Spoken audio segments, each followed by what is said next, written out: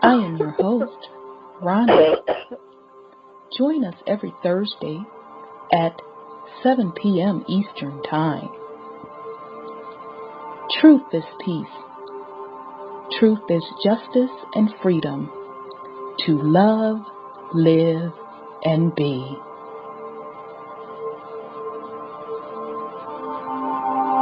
Music provided by SourceVibrations.com.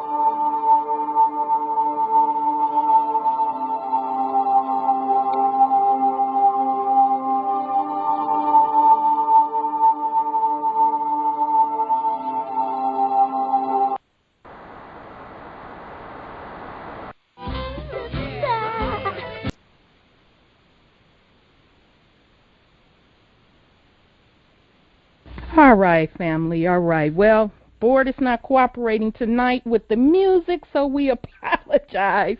Welcome to the Truth Uncompromised show. I am your host, Rhonda. Tonight is Thursday, April 14th, and I know I heard host Saida. You there, sis? I'm here, beloved. I'm here. Oh, greetings, everyone. Greetings. How are you tonight, sis? I'm feeling good, feeling great. And how are you? I am doing well, beloved. I am doing well. Okay, that board is going to straighten up tonight. Yes, it is. I know that's right. I know not tonight. Not tonight. We're not having that. No. Exactly. We ain't got time for that. No, we don't. So, family, I know we had to delay the show last week. I had something come up at the last minute. So I am very excited about the show tonight because tonight we will talk about what is Nibiru. I know it's been a couple of months, probably 6 or 7 months. We went a little in depth into what is Nibiru based on what was found in the Holy Tablets. So we have put together something tonight with various sources explaining what Nibiru is. We also have for you tonight, we want to discuss with you on the weekly news. There's a lot of stuff going on in banking as well as this divinity. Found some information in regards to Walmart and the FEMA camps she wants to share with us. And then if time permits, she was like chomping at the bit. She had it ready for last week. She be bringing that divinity. Yes. I see her. So it is very, very timely for her to bring that in. And then on top of that, if time permits, we are going to pick up our continuations with the book of Enoch because we were in the third parable, which is actually where we are right now in the process.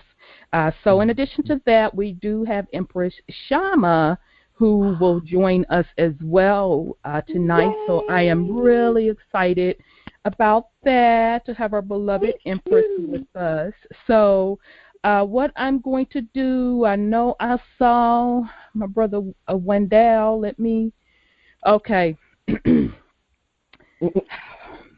Wendell, now you know the little boys are acting up, sugar. So put your plate down, get yourself together. We love you. I know. Be prepared to come on. Okay? So, all right. Love you. So we're going to bring you on. Okay. Let me see here. Country the croaker sack and happy about that. I see you, Rhonda. How are you tonight, beloved? Hey, you know what? It really tripped me out when I found out you had curly horns. Oh, you didn't know that? Oh, no wonder you so shout out, child. Yeah. I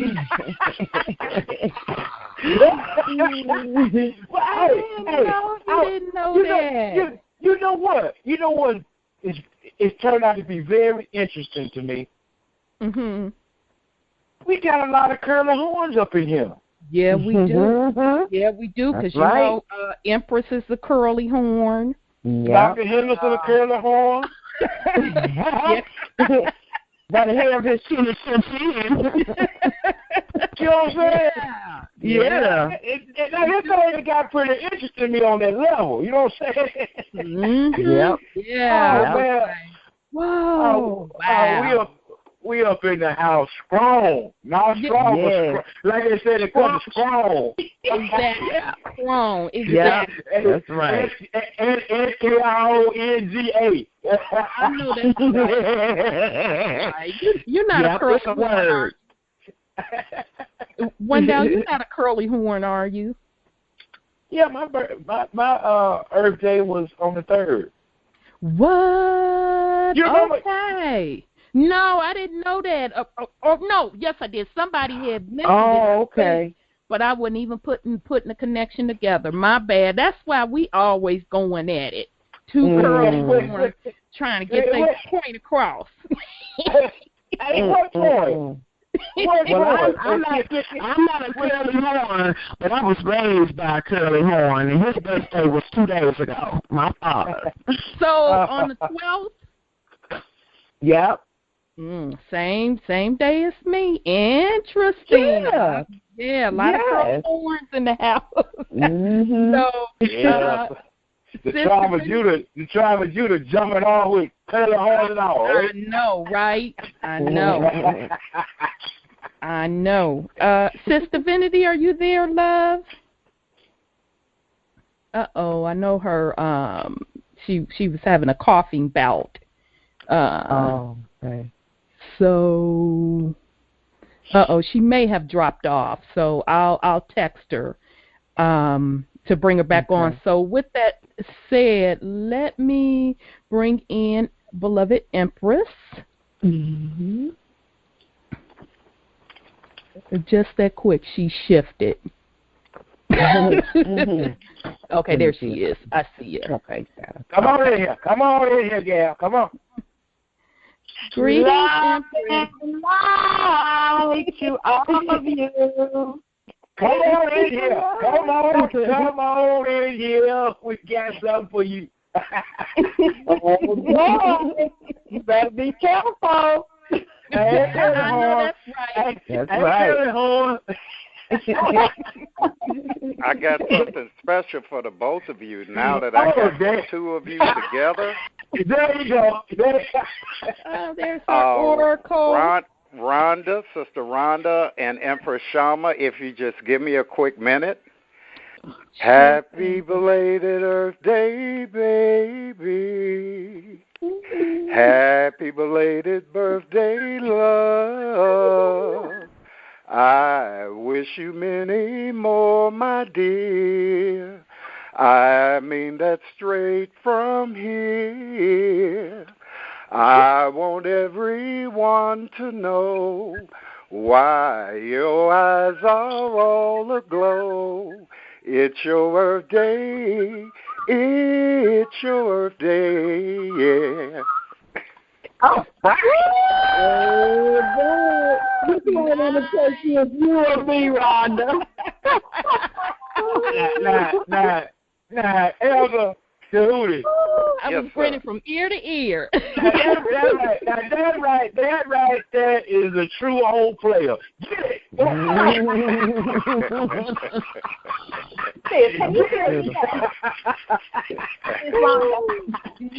Yes, love, Divinity. Can you hear me yet? Yeah, I can hear you now. I just saw you back on the boards. You were gone. They had to do it. They must have muted me out. I'm sitting right here just talking away. Oh, wow. I couldn't find you on the board or anything, so welcome, beloved. I'm just going, I'm going to, not a curly one. I'm a ghost. I want to say hello, but let me go back to this singing for a minute, okay? I just want to stay right there just for 1 minute. Now, Rhonda, I didn't mind him singing, but I believe he take the cake, don't you? Yes, that was pretty good. need a told you. I just told you what it is. That's a player. That's the old Himalaya player right there. You got to give it to her. That goes beyond that. That's an old school pimp. Hey,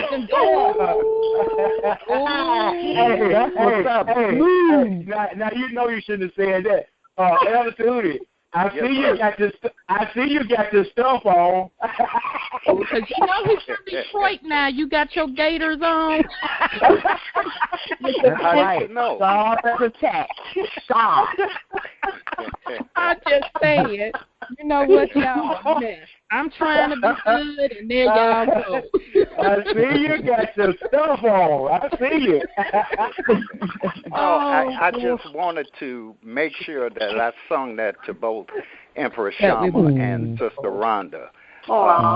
Because I had heard, I went on the replay and heard some of the guys singing. And I felt like I owed this to you ladies, how beautiful you are. You deserve all the accolades you could possibly get. That was very sweet, and we so appreciate it. That was sweet. That was so sweet, beloved. Yes, okay. Rhonda. Yes, sir. Yes, sir. Do I have to break out my deflator because your head is swole? I see you. You know what? Don't go ahead on with it now. Yeah, why you gotta call me out? You gonna have to come up, step up, boy. He just said the point now. Take your place. Oh boy, y'all are a mess. A mess. Okay, beloved. So we have a lot of stuff jumping off tonight. So Sister Divinity, I'll give you a chance to say where do you want to start tonight? Do you want to start in financial? You want to start in military? It's totally up to you. You want to start with we told you so, or law and misorder. Where do you want to start? Sis, I've got to learn your platform here, so just call me in whenever you're ready for me. Okay. And I'll do my little thing on Walmart. Okay. Oh, we got somebody again at Walmart. Okay, what's this? I want to know what is it about this. This is the second call that done come on, and there is somebody talking about Walmart. Walmart stay on in our doggone show. Either somebody picking up a pack of drawers, a box of squares, or it's corporate dirt associated with them. I'm going to have to tell you what I picked up for you, Wendell. Because I picked you up a couple of times, brother. You told me you were good for it. I'm good for it. All right. 3436? You got it. 3436. Okay. All right. Hey, I want them that got the elastic down in the leg. You know what I'm talking about? Well, listen, I found out why we call them irregular. They don't make them for us. We got too much going on to wear the way they make it. So we have to get extra large instead of large because they don't make them for us. I can't with you. It's all tonight. All these telephone. I can't with them. And I was because I know they don't fit me. Oh my goodness. Can't with them. I'm telling you. See what I did? This is Empress Shama. I wanted to know if I could possibly, whatever you need for me to do, I want to be able to do it. I just got home from Texas from last week, and I didn't come home until today, about maybe about 45 minutes to an hour ago that my husband came and picked me up. So I want to be respectful and mindful that he hadn't seen me. Since he left, because he came out to the index and just to see what I do.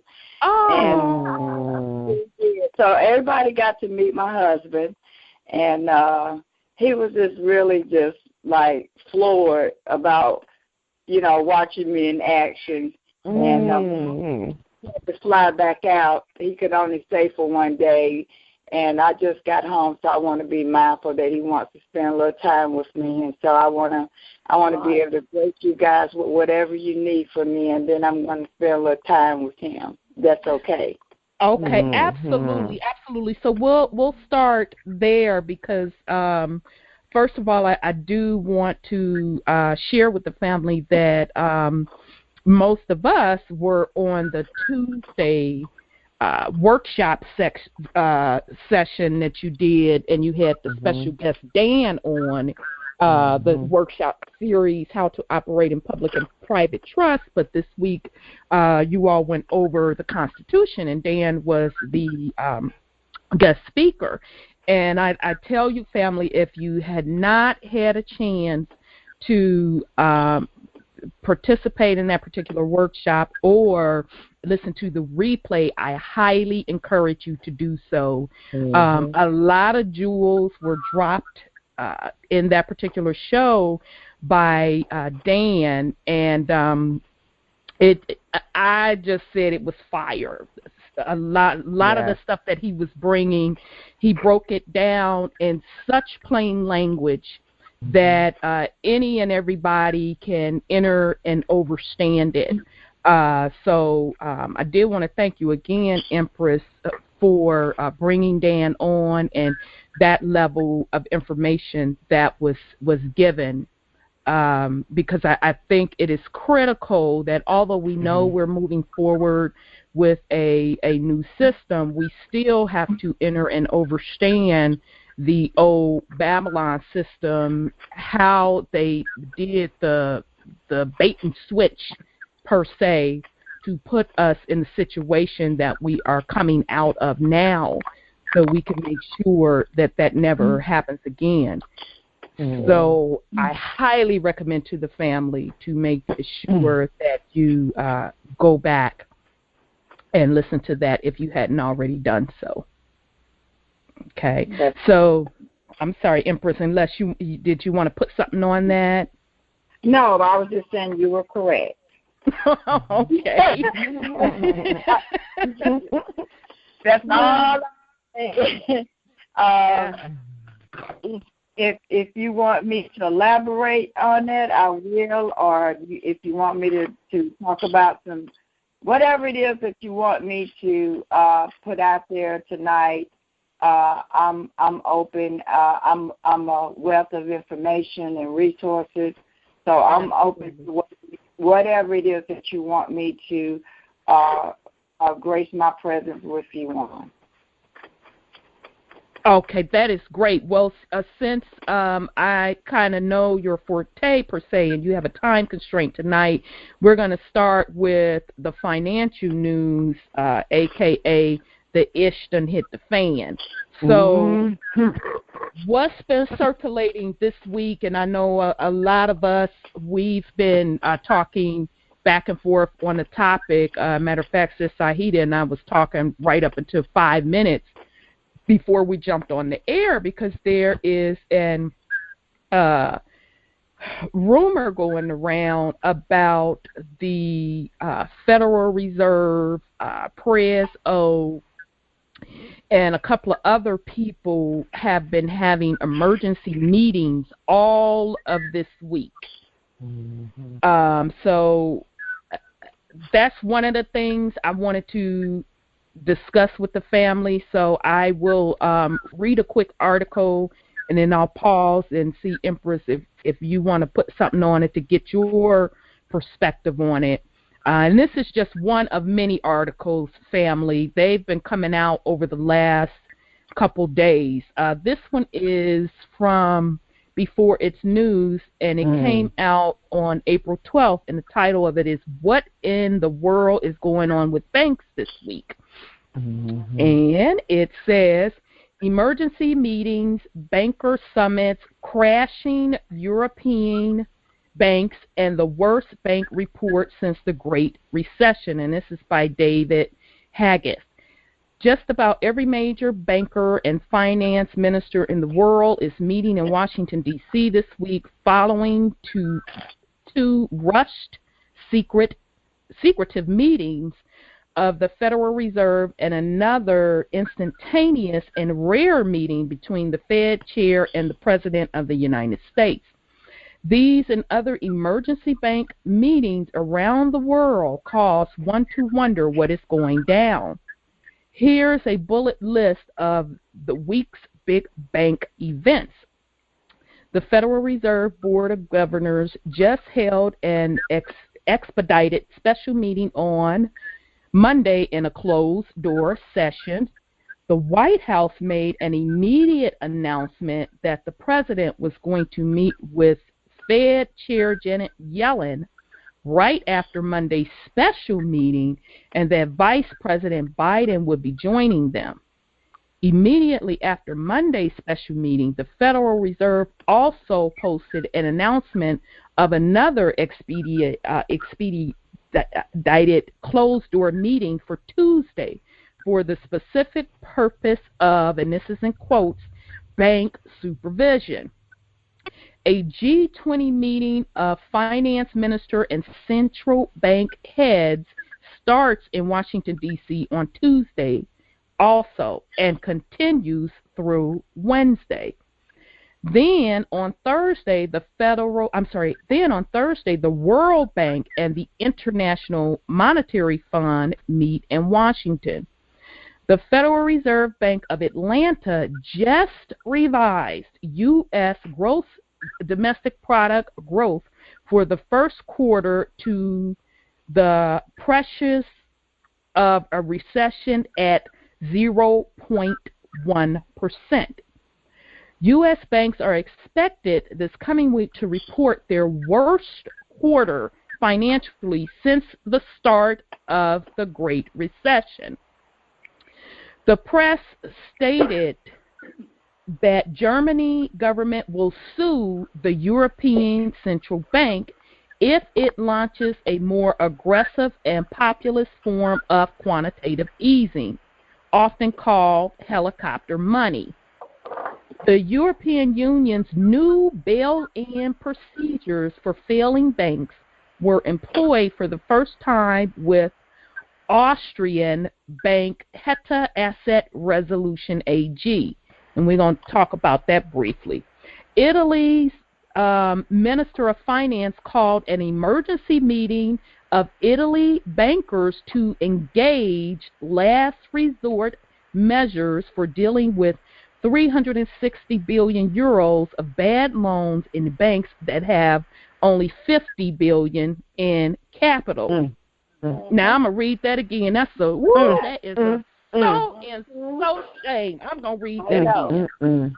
Italy's Minister of Finance called an emergency meeting of Italian banks to engage last resort measures for dealing with 360 billion euros of bad loans in banks that only have 50 billion in capital.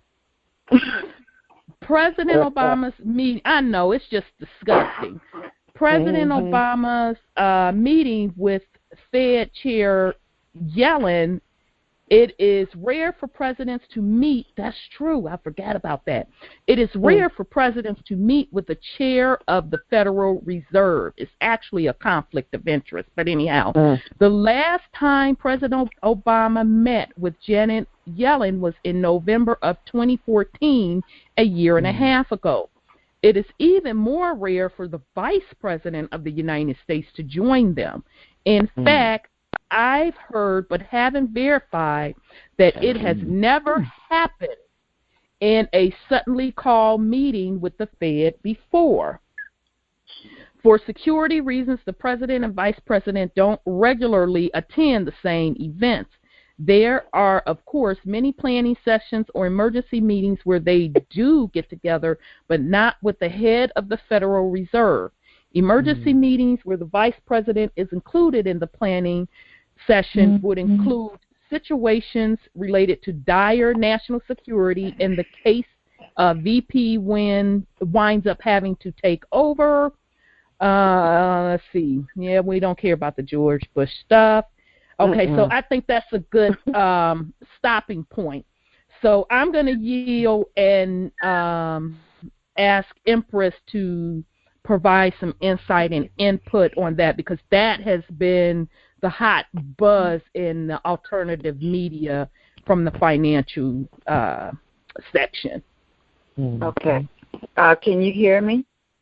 Yes, we can hear you, beloved. Okay. What came to mind, and you guys got to bear with me for a minute because we need to go back a look in what the ancestors was, was kind of talking to me as you were reading. And first thing we need to understand is this is a global reset. They don't have a choice. They don't have a choice but to meet and be done with the system that they have set up for to enslave the world. Okay? Now, I know that Dr. Henderson has been talking about the global reset and indexing, and all that is tied into what is going on. I want to go back to Washington, D.C. and their history. And Rhonda, I'm going to send you a video of the Federal Reserve and how money is made out of thin air. Okay.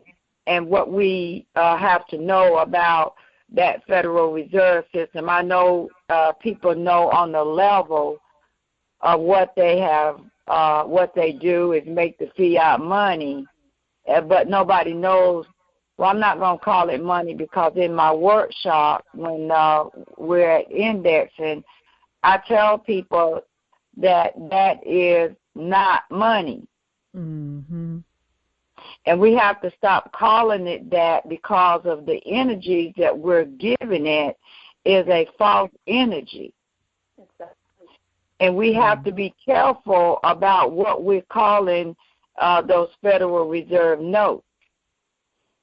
Now, in layman terms, the Federal Reserve is a privately owned entity that, along with Washington, D.C., they create this fiat currency to enslave the people. And this video that I'm going to send you, Rhonda, and I want you to massively send this out so that people will understand the history of the Federal Reserve and how they came into existence over a meeting that took place with, I think, 9 entities. I call them entities because I would like to call them something else, but for ladylike term, I'm going to call them entities that met, in on Jekyll Island. And see how all that ties in to how Washington, along with the Federal Reserve, because you have to remember, Washington, D.C. is ran by the Crown. And that it was founded by the Crown, and that we agreed with them to do commerce with them, and that we've had treaties with them, and they have continuously to break the treaties. They never had intention to ever follow international laws and common law, and all of that creation of Washington, D.C., our great-great-great-great-great-great-grandparents, because if you go back prior before Washington, D.C. was formed and before any of these states were formed, because you have to remember, if the Crown created the Bar Association, And then the Bar Association came over here without charters. And all the attorneys then came up on the land over here outside of Washington, D.C., and Washington, D.C. is only have 10 mile squares of power, but you can't tell our people that over here because you can't, and you can't tell them that those people don't belong. We're not supposed to be even recognizing the people on the land. See, we got a big mess here outside of the fact that our people don't know who's who. And because our people don't know who's who, it's prolonging, has prolonged the inevitable, which means that we don't want to have nothing to do with Washington, D.C., and as smooth talking and fine as Obama is, he a part of them. Bring it. He is a part of them, and he is the CEO of all the stuff that has gone down over the years and over centuries, that they have ran successfully under disguise that they were our friends and that they had some power and control over us. And how they were able to do all of this, because each state's supposed to be able to create their own currency. Yep. Wow. They were never supposed to be under the Federal Reserve note, which caused us to lose our sovereignty. Yes. Because we used and calling it money and used our energies to be able. See, what they did was use our energies to extract the resources off the land, because that's where the bartering and all that came into place. If you had some goods and services, like Rhonda, you have this show and say I wanted to buy some time for your show, and in exchange that I had some, I don't know, let's just say some perfume or something. I'm just using this as an example. You and I had a contract with each other. And see, what Washington, D.C. did was, which tied into the Constitution, was to impair our ability to contract. And they used the Federal Reserve notes to extract all the resources and the wealth off of the people and enslave them through that Federal Reserve system, which was created by Washington, D.C., and then Washington, D.C., through the Crown and the order, that they would create these states in order to take over the people and their resources in the counties. And when they did that to us, then we went under what we call servitude to them.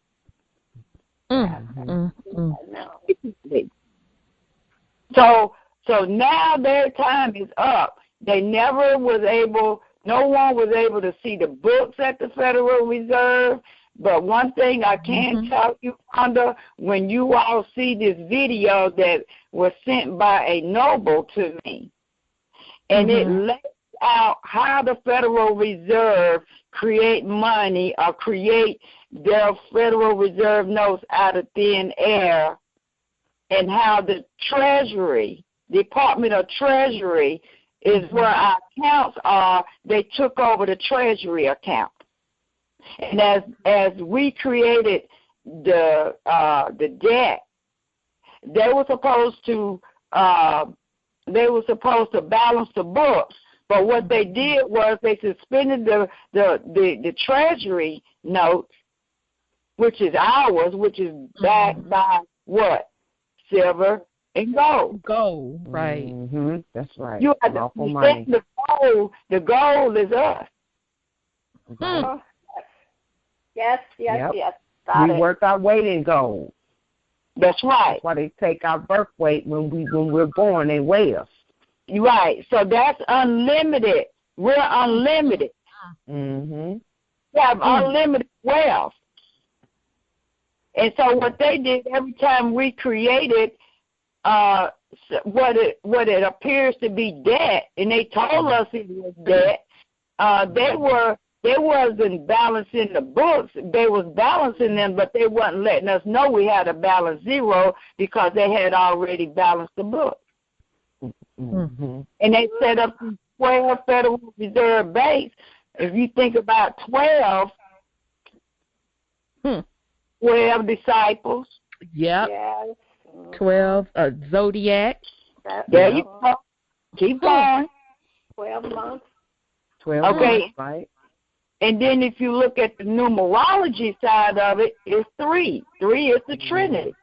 Yes. Absolutely. Okay, so they set up all these Federal Reserves in these 13 colonies to be able to extract the wealth from the people of the county.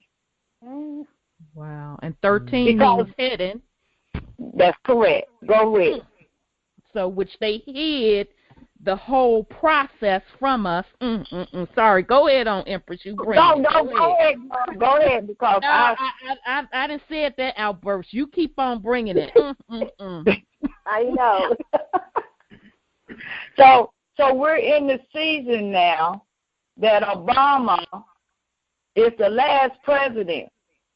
Yes. Can you say that again, please, beloved Empress? Please, with sugar and on top of some grits and butter. Please say that again, because I've been screaming in and people be looking at me like I'm crazy. Okay.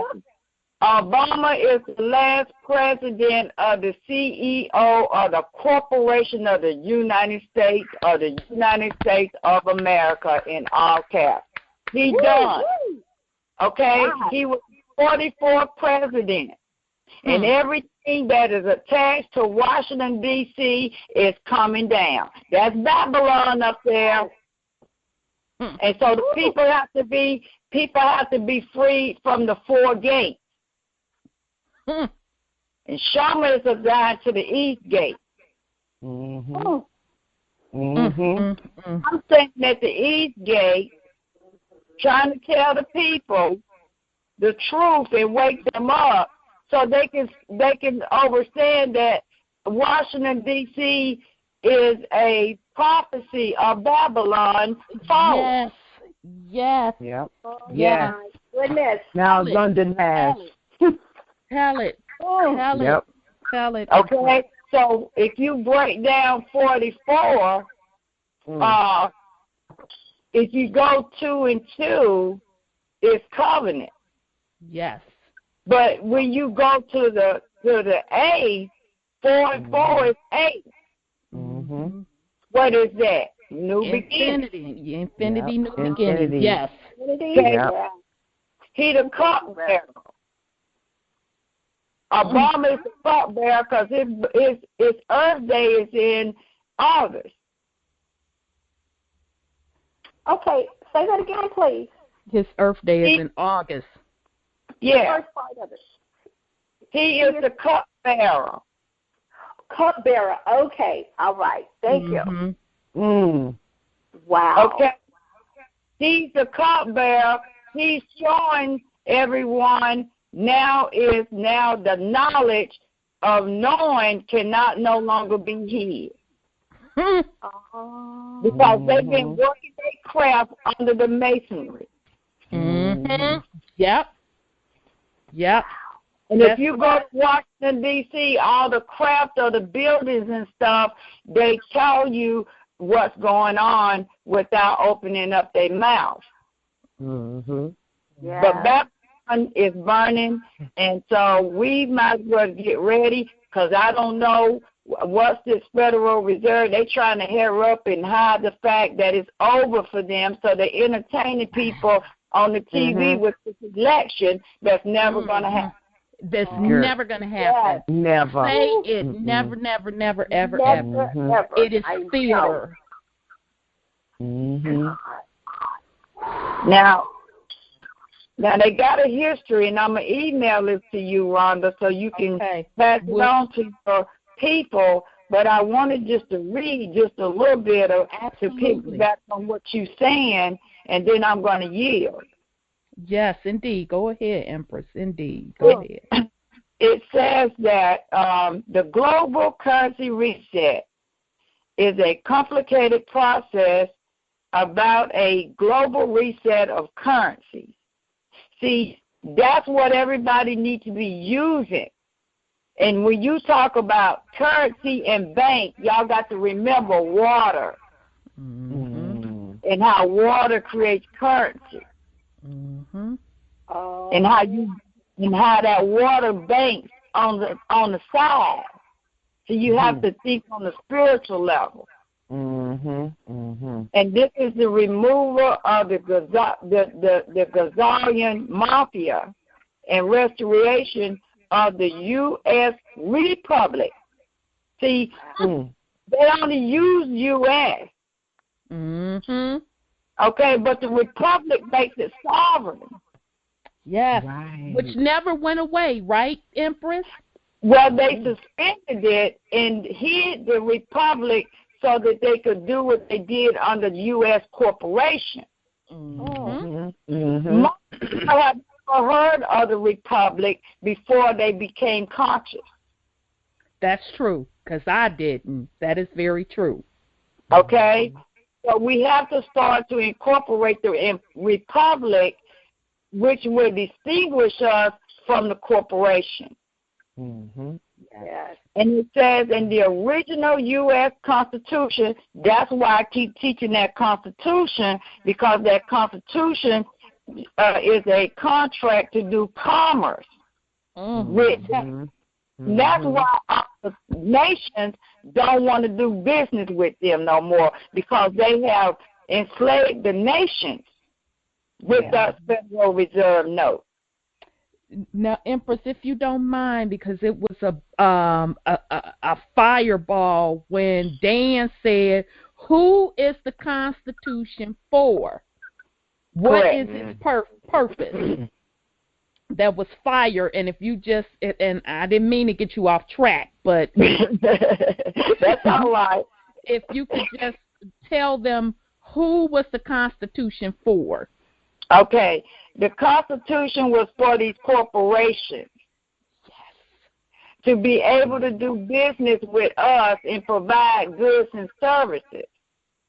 It was a contract that we were supposed to be the beneficiaries of. They were never supposed to intend to come over here. There were lines that was drawn between them interacting with the living flesh and them interacting with us interacting with them as a corporation. Okay? There was an outline to show them how they were supposed to treat us. And not come over here and take over everything and enslave us through a system that was a debt system which included the Federal Reserve. Okay? It was an outline on how they were supposed to do business with us. They agreed to provide certain goods and services in exchange that we would allow them to do business, and then they will owe us when the time comes. But see, this nation, which is Washington, D.C., is a nation on its own that created their own currency, which called the Federal Reserve note, and then got everybody else on that system. Yep. And that's when they started breaking the Constitution. They suspended it and tricked people.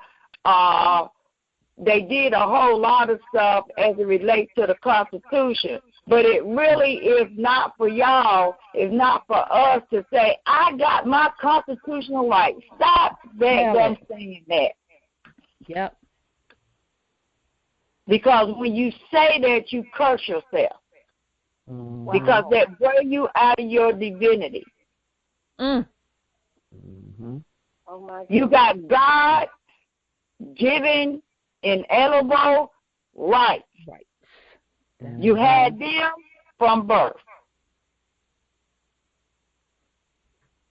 And so this for the corporation, that's what the Constitution is for. Wow. They didn't abide by it. They can't abide by nothing. They can't even abide by their own codes and statutes. That is so true. That's why they're not doing no more business with them, because they have been nothing but tyrants on all the land. Mm-hmm. So it's their time to go. Yes. Lock, stock, and barrel. And they stole us from the land. It's called human trafficking. Right. Okay, so don't be thinking on the terms of somebody kidnapping somebody and putting them in sex slave and all that. No, that's a small percentage of what they're talking about, human trafficking. Wow. They have been stealing people from the land through the Register of Deeds office. Wow. Oh, my goodness. Oh. Wow. And stealing us, and through the state, the commerce, the Chamber of Commerce, in each county have the attorneys. And see, all the attorneys are in with the Federal Reserve. And if you look up the word attorney means to torn, means to transfer, assign a person's property and their rights over to the Queen of England. Oh, my God. Which makes sense if they're beholden to the bar, right? The British. Right. Listen to me, since you mentioned the bar, because I'm going to tie all of it together with what's been going on. The attorneys stole the titles to the people, which was their birthright. Because the doctors, the physicians, all their license come from the Queen of England. So we would deliver right in their hands, and then the physicians then hooked up with the Register of Deeds office, and then the Register of Deeds office is ran by the attorney, the county attorney. So the county attorney got title to everybody through the county, and then the Chamber of Commerce from the county and the attorneys sent our stuff up to the state. And then the state transferred on to Washington, D.C., and then Washington, D.C. Sent it on to the Vatican. So that's human trafficking.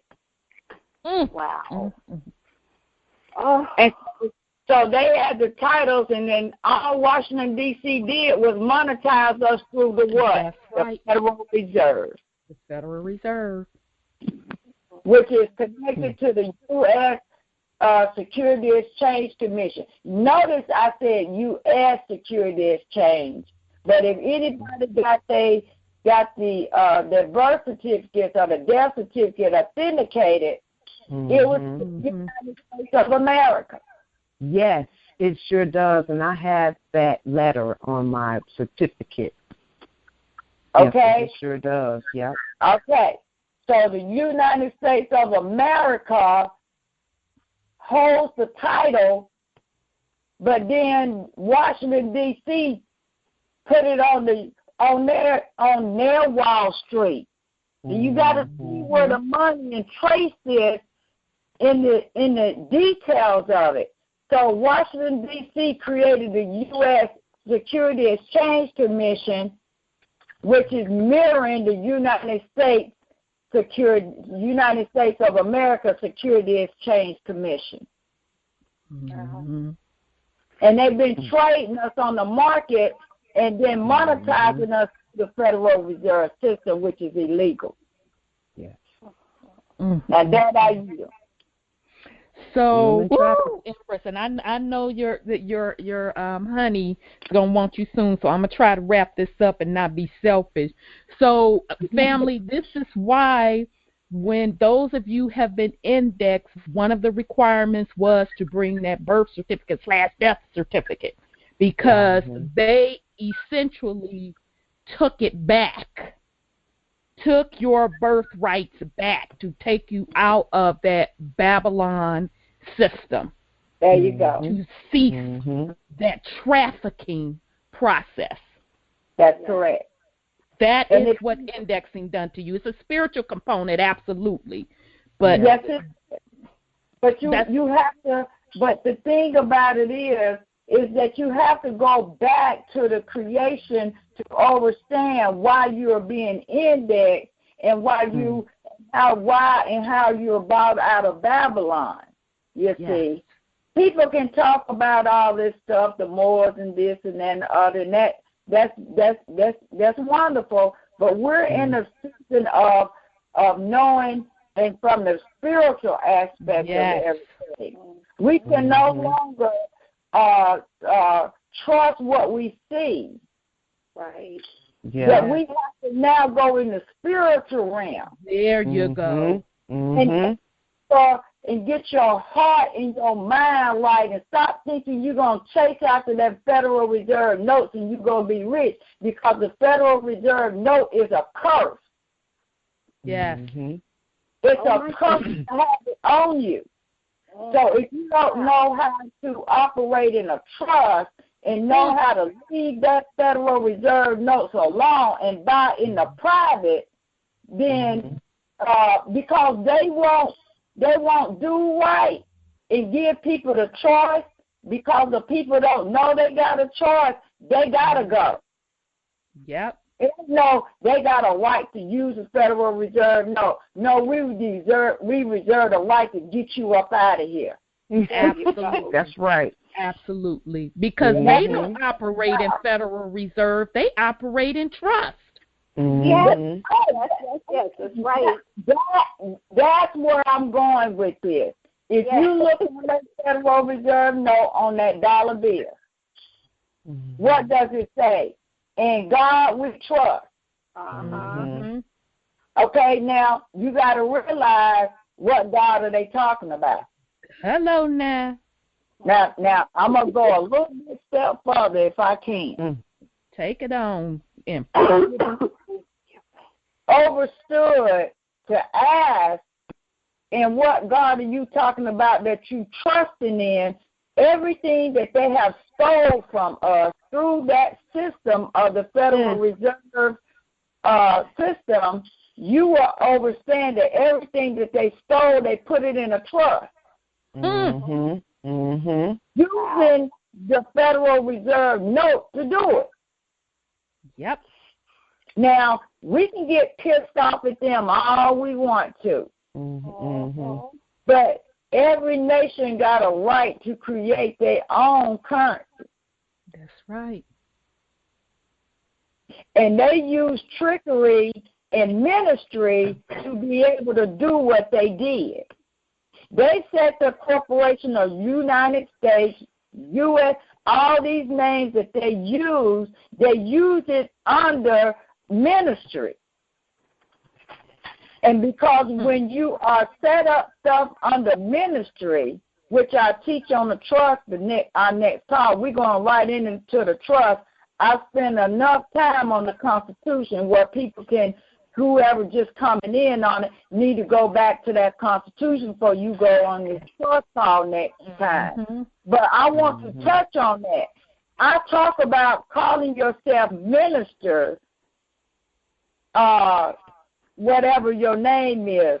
You are a minister over your own trust, which is you minister over your own temple, which is you. That's right. Okay, so if they are calling themselves ministers, believe me, George Bush has called himself a minister. He might not publicly have put that out there. But me, all of them are operating under ministry, and they have like the mothership, which is the United States Corporation, and then they create all these entities that operate under a ministry for one purpose. The Constitution says and affords them as an individual of the protection under the Freedom of Religion Act. So they can kill in the name of religion, they can rip you off in the name of religion, and you can't touch it. Mm-hmm.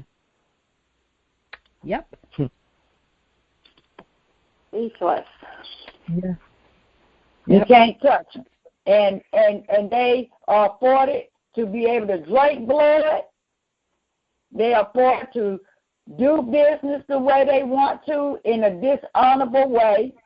Mm-hmm. And we're just and because they are just like us, right?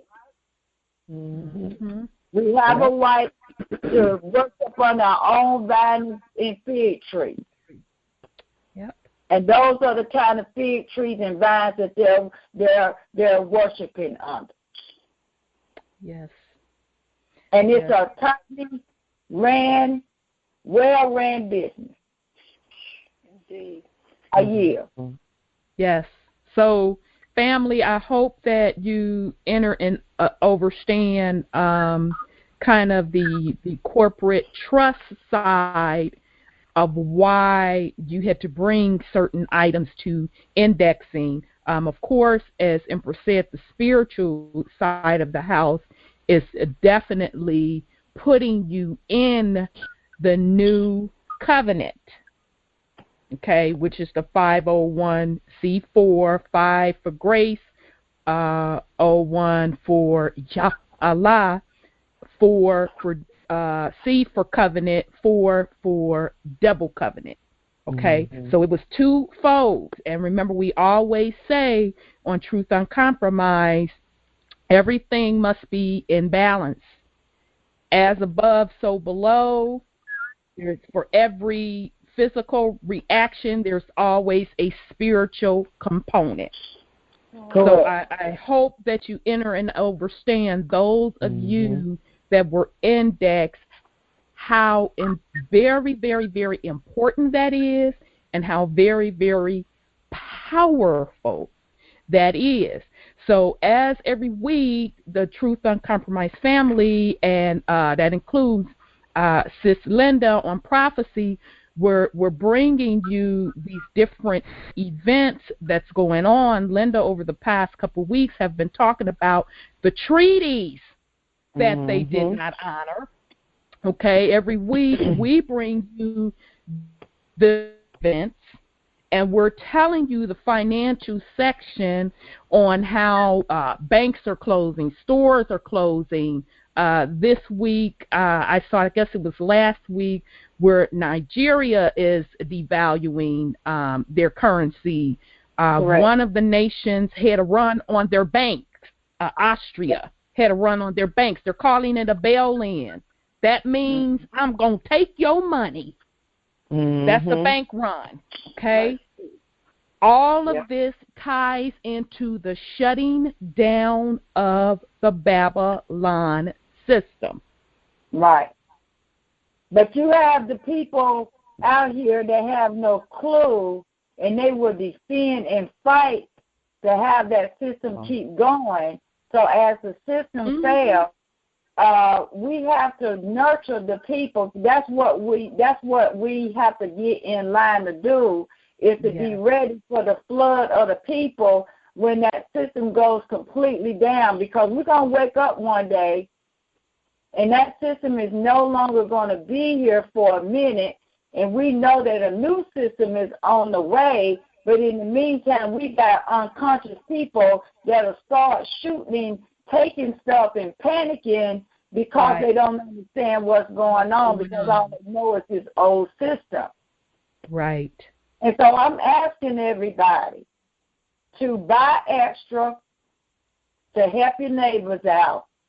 If you're stocking up just for yourself, you're being selfish. But if you're stocking up so that you can at least help your neighbor out, you have to realize that you might want to get some bottled water. I filled up I went to the Lowe's hardware store, and I got like this 10-gallon bucket. And I just, every so often I'll empty the water out, but I'll fill it up with my hose pipe. I'll just put the water there and it's sitting beside my door because I know that there is a time coming where we're going to have to learn how to survive and everything is going to be turned back to the way it used to be. And that's part of the prophecy, is that you have to remember. Can I say this, Rhonda? Oh, of course, beloved. I'm really deeply concerned. So if y'all just give me a minute, because I have to say this. My concern for the people is greater than y'all will ever know. And that I carry the concerns on my shoulders. But we have to understand that we are being called to a higher calling at this point. Mm-hmm. And that we must pay attention to our sisters and our brothers who are unconscious. Mm-hmm. And that we must examine our heart and understand that this is a critical time for all of us, but because we're conscious, we got a heads up on what's going on. Mm-hmm. Mm-hmm. But you have to help usher this in. Mm-hmm. And raising our vibration, because here's what I want to say about that. They know that the melanated people have the ability to manifest Mm-hmm. through visual or through hearing and through telepathically, depending on what you plugged into. Okay? We way ahead of time. Mm-hmm. You know why we're ahead of time? Because they wrote what they wanted us to project. Woo! That's how powerful our melanin is. Mm-hmm.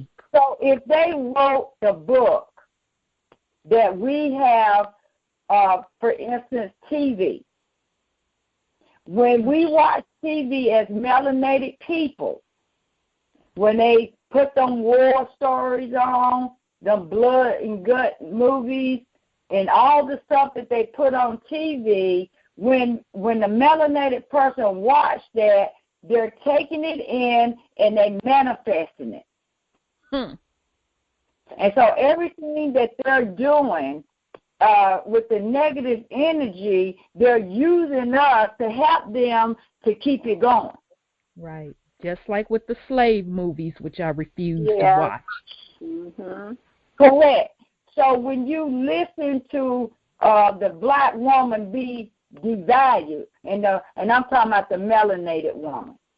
Mm-hmm. The melanated woman being demoralized and degraded, the images in which that are being portrayed upon the nation, because the melanated woman is the one that birthing other nations.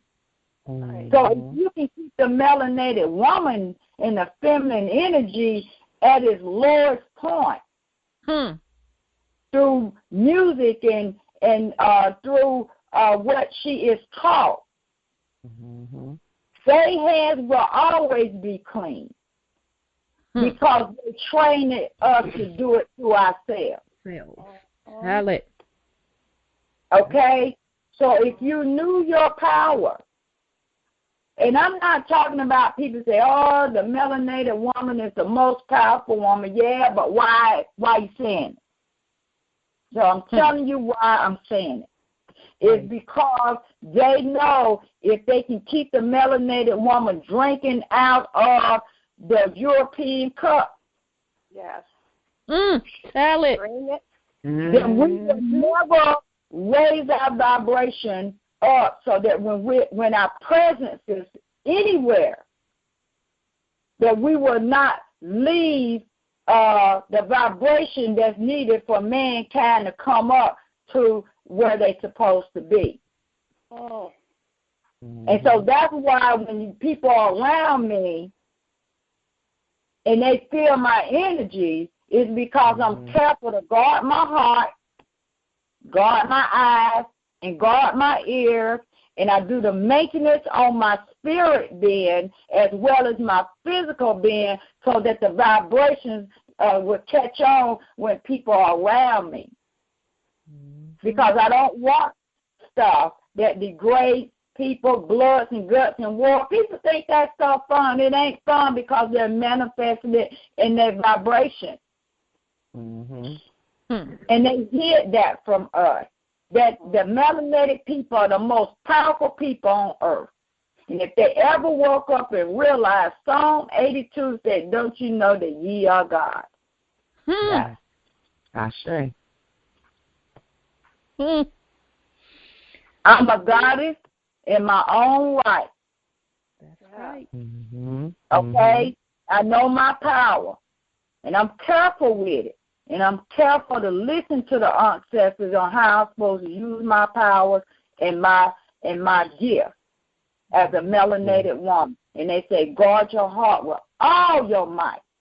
Yes, absolutely. Because out of your hearts are the issues and the matters of life.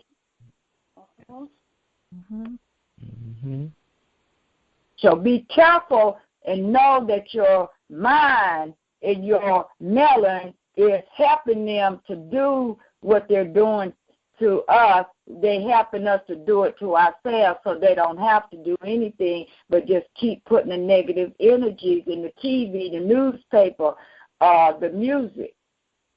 Yep. And that I yield them. Yes. Whoa. Thank you so much, Empress. Thank you. That was very, very powerful. Excellent. Yes, beautiful. Family, I hope that you all got as much value out of it as I did. She went over so much stuff and things was just popping in my head. She was, going over it, specifically when she was speaking on how powerful we are as melanated people, because remember, all spectrum of light stems from darkness. Okay, so we have the power to vibrate at any level we want to. It is our choice. That vibrational power is so that vibration is so strong that we can go to any level, even to the point of breaking what we call time, because time is really nothing but a frequency of vibration. We can even transcend that.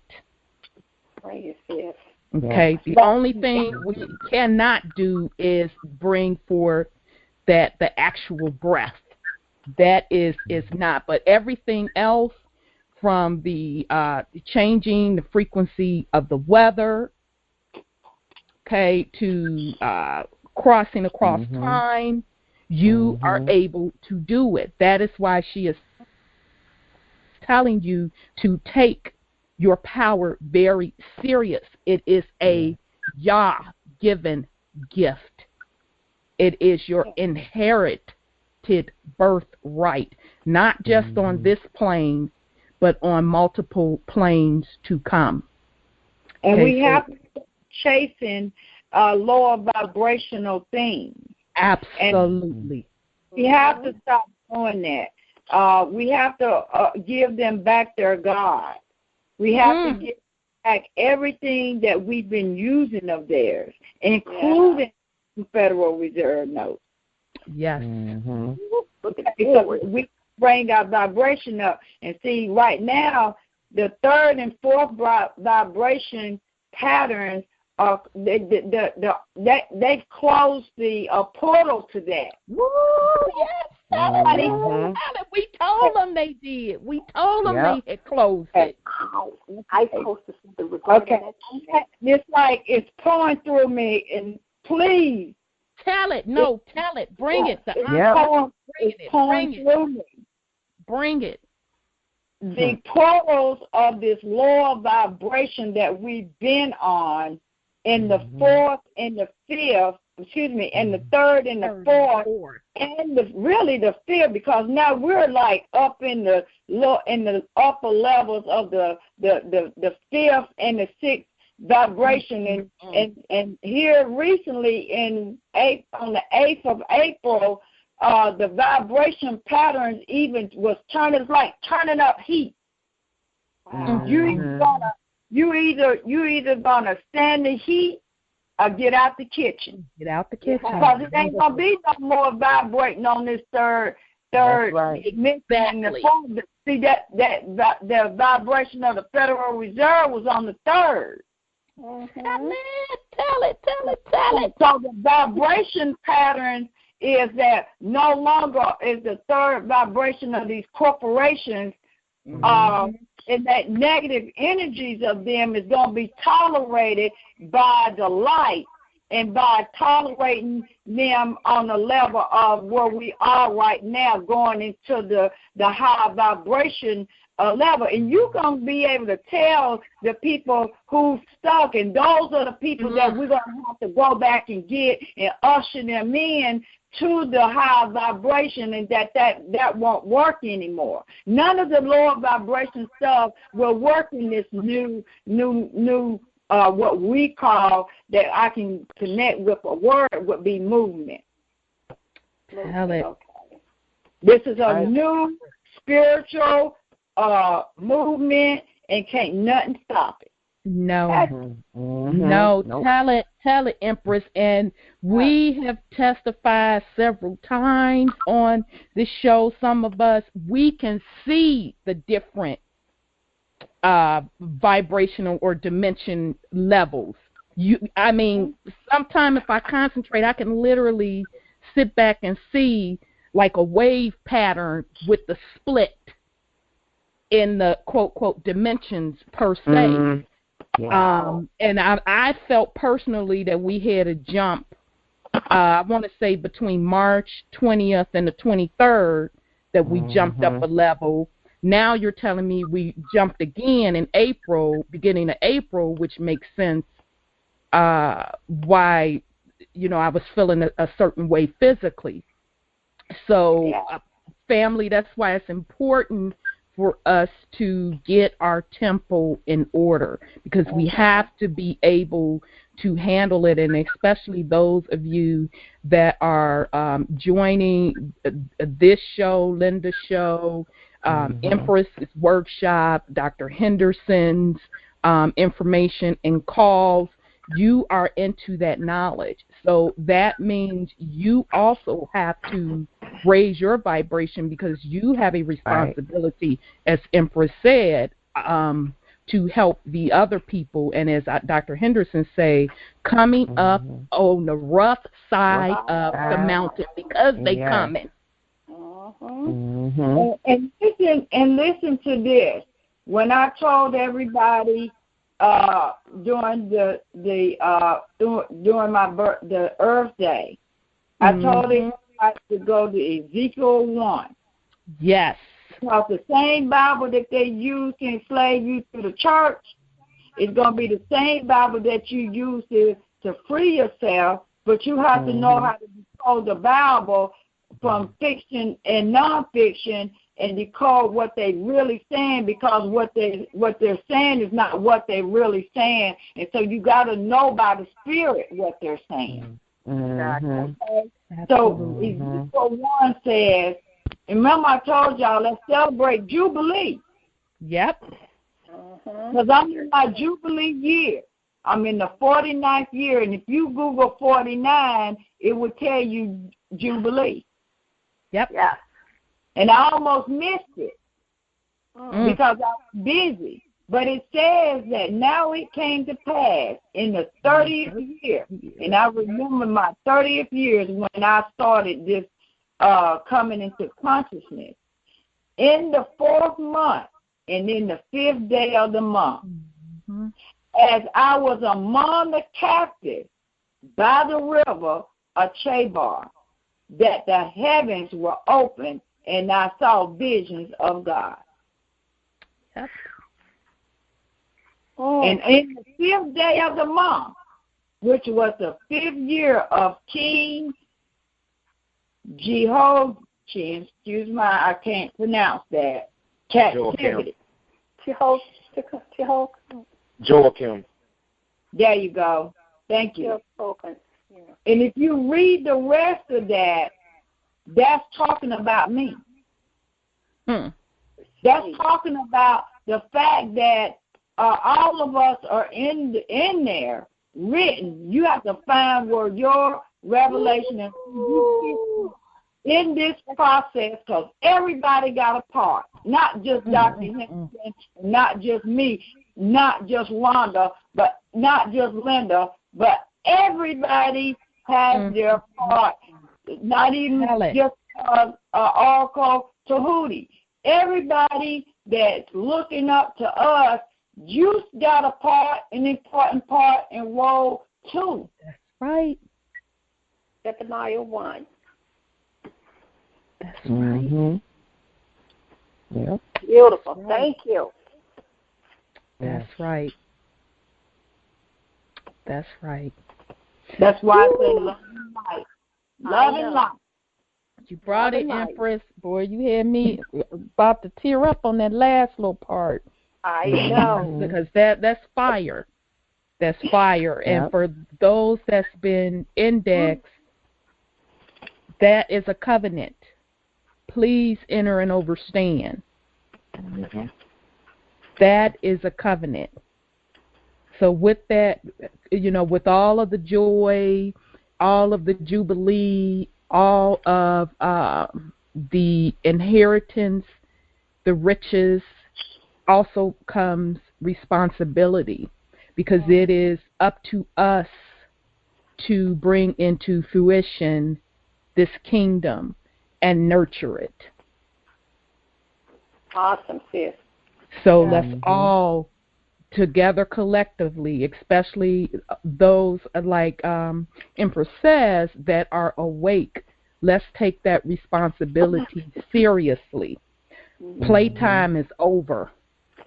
Now we all gonna, joke around, laugh, party, have fun, kick it. Don't get me wrong. But we're gonna get in, roll up the sleeves, and do the work. This is not about, I think I'm all that in the bag of chips. Amen.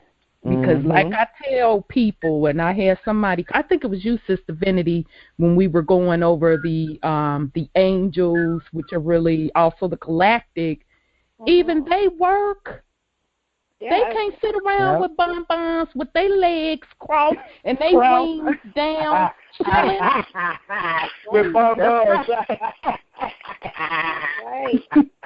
They have a responsibility and a role. We are no different. Right. Yep. Wow. Woo, that's powerful. Yeah. You brought it, Empress. You definitely brought it. So I'll yield and let the panel and somebody, you all want to put something on it. Woo. Thank you, and thank everyone for allowing me to share this with you and share your time with me. I'm appreciative of that. Love and life to you. And I'll love you, Empress. Okay, we love you, Empress, and thank you for joining us. Hey, Shama. Yes. Can you do something for me? I'll do anything for you, Wendell. Oh. Oh. He's already spoiled. Well, you tell your husband this one thing from an old country buckman. Well, hold on, and I'll let you. Hold on, I'll let you tell him. Yeah. Put him on the line. Oh boy. I'm on the line so you can tell him what you want to tell him. Just give me 1 minute. Put him on there. Okay, let me tell you something, sweetie. And this is Wanda's show. Say hello. Peace and love. Greetings, beloved. So happy to hear your voice, and thank you for sharing our Empress with us. I truly appreciate it. Hey, my brother, Hey, brother, who's his brother in the background? That's our troublemaker, Wendell, who talks about the pack of draws every week and picking up sweats at Walmart. Look here. Hey, brother, I just want to tell you one thing. And what is that? Now, this is from the deepest part of my country heart, because I'm country to crocus sack, and I'm happy about that. Boy, you got yourself something. All right, let me have it. You got yourself something. Take care of that now, right there. All right. Yeah, this I know. I'm happy for you. I'm happy for you. Well, yeah, she's a great lady. She takes good care of me, and I try to keep her eye on her back. Yes, sir. Right. Yes, sir. Yes, sir. I want nothing coming up from behind her, so I'm her eyes from behind. I know that's right. That's right. Can you tell me about the sword story right quick? The sword, when you tell me the reason why I have to walk 2 steps behind you. Oh, yeah, okay. You can't catch me off guard. I mean, I be doing something, and then she come all of a sudden and want me to share. But the story goes is like this, that she needs to walk 2 steps behind me so that she can see anything that comes from my left or my right, and anything that comes from behind me. So she is my, not protector, but she is to make sure that I am the head and not the tail, and that I always am in, And when you swing the sword. Well, yeah, that way if she's standing behind me, she won't cut my head off, too. But when you swing the sword, but he also with that he says that I have to have 2 steps behind him so that when he go to swing the sword, he won't hit me. Yeah. Wow. Yeah. Right. Yeah, so, like I said, she kind of caught me off guard, so I really hadn't thought about that story in quite a while. But we share a little stuff with each other, and we help each other as much as we can. So I'm saying you have a wonderful show. I'm not one that sits down and listens to programs that often, so she always invites me in and let me learn something new. So I want to thank y'all for what y'all do. Oh, and we want to thank you from our bottomless heart, as Dr. Henderson said, for sharing our beloved Empress with us. She brings just so much wealth of information. She brings a lot of love as well, and we're just so honored that she's with us as well. And I know that takes a lot of support on your part. So we definitely want to thank you for that. That shows true partnership. And what partnership you better watch out for Linda, because Linda was lurking in the dark, so Linda just get me. Right now, baby, letting you know. Hey, Brother Wendell. Yes, sir. Because everywhere I go, I get this now. But I'm confident. I'm confident that I'm doing what I need to do. I heard that.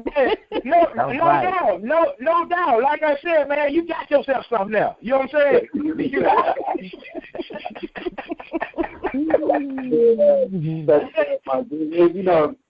I always felt this way, is that I don't want something that no one else wants. Yeah. That's a typical man, though. Hey. What you mean, typical man? Don't you start that? Okay, now you don't. We got company now. Don't make me get ugly in front of company. Oh boy. Let's not go below.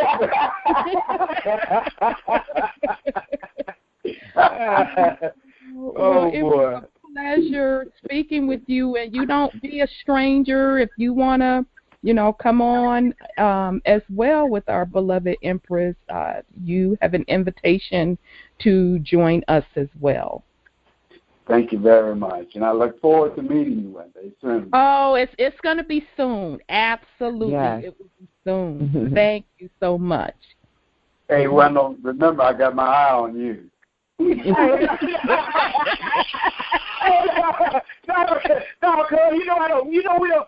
That country folk don't roll like that. The real ones, we don't roll like that.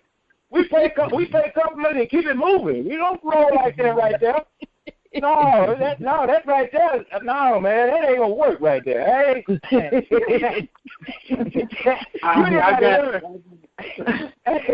you ain't got to worry about me.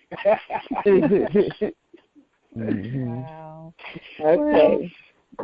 Okay, beloved. Well, thank you so much, Empress. You're free to join us, but I don't want to be selfish, so No, we're good. He's fixing some oodles and noodles, so I got a few more minutes, because the oodles and noodles, you got to blow them things before you eat them. Exactly. You gotta cook, keep cooking, cook some more, cook. Absolutely. Okay, so I can stay on for any Q&A, right? If anybody has anything to say, I'll just be around on mute, okay? I love all of you. Okay, we love you too. We love you. We love you too. So what we're going to do, I don't know how long Empress is going to be on. So what do you want to do, family? You want to open up the queue a little bit before we go into the main topic? Nibiru? Yes, sir. Hey, I need to make a few little quick points about. Yeah, go ahead and put something on it. Yes, put something on it. First point, the president, or whatever he is. President. The spokesperson. That's what he is. I don't know how many people on this call have not heard Dr. Henderson say this more than once. Yeah. There will not be another administration going in that White House. I heard him say it several times. That's where I got it from. Mm-hmm. And folks, that's right around the corner. Mm-hmm. And I don't know how many people on this call have listened to those calls that when he was on Denard Truth Matrix and all that, when those 5 and 6 hour calls were going down, when he was dropping everything. Mm-hmm. That White House has been foreclosed on because that's where Colonel Richard Henderson's house used to sit. That's Dr. Henderson's personal property. That's right. I've been telling people this, and they don't believe it. They can't believe it. All right. Nope. Number two, when you were discussing about the banks, I don't know how many people pay attention to what's going on inside these banks. I rolled up on one yesterday, and was one person working, one, with nobody in there but the branch manager and a teller. That was it. Wow. And it just one person. That's skeleton. Pay attention, because it's going down. Or in other words, they're going down. Yep. And the third point I already made, because I wanted to tell Shama that about her. That's what I want to point out. Okay. So I don't know, Oracle. I know you were on Oracle Tahuti. Did you want to put something on it? He may have dropped off.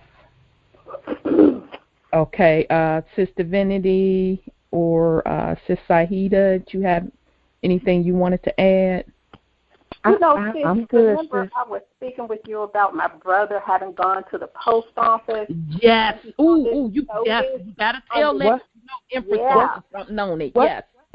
Yeah. What happened? And, my brother had gone to the post office, and he said, "You're not going to believe they've got posters all over the post office now. If you're males between the ages of 18 and 25, I think it's what it is, must register for the draft." Now, where did that come from? I'm sorry, I didn't get it. She broke up on my end. My brother was saying that he had gone to the post office, and he said they had these stickers these posters all over the windows saying that the males between the ages of 18 through 25 must register for the draft. So what is going on with that? Wow. They getting ready for this war that's going to jump off. Was already jumped off, but it just hadn't made it over here yet. Right. Pretty much. But you know, it used to be that if you had any type of a record, as far as police records and stuff like that, you could not go. But I got the feeling they're going to change that now. They already changed it, baby. You see the posters, don't you? The writing is on the wall. They don't care nothing about that. They don't care nothing about casualties of war, period. Wow. That's never have. Yeah, that was just interesting. I just want to bring that point because I had discussed that with Sis Rhonda. And I want to bring that forward. Absolutely. Absolutely. Well, I'm going to, because I know Empress is waiting on her noodles to get done. So in the meantime, I'm going to open up the queue for a couple questions that you may have for Empress while she's with us, and then we'll switch back gears into getting into discussing Nibiru. So bear with me here, family.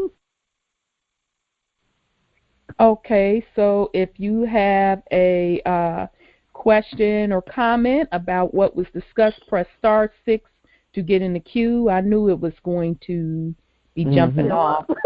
Yeah, so let me make sure. There go Empress. Okay, I want to make sure I unmute her back. Okay. All righty. Okay, so please be respectful with your time because Empress is on a time schedule. So 256. 256, your line is open. Amira in Alabama. Thank you. Thank you, Empress Shama. Thank you, Wendell, Elder Hukahuli, everybody. Quickly, Empress Shama, how many more lessons do you think that we need before we actually start getting into practicing with that Schedule A and actually using these coupons for the utility bill? I have one due in a couple of weeks, and I sure would like to use that coupon. Thank you for bringing more information on Walmart. I'm online ordering. I live way out in the country, and I'm noticing that they have goods for emergency. So if you're looking at canned goods or whatever, it's that emergency type can. And it actually says on there, emergency. The second thing is the Prez or the whatever title he has now, the cupbearer. She said that we're still drinking of that cup. Is that to tie in? Because he's the cupbearer. He still wants us to drink from that cup. And finally, when I started listening to SOV CPR around September of last year, I took my beautiful color, all sound, flat screen TV, unplugged it, wrapped it up, and put it out in the garage. I don't have no TV. I don't turn on the radio. So thank you, Sis Sharma, for reinforcing that decision that I made, that I don't need that vibration. And when you guys were talking about closing those portals for the third and fourth vibration, the connection was kind of lost. So is that what you mean, that those portals are permanently closed? People can't vibrate there. Thank you so much. One heart, one mind, one spirit, I yield. All right. Okay, so I will give Empress an opportunity to come in and respond if she is still, I think she's still with us. She might have She might have muted herself. Okay, she's open. Okay, all right. Well, we'll have to see if she's still going to join us. So, Amir, for now, I would just have to substitute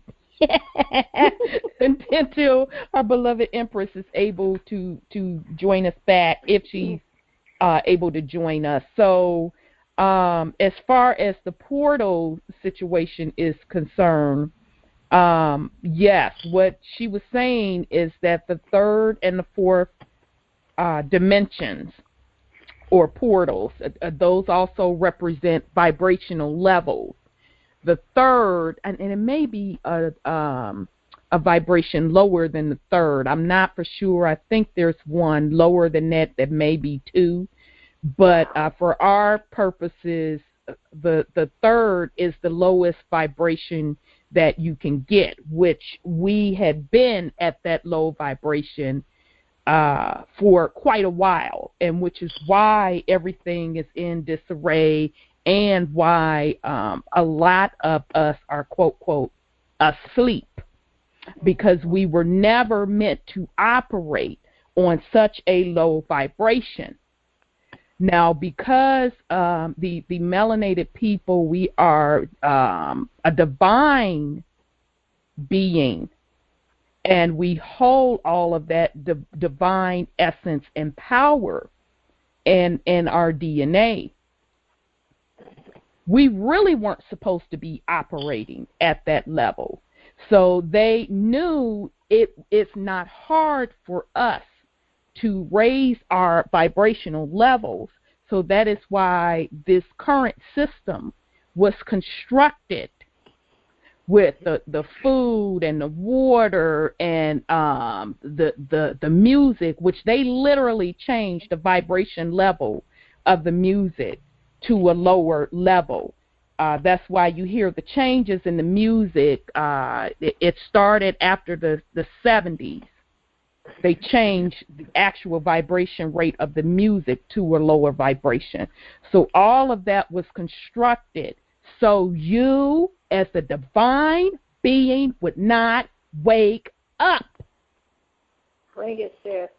Because if a certain percentage of us wake up, this would all instantly change. Mm-hmm.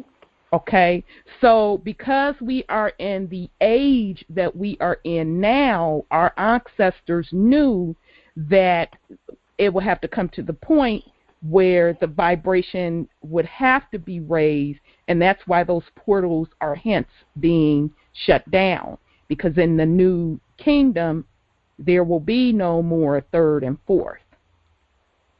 If you want to be kicking it in the new kingdom, the new heaven, and the new earth, you have to be at a certain vibrational level. Right. So I hope that explains about the third and the fourth portals. I'm here. I put myself on mute. I had to take a call. So okay, no worries. Okay, so I'll let you take over from that. Did you hear her questions, beloved? No, I didn't, and my apologies. Okay. Hey, she wanted to know about what did you mean again when you said Press O is the cupbearer? Well, if you start to look at the zodiac signs, and each zodiac sign have a significance to it, and so he is the one that's holding the cup. It's kind of like a cup bearer, means that he's standing there with the knowledge, and he's pouring the knowledge. Even though he can't say anything, he plays a role in the significance of what's happening here. Mm-hmm. Wow. Okay? He has his role to play at the White House because he's the last one, and the knowledge now has to be poured upon the people. Mm-hmm. Yeah. They can no longer operate in private and in secret. Got it. And would it be fair to say, Empress, and that is why he was even selected as the last president being a melanated man because it had to come through that energy per se? Yes, he did. And you have to remember now, his mama was a Caucasian woman. Mm-hmm. Okay, so he didn't come through the melanated woman. True that melanated gateway. True that. That's right. That's right. His daddy was melanated, but not his mama. So he is not the one to come and what they would say save the world. Right. Right. Okay. He's only there to start the process of bringing, shutting down that Babylon system, that Roman ran entity. Right. And he is the only one that can do it because he came through the Caucasian woman that came from them people. Wow. Not being prejudiced now. No, it is what it is. It's fact. Mm-hmm. Yes. Mm-hmm. Okay. Let me tell you, only the melanated woman can bring humanity back into in line. Right. Because all nations came from her. There you go. Okay, so it's been hidden. We've been the ones that's been hidden in the secrets of who we are. If you look at the Vatican and how the Pope got a black Madonna holding a black child on her, will tell the story. Say that. That he bows down to, may I add. But then you have to look at all the seals of the states that's got a European woman face on it.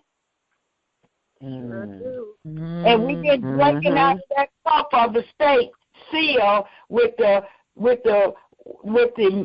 Caucasian woman on there, and the true Statue of Liberty is over there in Puerto Rico.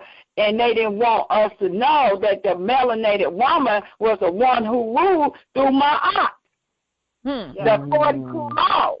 And we're the ones that enforce the laws, and the men were the protectors. But no, let me go. Tell it. So hopefully now you enter and understand why even Empress's role, I always say, is on the law and the physical side. I hope you get that hint. That's right. If you remember, the reason why I wore the afro is because back in the 70s, on up till the 70s, after the 70s, we went down.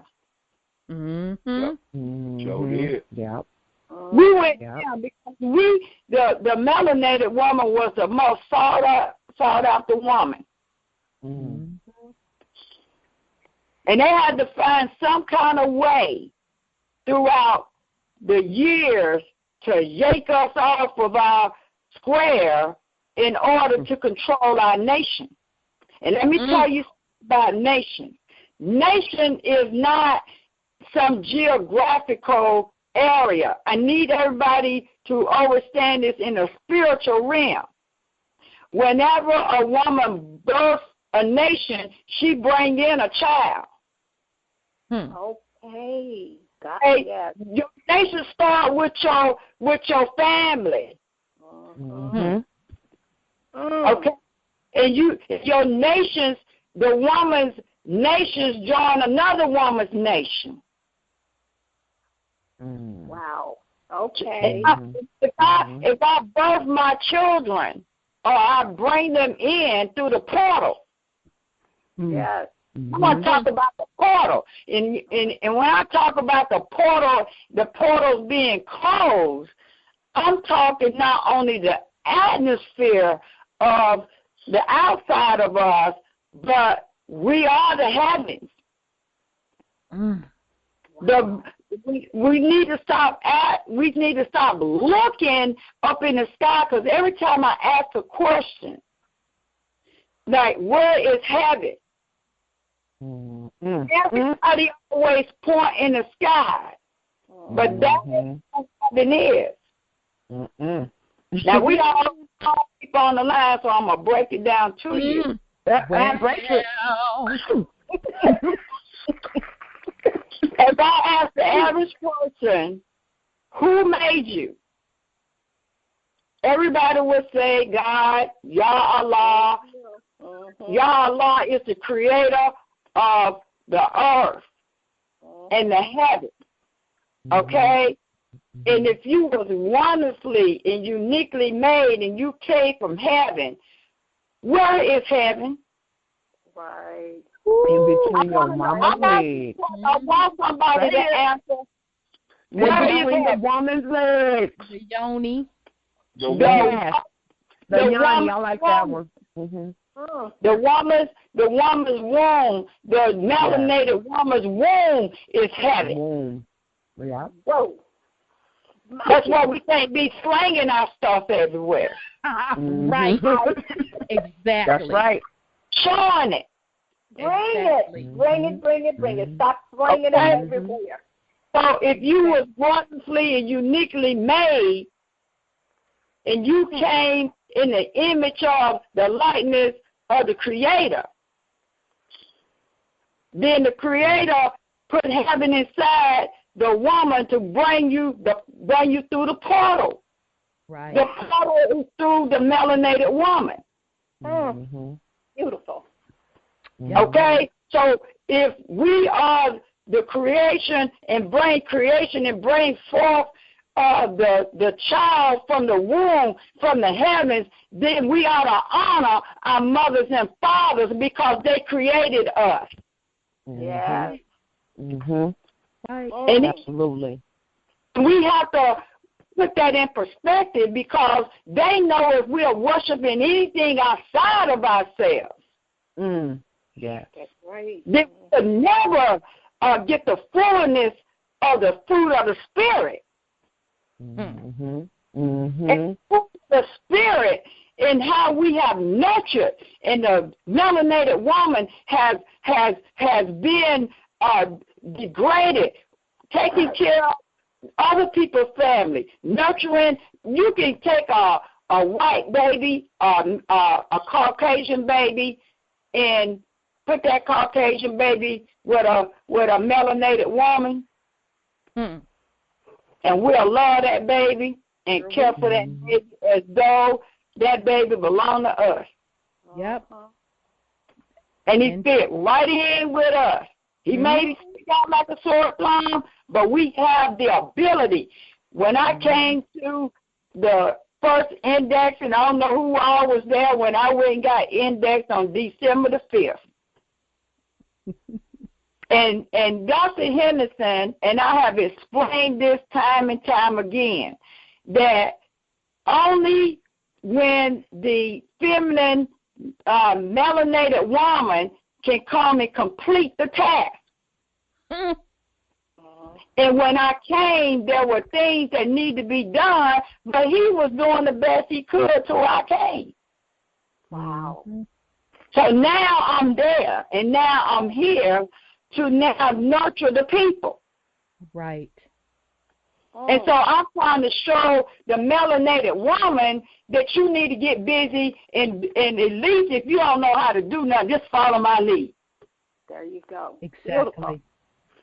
Exactly. So I want the Afro to bring back the spirit in which we had during the 70s, because that's where people can really identify with the melanated woman and the melanated man, because we were something else in the 70s. Indeed, yes, indeed. That's why I love looking at the old reruns of Soul Train. So I'm saying that I was carefully put together for this. I didn't choose anything about me. The ancestors and Yah Allah created the image in which to bring our people back home. Yes. But you have to honor yourself. Yeah. You know, you really do. You got to work on yourself and work on your mind and work on your spirit and work on your heart. You got to get the heart right. Right. Indeed. Thank you. Indeed. Bring it, Empress. Bring so it. you talk about she asked a question about the vibration, right? Or what was the question? About the portals of the third and fourth dimension being closed. See, okay. Well, let me say this about that. What I want to say about that is that when we was the portal in the third dimension had to do with how we were sexually immoral with our bodies, and the vibrations in which the sex had brought us down to the lower vibration. It was about getting a nut. It was about just being totally disrespectful to ourselves and to Yah Allah in the reference in which it was meant to be used for. In the third vibration, people was caught up in greed, jealousy, backbiting, talking about each other, gossiping, stealing, all the lower vibrational stuff that keep you just disconnected spiritually. Right. Okay? And so those portals of the third vibration took over the people. And when they took over the people, we was operating in our lowest form. Yep. And we wasn't even connected with our spiritual being. We was all flesh. Yes. Yes. Caught up in flesh. Caught up in a nation's God, and caught up in the FRNs, and we caught up in bling bling, caught up in a house, caught up making more money. Yeah. Yep. All the stuff that spiritually bankrupted us, and we were operating in the law of vibration that took us further and further from our God self and recognizing who Yah Allah is and who we are in God and Yah Allah. See? Look at that. So now you're either going to come out and you're going to connect and get it right, or you're going to be left in the lower vibration, which is hell. Yeah. Ain't no wait till you die and go. You're in it right now. Tell it. You cannot go in the higher planes of your spirit man, until spirit woman, until you recognize the errors of your ways, so that you can be lifted up into the heavens, lifted up into the higher vibration, and then so you won't have to come back here no more, because this ain't going nowhere. Wow. Yep. Now we talk about the rapture. That's what that is. So you gotta come on. You can't hang around down there doing anything that's disconnecting you from your spirit man and disconnecting you from who you really are and knowing who you really are, because all that was designed to keep you from knowing. Yes. Woo. Yes. Powerful. Yes. Keep you in that third density. Absolutely. So that's where we've been. We've been yanked down. We've been pulled down. And we have helped them keep us that way. Yes. And then when somebody like me come and try to talk to you, she crazy. See, I'm falling out right now because, I've been holding it. Because nobody could have ever understand the fact of what was put inside of my belly to give the people, to wake them up. Bring it. To themselves. Not to wake up and worship me, and not to worship Dr. Henderson, but to wake up. Honor yourself and honor Yah Allah for bringing you back from the walking dead. Bring Empress out of Babylon and bringing you and saving you from the wrath that could have happened to you had you not woke up. Mm-hmm. Yeah. Tell it. Mercy. Tell it. Whew. Family, I know. again, you know, we are birthing a new nation, a new heaven, and a new earth. The examples that are put before you with the Dr. Henderson, he is the protector, the male divine energy. Empress is the feminine, the nurturer, divine principle. These are the examples to keep us in balance, the yin and the yang. This is how we are to operate as a nation. This is how we will operate as a nation going forward. The We have reason, to watch. And let me tell you something. Don't think him and I are not under attack. Now, I'm telling y'all right now. Do not think that him and I are not under attack. Because any way that anybody can discredit who the chosen one was to bring this forth, 2 Aries. yes, To bring this forth for the people, don't get sidetracked. We are human, and we don't always get it right. But because of Yah Allah, He has grace and mercy upon everybody. that's right.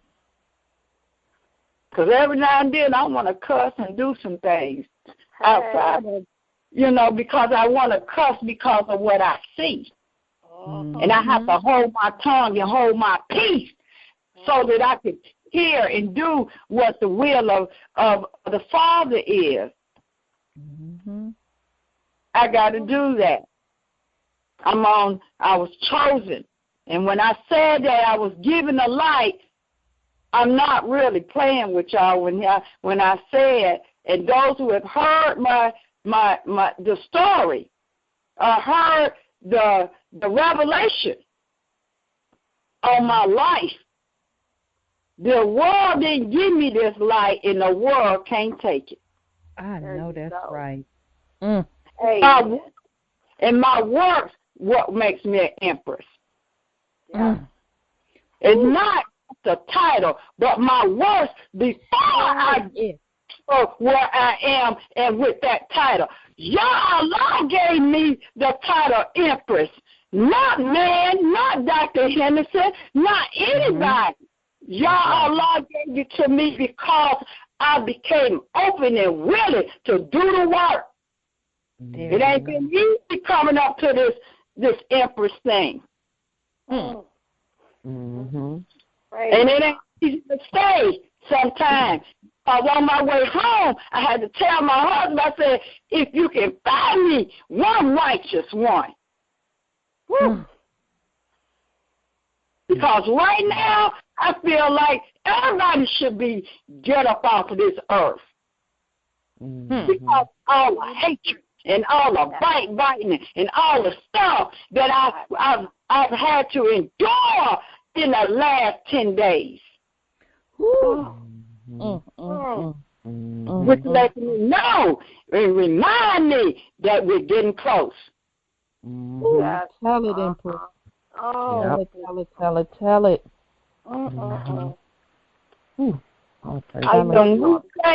Pray for us. Lift us up. Lift your vibrations up. Because when you lift your vibrations up, you make our jobs easier. Yes. I do. Yes. I do pray for you all. I know you're going through it. Persecution on every side. And I weep sometimes because I feel the persecution upon Dr. Henderson. And I feel it. I can sit in my house and I can sit here in North Carolina and feel him in Texas, how he's having to be persecuted and go through what he's going through. When I left Texas today, I looked at him and I saw how tired he was. It was like, I know you got to go home. Yes. He respects the fact that I have a family. But sometimes it's torn in looking at what he having to deal with and what I had to leave him in when I left Texas today. Yep. I know. Oh, God. Yep. So don't think he ain't somewhere being prosecuted and persecuted for the name's sake. Yep. Indeed. So when I say pray for us, lift us up, I'm saying lift yourself up. Because when we're looking at you, we're looking at us.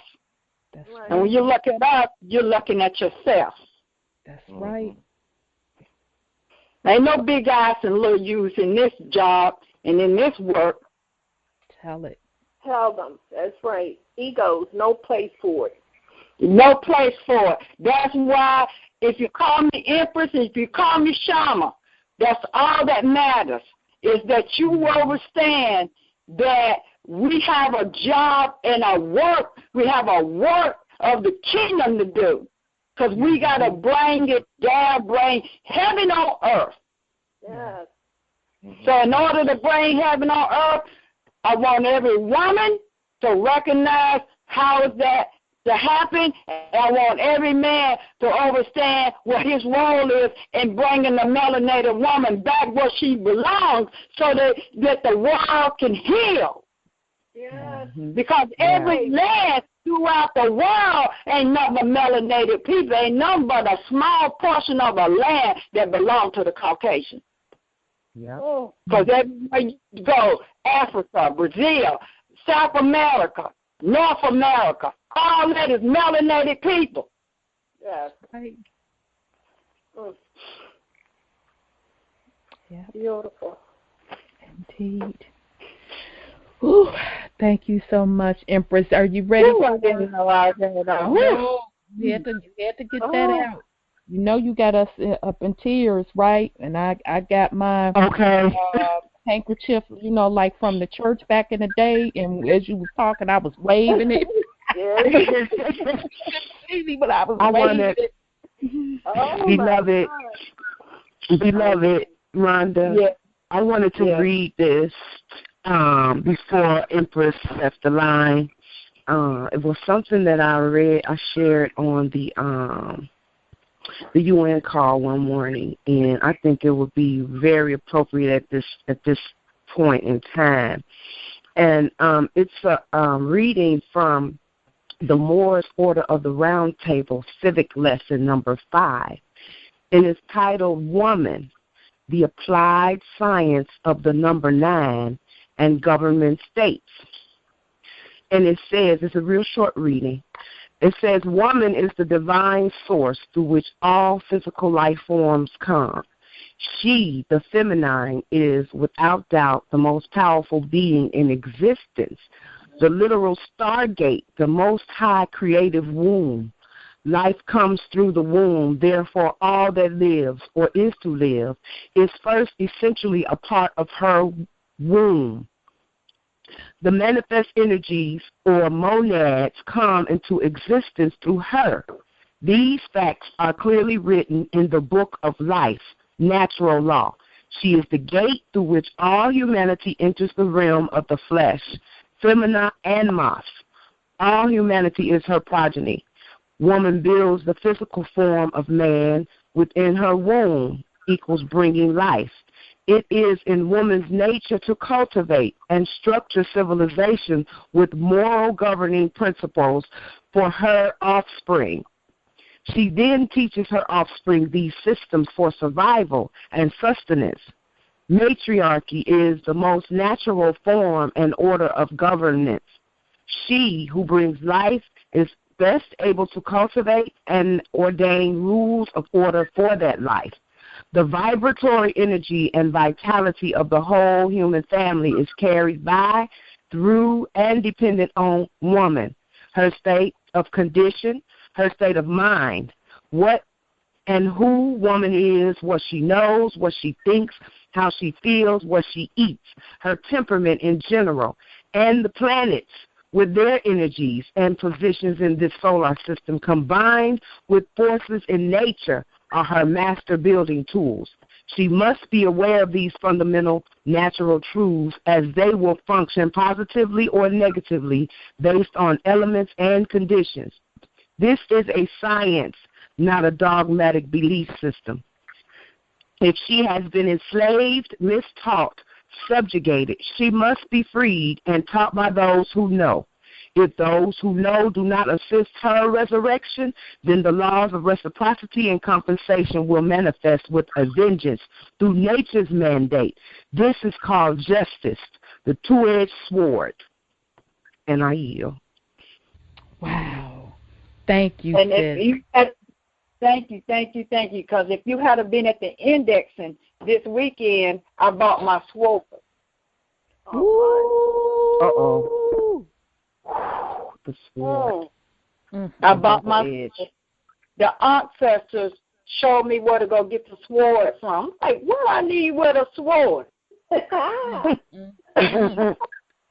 But they told me the sword has to do with the laws of Yah Allah, the 613 laws of Yah Allah and the 42 laws of Ma'at. Google them. Yeah. Okay? You live by the sword, you're going to die by it. Mm-hmm. I got the sword of justice, and I'm talking about Justus. Okay? Not Jusice, which is ice, just ice. Mm-hmm. But I'm bringing just us back to the sword and the scales. I got the scales. So now when I go to indexing, the sword lays on the table. There are two swords that lay on the table.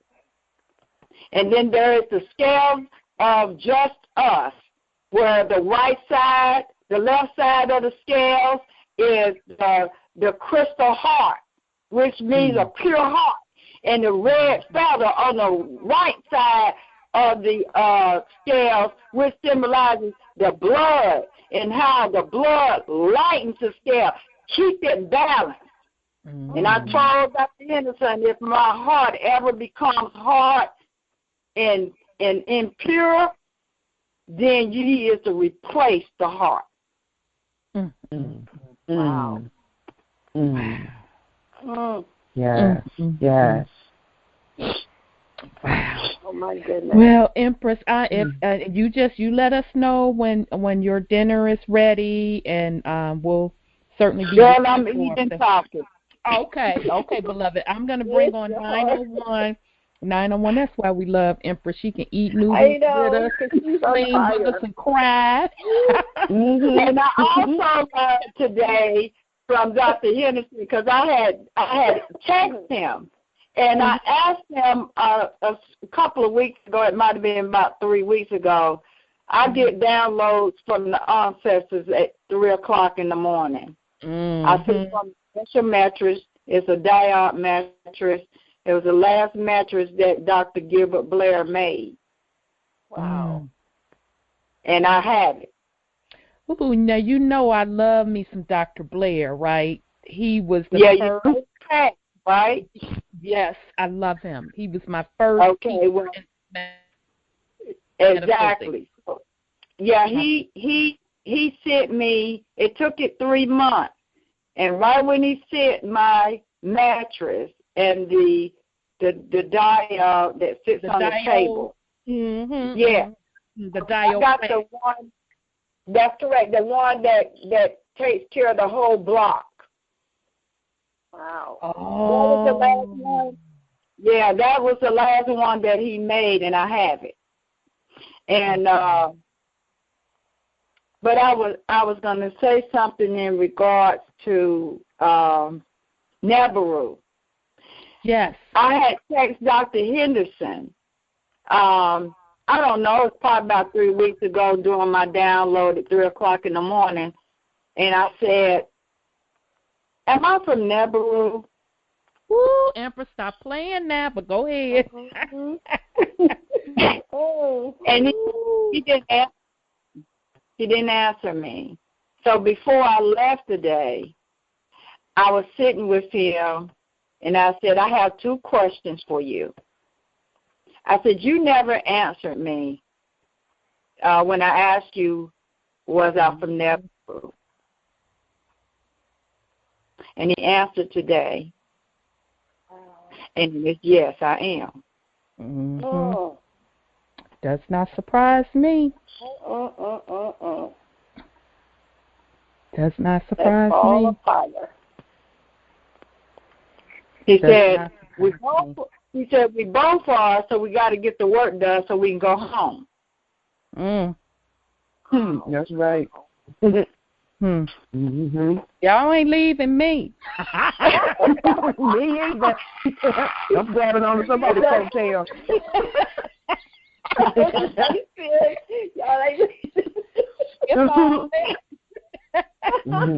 I'll jump inside of the luggage too. Don't leave me behind. Oh my God. So I'm going to yield on that. So we're right where we need to be with everything. So I yield. Oh, that's deep. That's deep. See, she bringing it. Empress knew that I was going to discuss Nibiru, and I kept having dreams,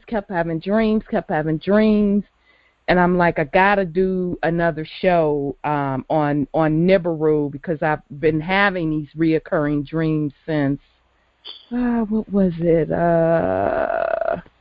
Right before 2012, in regards to Nibiru, and I was having them before I even really knew what it was. So yeah, y'all ain't leaving me.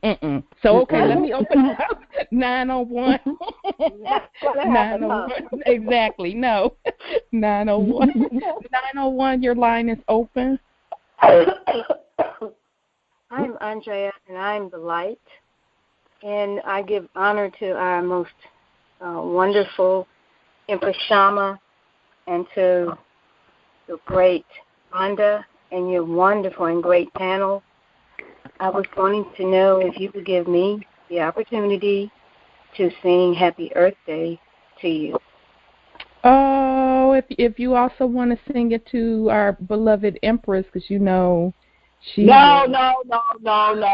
She asked you. That is my time.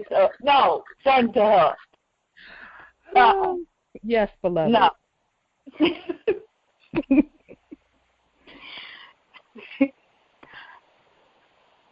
Happy birthday to you.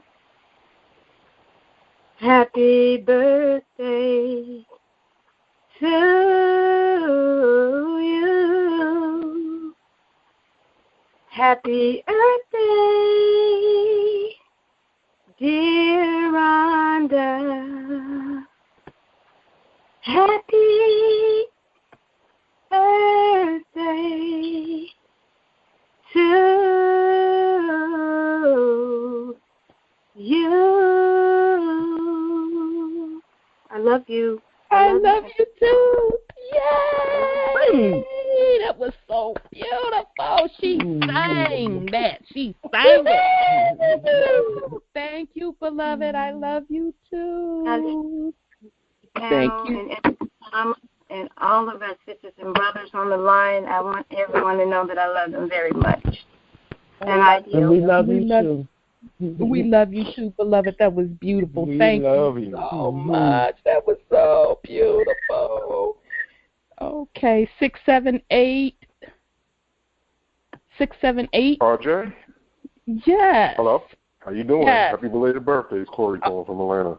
Oh, I'm well, beloved. How are you? I'm all right. I wanted to say happy belated to Empress Shama also.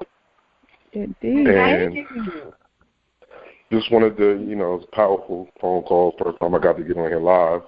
So I just wanted to say hello and what's up to the family, Wendell and everybody. And that's pretty much it. Oh, thank you, beloved, and thank you for joining us. And I also want to thank you for all the work you've been doing and Empress has been doing, Dr. Henderson. I was indexed back in November, and it's a different feeling you know. Yes. It's a completely different feeling. So, you know, I'm going to cut it short. Just wanted to give my thanks and keep it moving. All right. Well, thank you, beloved. Thank you. All right. Appreciate you, my brother. Thank you. No doubt. Peace and love. Okay. 505. 505, your line is open. Hi. How you doing, Rhonda? I'm well, beloved. How are you? Greetings. You know, you probably don't know my voice, of course, because this is my first time ever calling in and talking to you. But I'm on your Facebook page, and hello. Yes, I'm here. I'm here, beloved. Okay, and I'm Betty. Oh, yes. Wow. Saida. Hi, Saida. Hi, Oracle. Everybody. Hey, beloved. Yeah, happy birthday, belated birthday to you, and anybody else that had a birthday. You know, it's so wonderful to have this show. It is out of the ordinary, and it's just so powerful.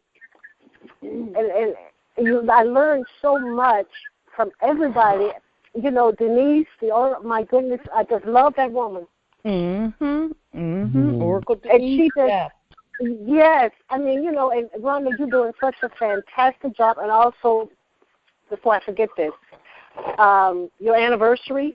I was listening in, but I didn't say anything. So, happy anniversary, your first anniversary on the show. Oh, Patricia Uncompromised. Thank you, beloved. Yeah.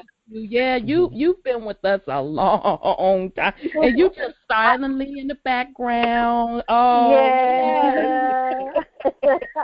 And you know, what I called him for, my grandson is turning. Well, he's in college, and I'm wondering now. He's not indexed.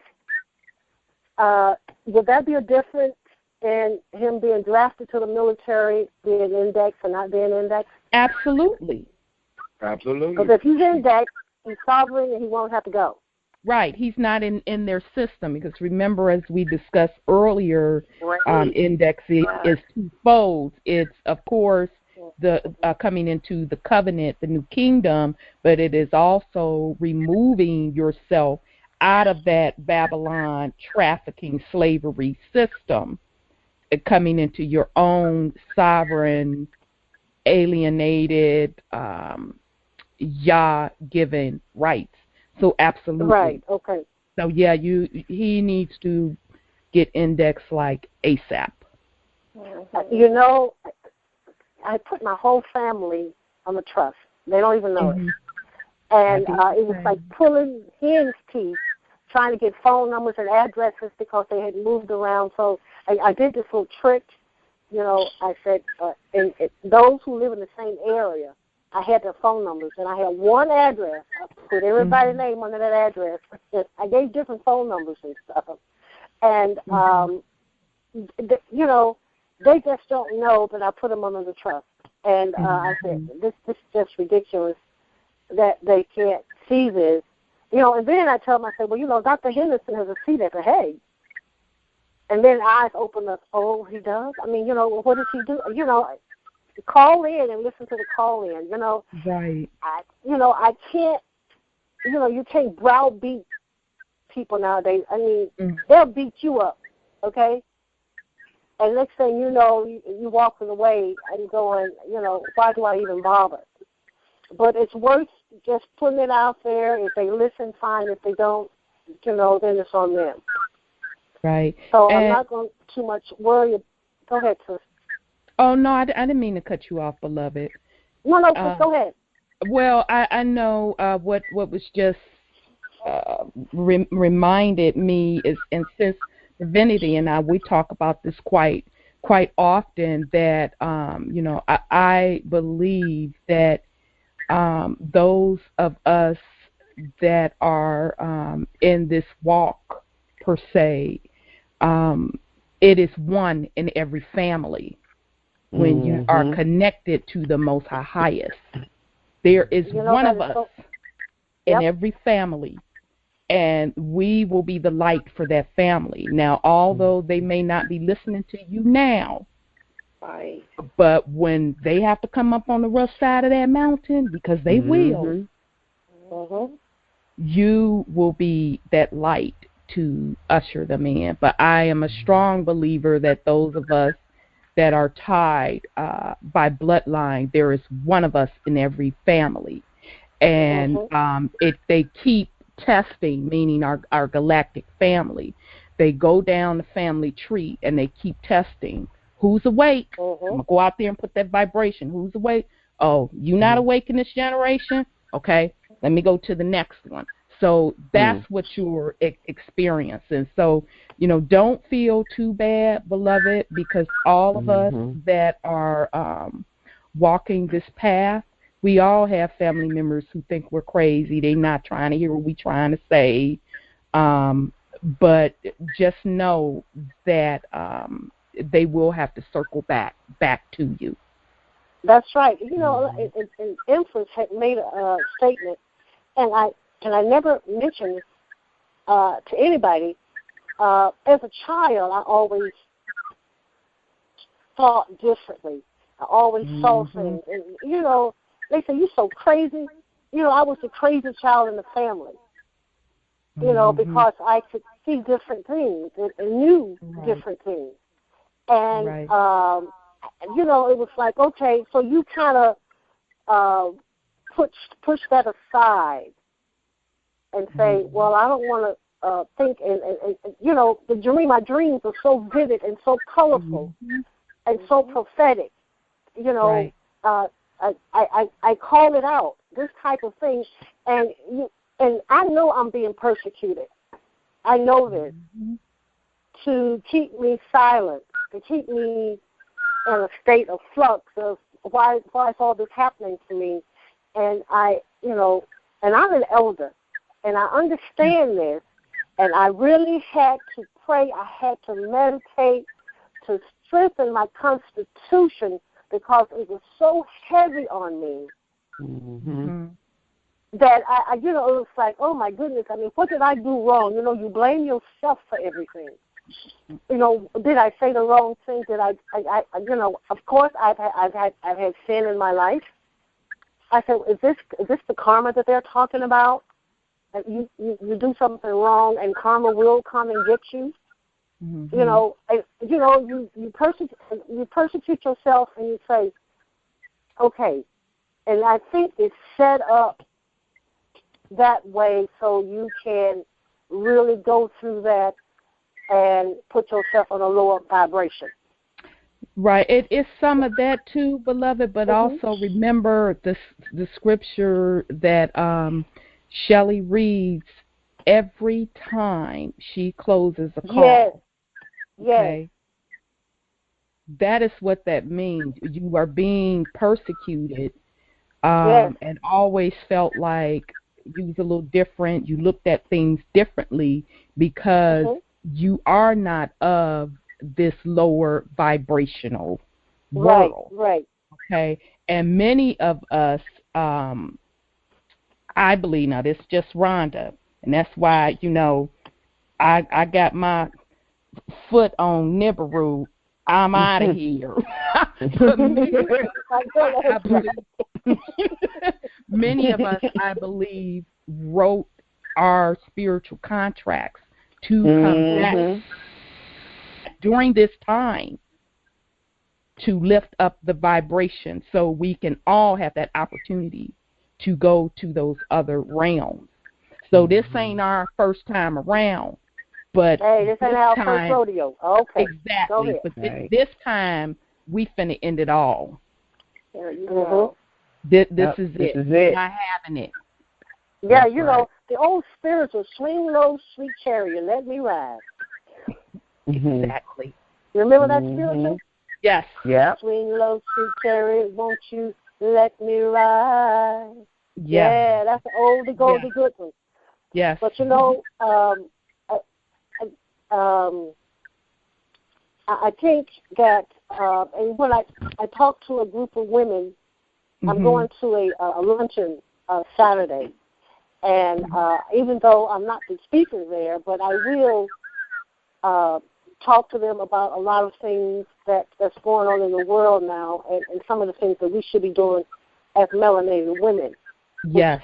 Which, it's so taxing now that it's almost like you got to browbeat them.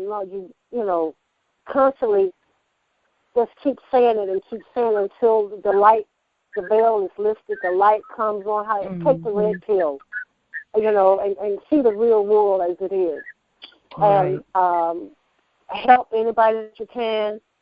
And sometimes, the negativity is so strong, you just want to turn your back and walk away. I don't know if anybody's ever experienced that. You just want to please stop, go away. I'm leaving. I'm not helping you. I'm not doing anything. And, I feel real guilty about that because I allowed that negativity to take over my whole spirit. And it's really rough out here when you're dealing with us. And it just tears me apart sometimes. I just break down and cry that we have sunk so low. So low. I know, beloved. And it just tears me apart. And I say, and then, the persecution, everything. Right. It's out there. You just I have to really, sometimes you have to really muster yourself up, and say, look, it's all good. Absolutely. And that comes a part of, beloved, and we all have gone through that, and that also lends yourself, like Empress was speaking on earlier, to make sure that we go within to keep our temple balanced, to keep our vibration risen. Because I'm going to tell you something. We are in the age of vibration. I have witnessed it, that when I'm even walking into, before I even get to negative energy, I can feel it. I can feel it. You sure can. I have literally seen demons jump in people to try to come at me. And I just stand there like, oh, okay, then. Okay. They know how far they can go. But I have seen it.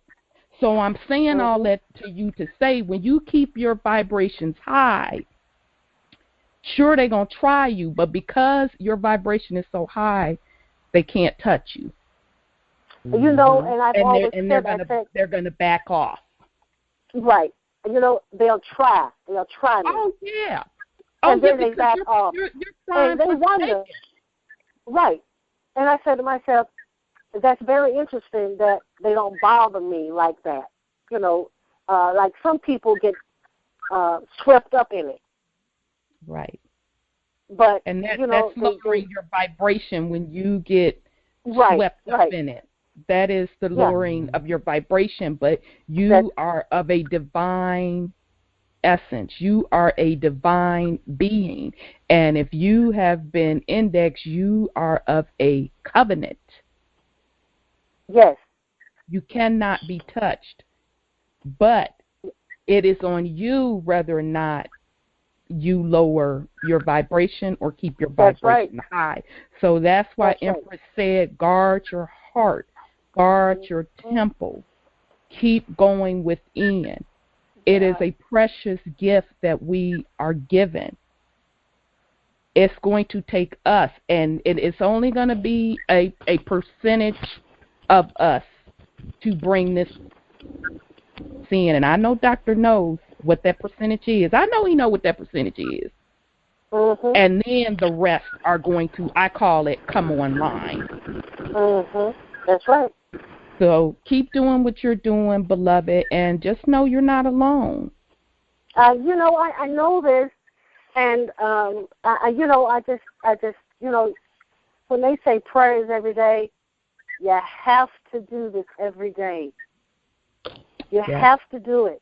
You have to keep the vibration up, because any kind of little sliver of opening that demon can get, it'll try you. It will actually do that. So, and I'm not going to stay on here long. I want to say hi to the Empress there. I mean, I think she's fantastic. I direct, if you want to say sent from God. God sent. I really appreciate all of the knowledge that she's given out freely. You know, we don't have to beg for it. She's not trying to hide it, keep it to herself. And, making folks pay all of that foolishness. Please, yes, all kinds of stuff, and you know, with her crystal ball, you know. Absolutely. You know, like so. But I really appreciate everything. The show, Rhonda, your show is God sent as well, sister. Oh, thank you. All honor and praises to yes, yes, it is certainly divine, and it is. You got such a great crew there. Yes. Yes. Yes. Indeed. I mean, you know, Saida, Beverly, the Oracle, yourself, and Wendell, and Tahuti, and all the other people that comes along on the show. And I saw the Joan Cartwright. I missed her show. I really hate I missed. I'm going to have to go back and archive for that. Yeah. I'll have it on YouTube. I'll have it on there by tomorrow. And I know, Brother Wendell, you want to get in, but she'll be on every Wednesday at. Oh, okay. Yeah, she's going to be on, and it's Mama Ya, that female. Mama Ya. Yeah, I wrote it down, but I. Yeah. Yes. Okay, Brother Wendell, go ahead on. Yeah, I just want just keep on the line. I want to say something to her. Yes, she's still on the line. I'm still here. Don't get down on yourself because nobody wants to receive you. What's happening? You got to understand this. You're connecting with your true family. Now, we even have proof of that in the scriptures with Cain and Abel, Jacob and Esau. Just keep it moving. You see what I'm saying? Mm-hmm. Just because you came out of the same womb don't make them your true family. I've had to swallow that pill. Mm-hmm. If you've been listening to this call for a year or whatever the case may be, you probably heard me say this to somebody else. I'm the last out of 6 children. I started looking at things, or I was quickened when I was 8 years old. But when this thing came about and I found out about it, I told all my siblings and my mother. None of them responded. Now, the way I took that is, like they say in the country, I'm the baby. Somebody's supposed to be showing me and telling me the truth about what's going on. Now, this thing is totally backwards. I'm the baby. Now, I'm bringing the truth to y'all, and don't nobody want to listen. I said, okay, well, I put everybody under trust anyway. Mm-hmm. Mm-hmm. But that's the pill that we have to swallow. Yes. And keep it moving. Yes. You'll be all right. You know what other thing, Brother Wendell? It takes us from childhood, when we recognize that we have all the spirituality, it takes us a minute to get used to that and go, how do I handle this? You know, you just can't, you want to date and all this, and you go, how can I do this, that, and the other? And it's like you're in a flux. You go, which way do I go? What do I do? And like I said, I had to really, really, really pray to strengthen my constitution, my values, everything. Yeah. Mm-hmm. Yeah. And it was really a rough road. It was really, really, really rough. And like you said, I'm not concerned about anybody accepting me anymore. Right. Mm-hmm. The way I am spiritually. I'm not concerned about that. And so, I feel, and they want to know, why don't you go out and socialize? Well, I understand that I don't want to be out there amongst all of the demons. I just don't. It's just too much for me. I'm by myself. and I try to keep my vibration up as high as I can get it. Mhm. Mhm. And because, the first slip, and see, they're watching. They're watching every move you make. They watch every move I make.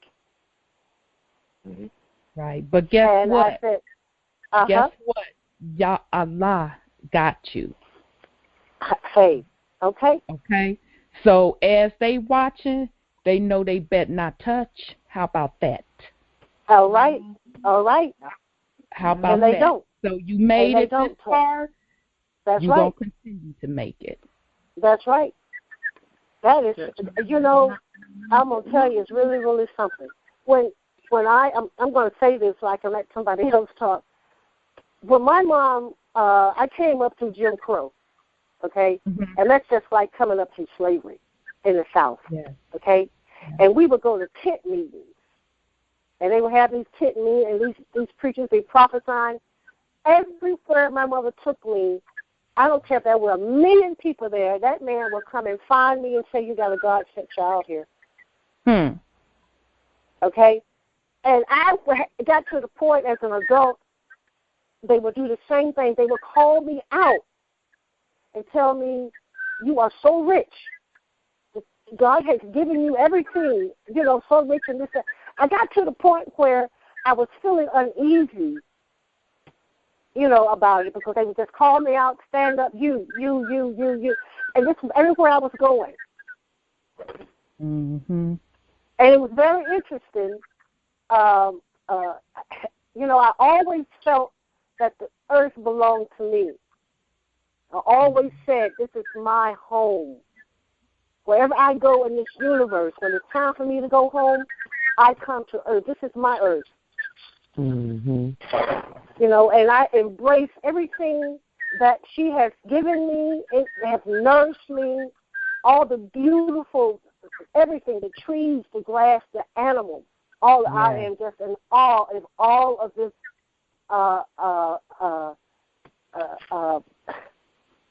just everything. Mm-hmm. Yes, the creation of all of this. Mm-hmm. And they don't understand that, just going out looking at a leaf or going to the park and watching the birds go in and out the trees, how the trees sway when the wind blows, how the water flows, how it just keeps going. Everything, I'm just in awe of it all. So I love everything about this planet.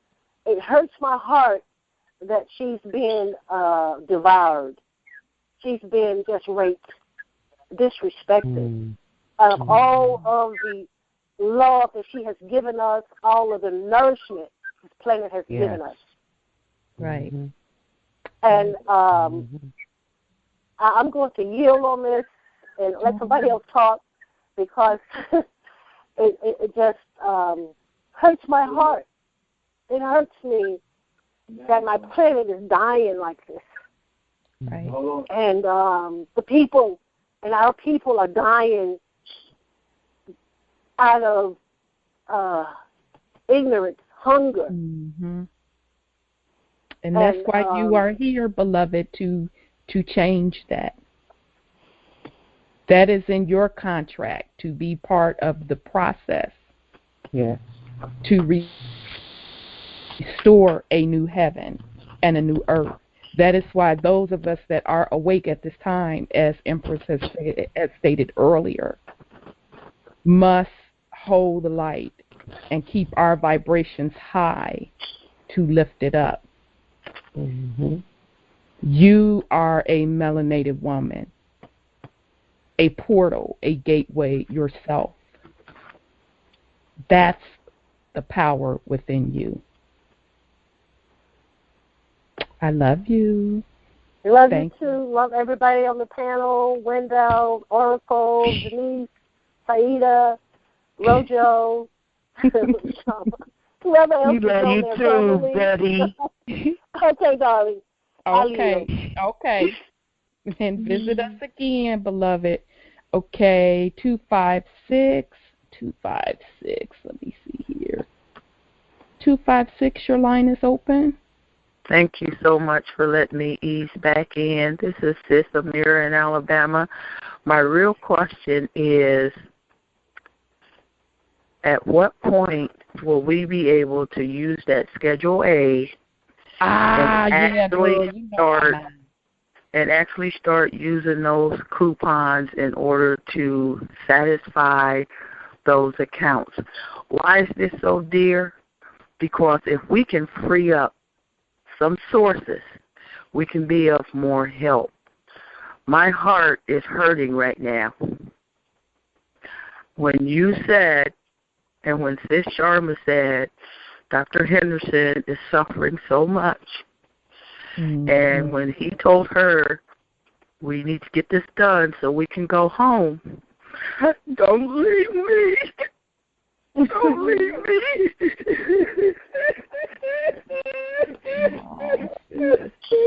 Don't leave me. Well, let Empress come back on and discuss with you the Schedule A and what the plan is. Yeah. A coupon. A coupon. I'm gonna address her tears first. Can you hear me?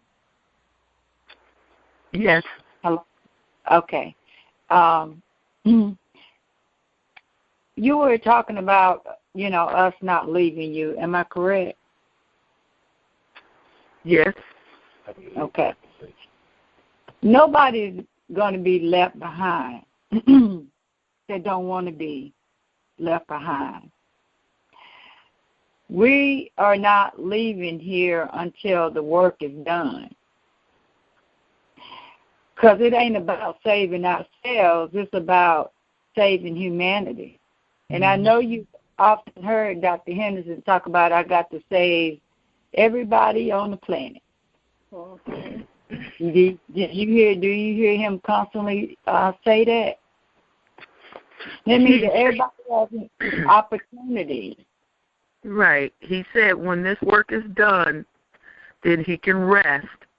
And I'm talking about all into whatever, and let's say all this is done, and he said to you, let's get this done so we can go home. I remember in 2002, I cried to Yah that I wanted to go home, and I didn't know where home was.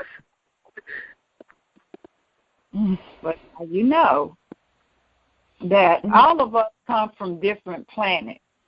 And this might be going into left field, so I don't want to go too much into it, but I want to accomplish you. We're trying to get everybody where they're supposed to be. We're all trapped down here. Now, some of us came back here on a contract, like Rhonda said. Well, believe it or not, me and Dr. Henderson are here on contract. Yep. That confirms you, Rhonda. I want to confirm you. And I really want to tell you that I feel the same way you do, even though I came here on a contract. And I can't leave here until the contract is fulfilled. But I can't tell you how many times I have sat and cried my eyes out by myself, with Dr. Henderson, with my husband, and with anybody else who could see me snotting all over my face like I am so sick of down here, I'm ready to get out of here. I even told you that my last 3 days before I came home, I spent with Shelley. And I spent with another member of the Breath of Life team. We stayed together in the suite.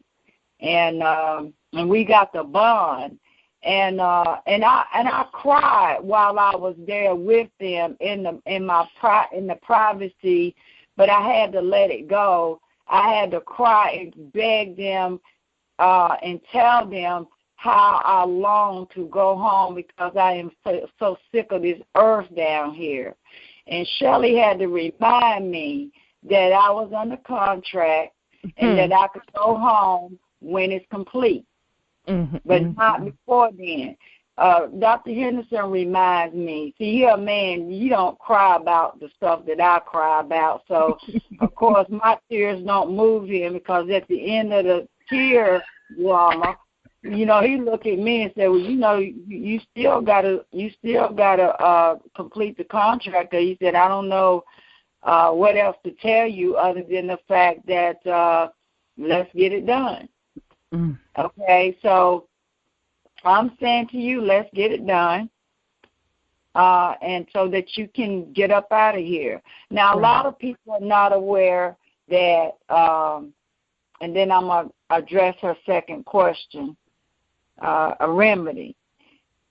A lot of people don't know that we came here, some of us came under contract, and some of us are trapped here.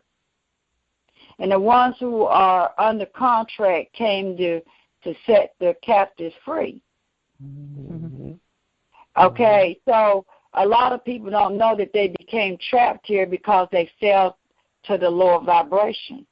And because you are lower vibration, if you were to go wherever it is that you want to go, because melanated people are always going to be able to be free to get up out of here when they raise their vibration. That's the secret. Okay?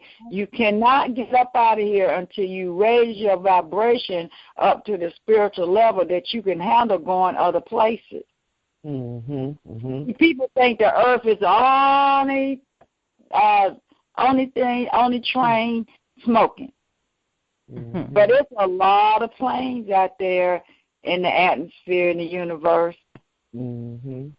Okay? So, long story short, we came trapped. Some of us came down here, and we got mixed up in things that pulled down our vibration level, and therefore you can't go anywhere but here, because if you went anywhere with that lower vibration, you're going to mess up some stuff in the other plane.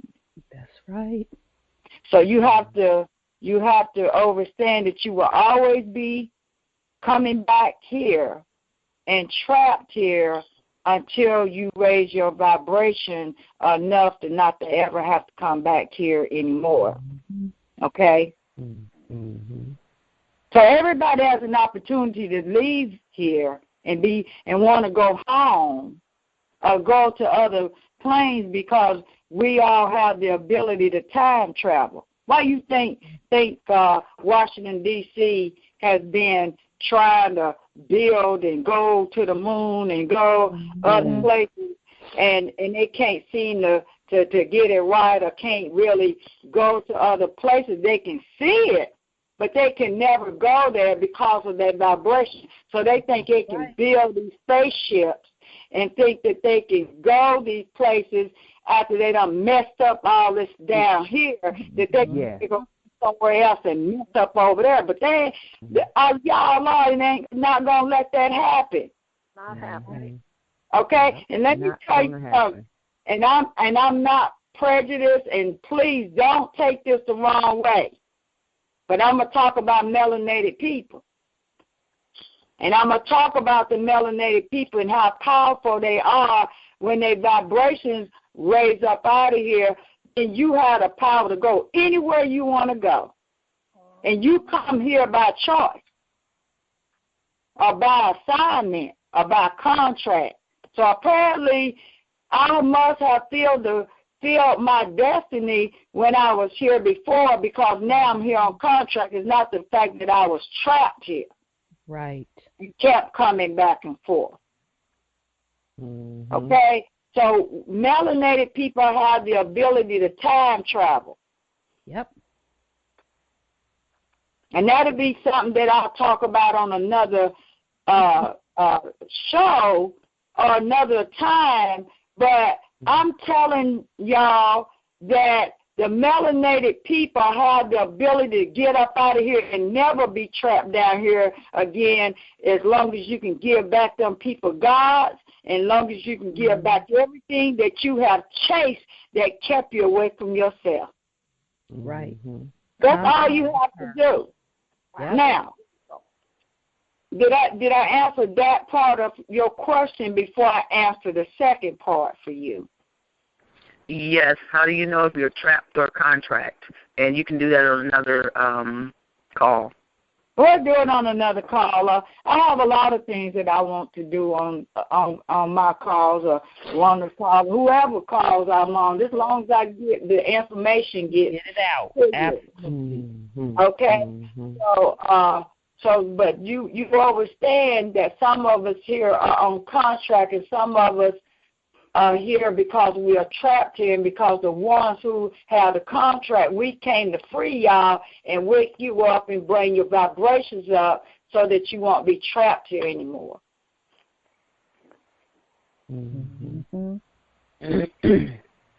Okay? All right. So to answer your second question in regards to the accounts,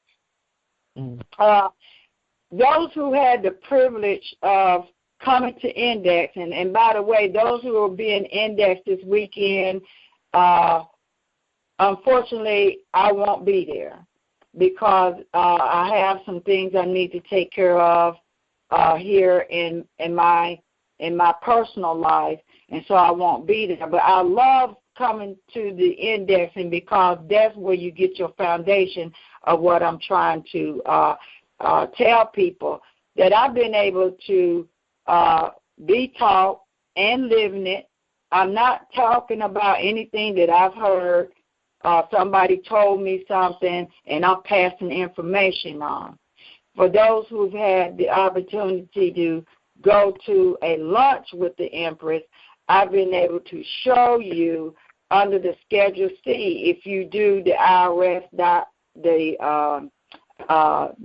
if you Google the PDF form, Schedule C form, and use the 1041 as opposed to the 1040, and attach that Schedule C to the 1041 to access all the accounts that you have created ever since you turned 18 or got your first charge account, a charge card, anything that you've got. See, you're the master creator of your wealth.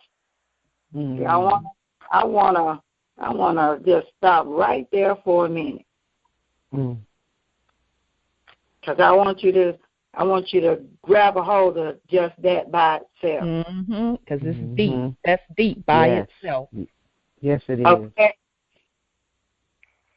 If you're the master creator of your wealth, then every account, every light bill account, every mortgage account, every car note, every water bill, every account you have funded. Those are your accounts. And they've been abandoned because you didn't claim them. Now, I'm just going to use the light bill account. That way, then this spreads and covers all the accounts. I'm just going to use this account. You say you created this light bill account 20 years ago. Okay. And every month they send you in the mail, they send the mortgage truck, the morgue. The mailman truck is the morgue. And he deposits the body, the corpse, which is an all caps name, in your mailbox for you to drag the corpse out of the mailbox, and then you're supposed to do something with it. You got to bury it. You got to do something with it. So when you get this light bill and you bring this dead corpse into the house, and don't never let anybody tell you, get rid of the straw man. Because that's how they do commerce with you. There has to be a buffer between a corporation and you. So if you use the all caps name to create that buffer, that's an entity. That's a corporation. and that's your corporation. That's right. Okay? That's your business. Like people create all these business names and companies. You don't need to do that because the all-cap name is inclusive to that. Mm-hmm. So those accounts that are attached to the all-caps name that people don't tell you, those are your credit because there's no such a thing as money. Mhm. Mhm. Okay? So everything is operated on credits. That's why the Federal Reserve was illegal. Mhm. Because it's tied back to the Federal Reserve. So when you have abandoned those accounts, when they send you the coupon, and they tell you, okay, you must pay or you payable to make checks payable, blah, blah, blah, please. They ask you, please make checks payable to. And coupons is something that you redeem. Right. It didn't tell you to send a check. It says redeem the coupon. So when you send them a check and you send the coupon back with it, they get double paid because they access the account and get paid out of your account. And the Internal Revenue Service know they're doing this, but because you haven't came and made the claim to the account, they have to keep paying them and you paying them, and they have to shut up until you show up with the paperwork. So when you claim that light bill account, this is what you do. You will never have to pay another bill in your life because I'm getting ready to bring heaven on earth for you. Yes. Okay? Yes. You ready? Yes. Okay. Yes. The Schedule C lists rent, money paid to a mortgage company. It lists your maintenance, a tax, any license, anything that you got is all on the Schedule C. And you list that on there how much you paid for that year. The Internal Revenue Service, I didn't say the IRS. The Internal Revenue Service is connected to your account. It's the Department of the Treasury. If you look in the left-hand corner of the Internal Revenue Service, they're your accountant. And they're the ones that's waiting for you to come and balance the books. So when you go and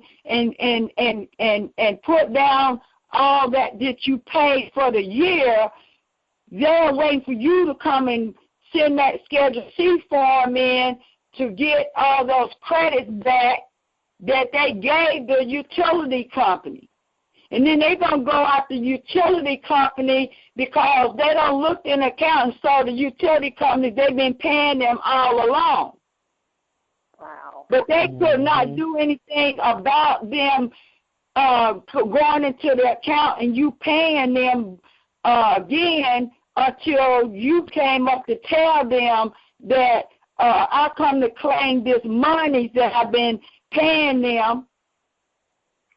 And now they're going to go, Internal Revenue Service is going to go after them for extortion from you and money laundering because they've got these accounts in your name, but they still pulling the monies off of your name, off the account, and not report what? The monies that they got from you that they need to pay taxes on. Wow. So the Internal Revenue Service is going to love you because now they can go after the company for the taxes that they owe from the monies that they got from you. Now, you claim everything from its creation. If you got a light bill that you light bill account that you've been paying and you had for 20 years, you get all of it back. You can go back and amend your taxes, or you can just say, you know what, forget y'all. I ain't going back but 5 years. I always tell people, you got so much and unlimited that you have created with your signature that you really ain't got to fight back and go 20 years. Go back 5. Okay, start with the first year. And then go from there and see does it work. Now, when I claimed the mortgage notes, which all of you guys can go into your if you go in your closing packet, you'll find your note, and you put that note, you send that note into the Internal Revenue Services and pay the taxes on that note, that mortgage note, and they send you the balance left after they get their little, they call it that you have to pay taxes, but it really is a processing fee of 20% of the note. And then you make a decision.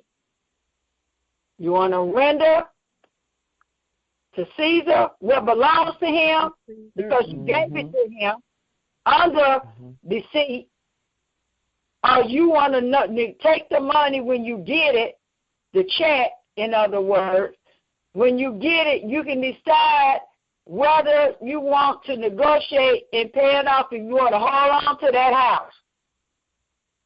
But if you like me, now I got some special issues with mine, so I ain't going nowhere. Okay? And that's another talk show. But you can take it and go buy you another one.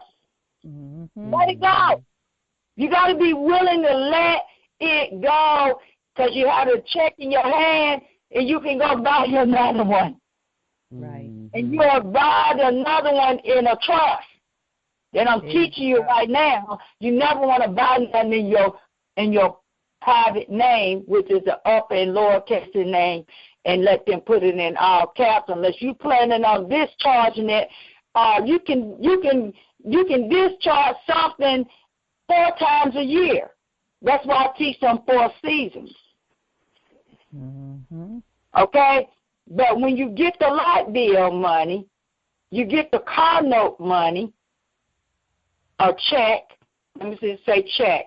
When you get these checks, you bring heaven on earth because that's residual income that you keep putting back on the account, and you never have to work and pay these things again. Right. And I teach that, and once I teach how to live in a trust and how I show you an evidence, because there are people on this call that have been to the indexing, and when I went and took them to lunch, I showed them the check. And they believed me because I showed it to them. And I'm not lying. And so, and I know what I'm talking about. So now I figured out what's the remedy for debt.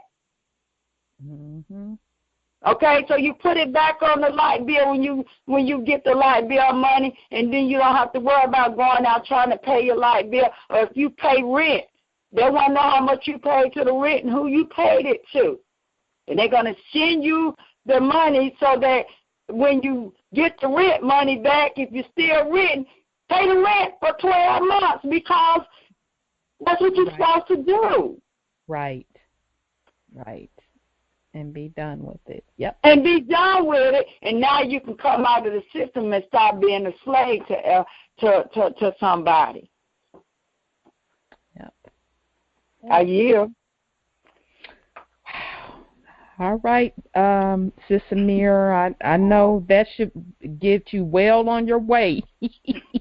Yeah, but do you do this at the beginning of the year, at the end of the year? And how about receipts and stuff? I write all my stuff down, and all I have is one utility bill. I don't have car notes, mortgages, and all that good stuff. Okay, then put it on the Schedule C and get your check back for it. Yeah, but when do I do it? For 2015, beginning of January, or wait 2016 and do it at the end of the year? When do you do it? You can do it. You can do it at before March the 21st, and do it before June the 21st, or you can do it before September the 21st, or you can do it at the end of the year in December. Okay, so my next target date is... Before you go ahead, did you realize what I just said about the 4 times a year? And I wanted everybody to understand the spiritual aspect of that. I caught it. Okay, well, what did you catch, Wanda? I caught the different seasons. There you go. Okay. Yeah, that's what I got through the season. So the next target date is June. So as long as I get it in before June. Before June the 21st, because that's the summer season. So 12 months prior to June, send that in. Just the account number and the amount. No, you can get your light bill paid every 3 months is what I'm saying to you. You can wait till the end of the year. You can do it how you want it. You the master creator. Right. Your own destiny. Right. Okay. I started my account in November of 2015. This is April. Okay. Do you want to file right? You want to file the regular yearly? Have you filed your yearly taxes yet? I don't have to. Well, now you do. That's why everybody has to file so they can get all the credits back that you've been putting in. Great, but I want to know, when do I do it and what do I put on there? How many months? You don't file taxes. You got to start filing the 1041 with the Schedule C. I understand that, but what I'm saying is, where do I start? Do it now. Do it right now. And how many months do I put on there now? Just the last 3 months? From November to now. Great. I can do that. You can do that. Okay. And when we have class next time, I want to know about past auto loans. You know, they're all paid off and whatever. So thank you so much for letting me chime back in. One mind, one heart, one spirit.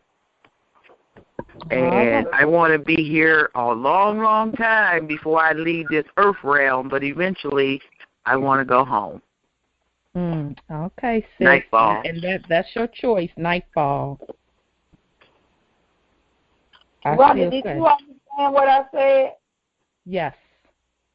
I got what you, now this is just my little 2 cents. I got that you were saying that it is up to us how far back we want to go. And, for example, what you were trying to say, if you want to use the 12-month period, let's say, then the way you should do it, then once you get the check, then pay the next 12-month bill, and then you keep the cycle going. But if you want to do it in a 3-month interval, do it in a 3-month interval. If you want to go far back in time to collect what you paid into it, you do amendments to go how far back you want to go. You're suggesting if you want to test it, start with a year, go back a year. Once you get the hang of it, you want to go back 5 years, go back 5 years. So did I get that right? That's correct. Okay. All right. Thank you for that, Empress. Okay. I'm going to open up VOIP. I think this is my brother Tim. VOIP, your line is open. Hey, what's happening? Greetings, brother. Greetings. I haven't heard from you in a little minute. How you doing? I'm doing okay. Happy belated birthday. Thank you, beloved. Thank you. Yeah, I'm gonna try to move a little quick on her because I got started a little late, so I didn't get to hear the early part of the show when you was reading the news, so I missed out on that. But something that Brother Wendell was saying about telling people about past information and people don't want to hear it. That's me. And he said he's the youngest out of his family. I'm the youngest out of my family. And there's nobody in my family thinks the way I think and talks the way I talk because they don't read the same things I read. And I go back to, I think that process for me started back in 95 when I was listening to Minister Farrakhan Savior's Day 95 speech, and he was reading excerpts from the book None Dare Call a Conspiracy. And that's when I found out about the international banking financiers. And that rocked, you talking about peeling your wig back. That, I never saw the world the same. And I'm like, I'm thinking all this time, you mean the international bankers, the Rothschilds, and they were talking about how the Federal Reserve got created, and I mean, it really blew me away.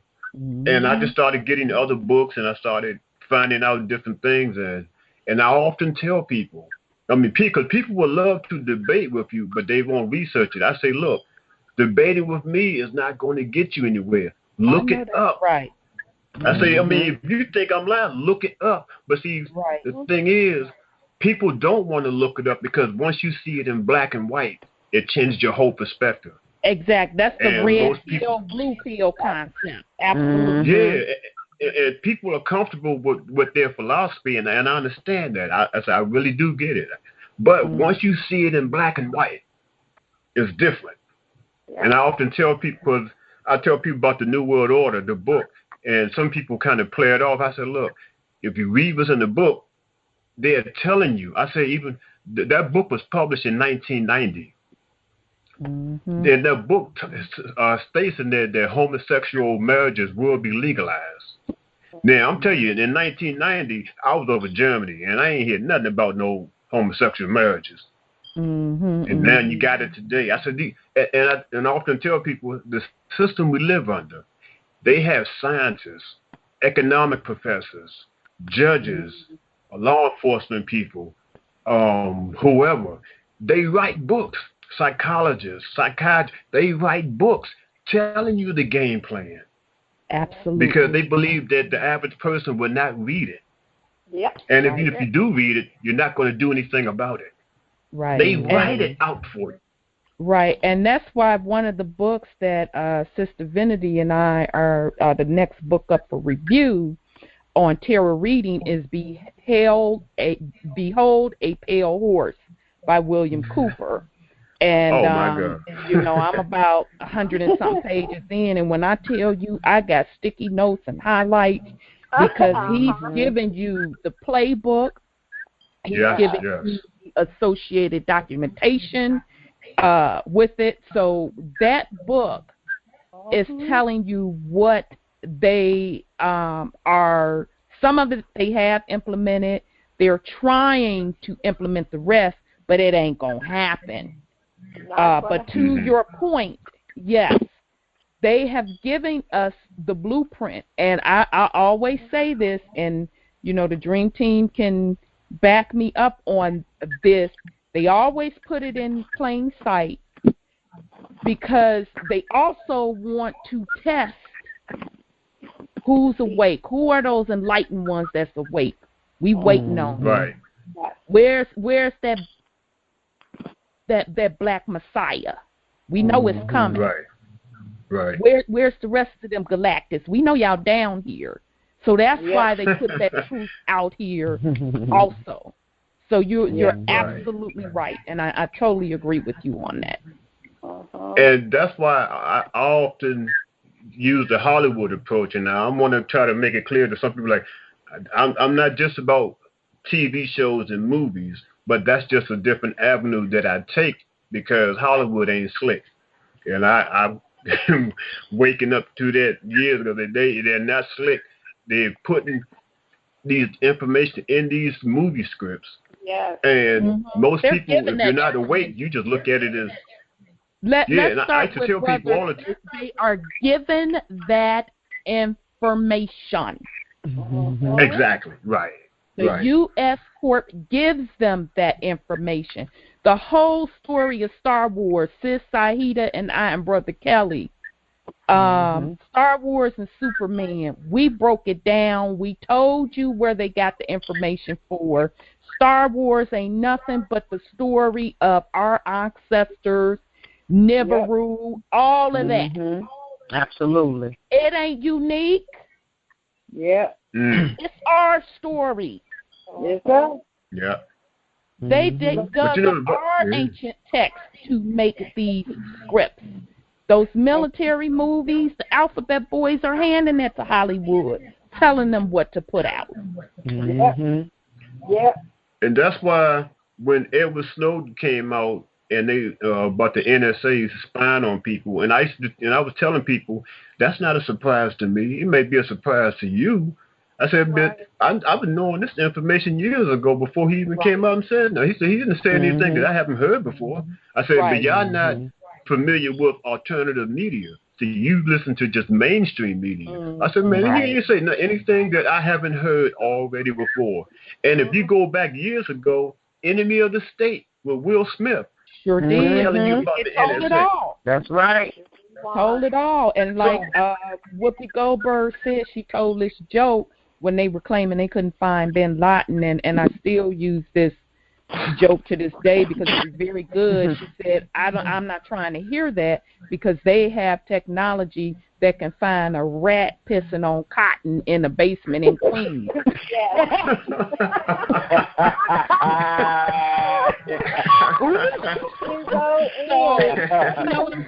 So in other words, they've been had this technology. Yes. Right. It's But I nothing like to bring us that follows alternative media. I'm sorry, brother. Go ahead. Oh, I'm sorry. I didn't mean to cut you off. I like to bring that's the area that I like to bring to Hollywood. Something more in like the movie They Live. If you had never seen that movie before, I suggest that's a good one. They Live. That was so. I've not heard of that. And I use Hollywood as an avenue because I like to, we all bring different things to the table. And I remember a friend of mine had a radio show, and a friend of his called in and made an awesome analogy. But he said there's more than one way to get to God. And he used the term, like he said, let's say like Silver Spring is the destination. Now for me, I was born and raised in Washington, D.C., so Silver Spring is a city in Maryland. And so let's say like Rhonda, you might take Georgia Avenue. Brother Wendell, he might take 16th Street. The Oracle, he might take East-West Highway. I might take Colesville Road. No matter what street we're going on, all of those roads leads to Silver Spring. There you go. So I might not have ever been on Georgia Avenue, but Rhonda, you can share your experience on how it is to be on there. And everybody can share their experience on how it is on that street they came down, where it's like each one teach one. There you go. You see what I'm saying? Absolutely. And it's kind of like, if you go to a potluck dinner and everybody bringing a pot of collard greens, that ain't no dinner. You're gonna be pissed off. Right, and as a matter of fact, now let's break. I'm glad you brought that up because black folks in our get-togethers and cookouts. When we know somebody can throw down on the macaroni and cheese, aren't they the one bringing that macaroni and cheese? We know somebody that can throw down on that. Yeah. They the one bringing that. Somebody can throw down on the greens. The brother that's good on the grill. Is that not how we put together our meals? Yeah. So everybody bringing something different to the table. Not everybody bringing the same thing. Talent. Everybody has a talent to bring. Absolutely. Look, if you know somebody who's not good on macaroni and cheese, you suggest something that they are good on. You don't want to say, and if you bring it, and if they bring it, their feelings gonna get hurt because it's gonna sit there. It's gonna sit. Girl, yes, it will. Yeah, such and so they made the macaroni and cheese. Don't eat that, girl. Exactly. You put a warning label on it. Absolutely. Absolutely. But Yeah, these I enjoyed the show, and I know I'm sorry I got here late. I managed to play it, but I had to play it back so I can hear what y'all was talking about earlier. Absolutely, beloved. Because I love to come in on those the news when y'all do the World Weekly Report. That's awesome. Yeah, well, thank you, beloved. And we got deep tonight with the banking stuff because Empress blew it out the water, giving us some insight. So make sure you go back when the archive stuff gets out to go back and listen to that. Indeed. Right. And I yield. I'm gonna let y'all go ahead and do your thing, and I'm gonna keep on listening. All right, Brother Tim. Well, thank you so much, beloved. Good hearing your voice. Same here. All right. Okay, let's do 773. Love, peace, truth, freedom, and justice. Hey, Sister Rhonda, this is Gwen. How are you? Yes, my beloved Gwen. I'm well. How are you? I'm fine. Hi, Saida. Hey, my beloved. Hi, Wendell. How are you guys tonight? Well. Great. I was so excited. You know, I'm always excited to get on the call on Thursday. And I didn't get on till later, but hell or high water wasn't going to stop me from getting on the call. No way. This is a highlight of my week. And I've shared the call with a young lady at work that's conscious, and she's afraid of she's kind of afraid of some things. But anyway, that's a different show. But I just wanted to let you guys know that I'm here. I'm always here. I may not say anything all the time, but you are the highlight of my week. And so I was listening to the call, and you know I'm inquisitive. The last call you had, I asked, like, can someone tell me about Nibiru? And so when Empress Shama started saying that Dr. Henderson said she and he were from Nibiru, I had to come in. Because since Nibiru has passed by us, and we've seen Sister Shelley saw it, other people saw it themselves, and it seemed like so much has changed within the atmosphere. The weather has changed. You see things differently. I just want to know if Empress Shama knows more about where she came from, and can she expound on it a little bit, as well as you, Rhonda, because that was the reason for the show. And I'm not. You could be here at 1 o'clock. I'm on the line. I'm not going anywhere. I'm not going anywhere. But I just want to know more about it because it changed so much within Earth's atmosphere. I think it changed me. It's like I'm going through something where I'm sleeping more, and then I wake up, and then I can't sleep, and then things are happening to me, and I don't understand it, but I keep listening to the calls, and you guys help me understand. So can you expound more what Nibiru actually did when it came? I'll if Empress is ready to come in, I'll let her chime in, and then I'll put my little 2 cents on it. Oh, yes, I love when you put it on the round. I love it when you do it. I want to put something on it. That's her. Well, you have to remember, for me, I just got the confirmation today. But what I do know in my intuition and in my spirit, that it's a new spirit that's being poured upon us. And that,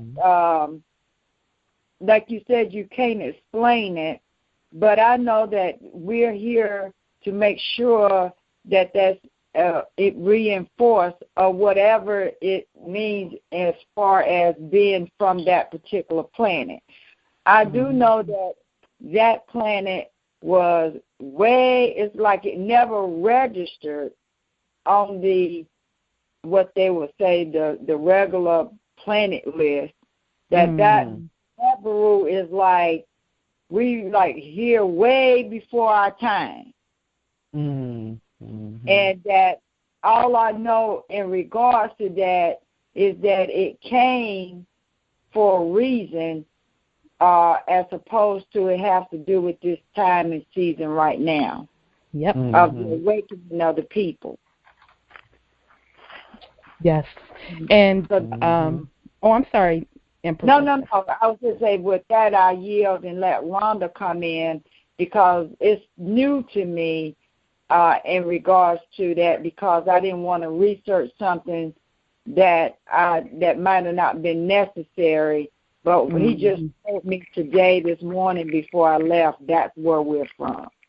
You know, let me say this before you say something, Sis Rhonda. When you were talking about that Empress Shama, I immediately thought about the Wizard of Oz. You know, I don't know why, but she was clicking her feet, and there's no place like home. There's no place like home. And I understand that there is some type of message along with that, but I just thought about it. Okay, Sis Rhonda, I'm going to listen. Okay, but very good point. The Wizard of Oz, that's deep too. We'll go into that another time because that deals with the chakra and raising your kundalini. But we'll get to that, which is still all tied into Nibiru. So I'm gonna, be patient with me, family. Bear with me. I'm going to give an overview. We'll still go into this next week as well. But the best description of Nibiru, hands down, and I've been researching it for years, is definitely in El Holy Tablets, written by Dr. Malachi York. And I am in the tablet around the 4th tablet, 54th verse. Okay? And ship Nibiru has an orbit around our solar system 25,920 years. So anybody that's familiar with the 26,000 cycle year, that is when we come into a new age, or hence a new frequency. So if you ever heard the term of the Dark Ages, the Bronze Age, the Golden Age, that's what they mean with those different years. So Nibiru has a craft that was 4 times the size of the original Mama Earth, called Tiamat, and 8 times the size of Earth. Okay, now I do want to make clear that Nibiru is a planet.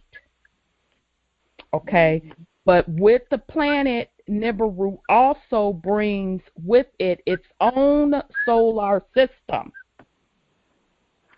Okay, so meaning multiple suns, 3 suns, and I'm trying to remember in my head the picture that Dr. York sketched out.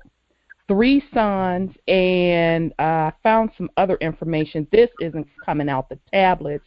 This is coming from somebody else saying that it is comprised of 4 planets: Nemesis, Helion, Arboda, and he's including Nibiru in that planet as well. And he says it also has 2 moons, Harrington and Farada. Okay, so now Dr. York, back to him, he breaks down even Nibiru's, the content of Nibiru. So he is saying that it has the first stone is sapphire on the left side, the second stone is ruby on the right side, the third is emerald in the middle, and the 4th is diamond. That's all that the ship is lined with. Wow. And also lined in crystal. It has a magnetic force and magnetic conductor.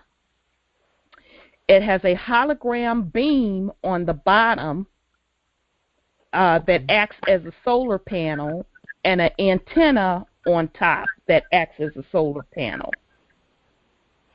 I said back then, so whenever he was channeled this information, and some of us that have dreams about Nibiru and these smaller ships, this will make sense to you.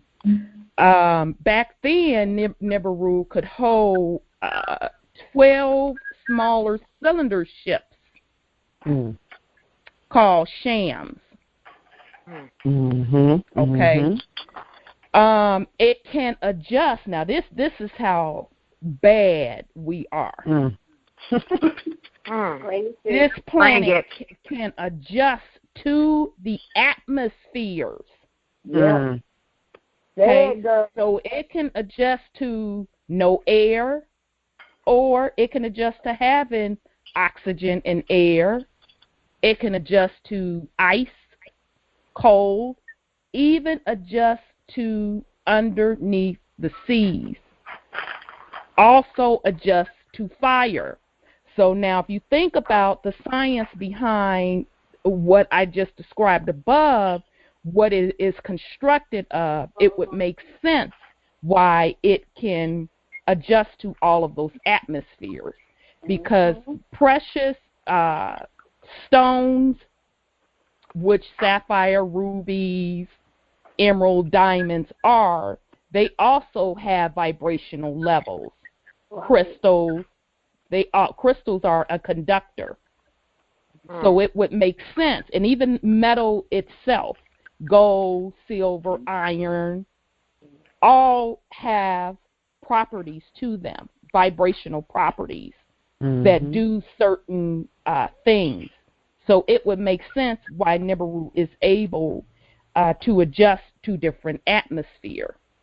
Okay, so now the magnetic fields is saying that Nibiru can shift through different states. Okay, so it could shift a person, a place, an object, a situation. So that is why sometimes you'll see it, sometimes you don't. Because it can operate on the theory of now. Right now. The vibrational theory of now. Okay. Nibiru is a planet, but it is also known as the Grand Mothership. Okay.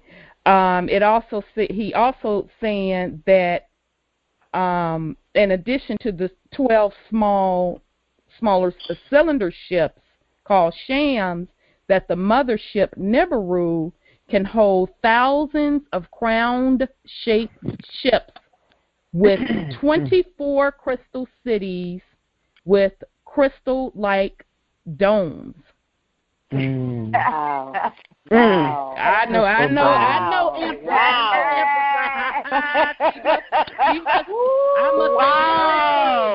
must have hit on something that Empress and channel. Okay. Yes, it's. I'll let you finish, and then I'll. Okay. Everything is coming back to me. Now. Okay. But since Ron, I want to interject real fast as you're talking. I want you to keep going.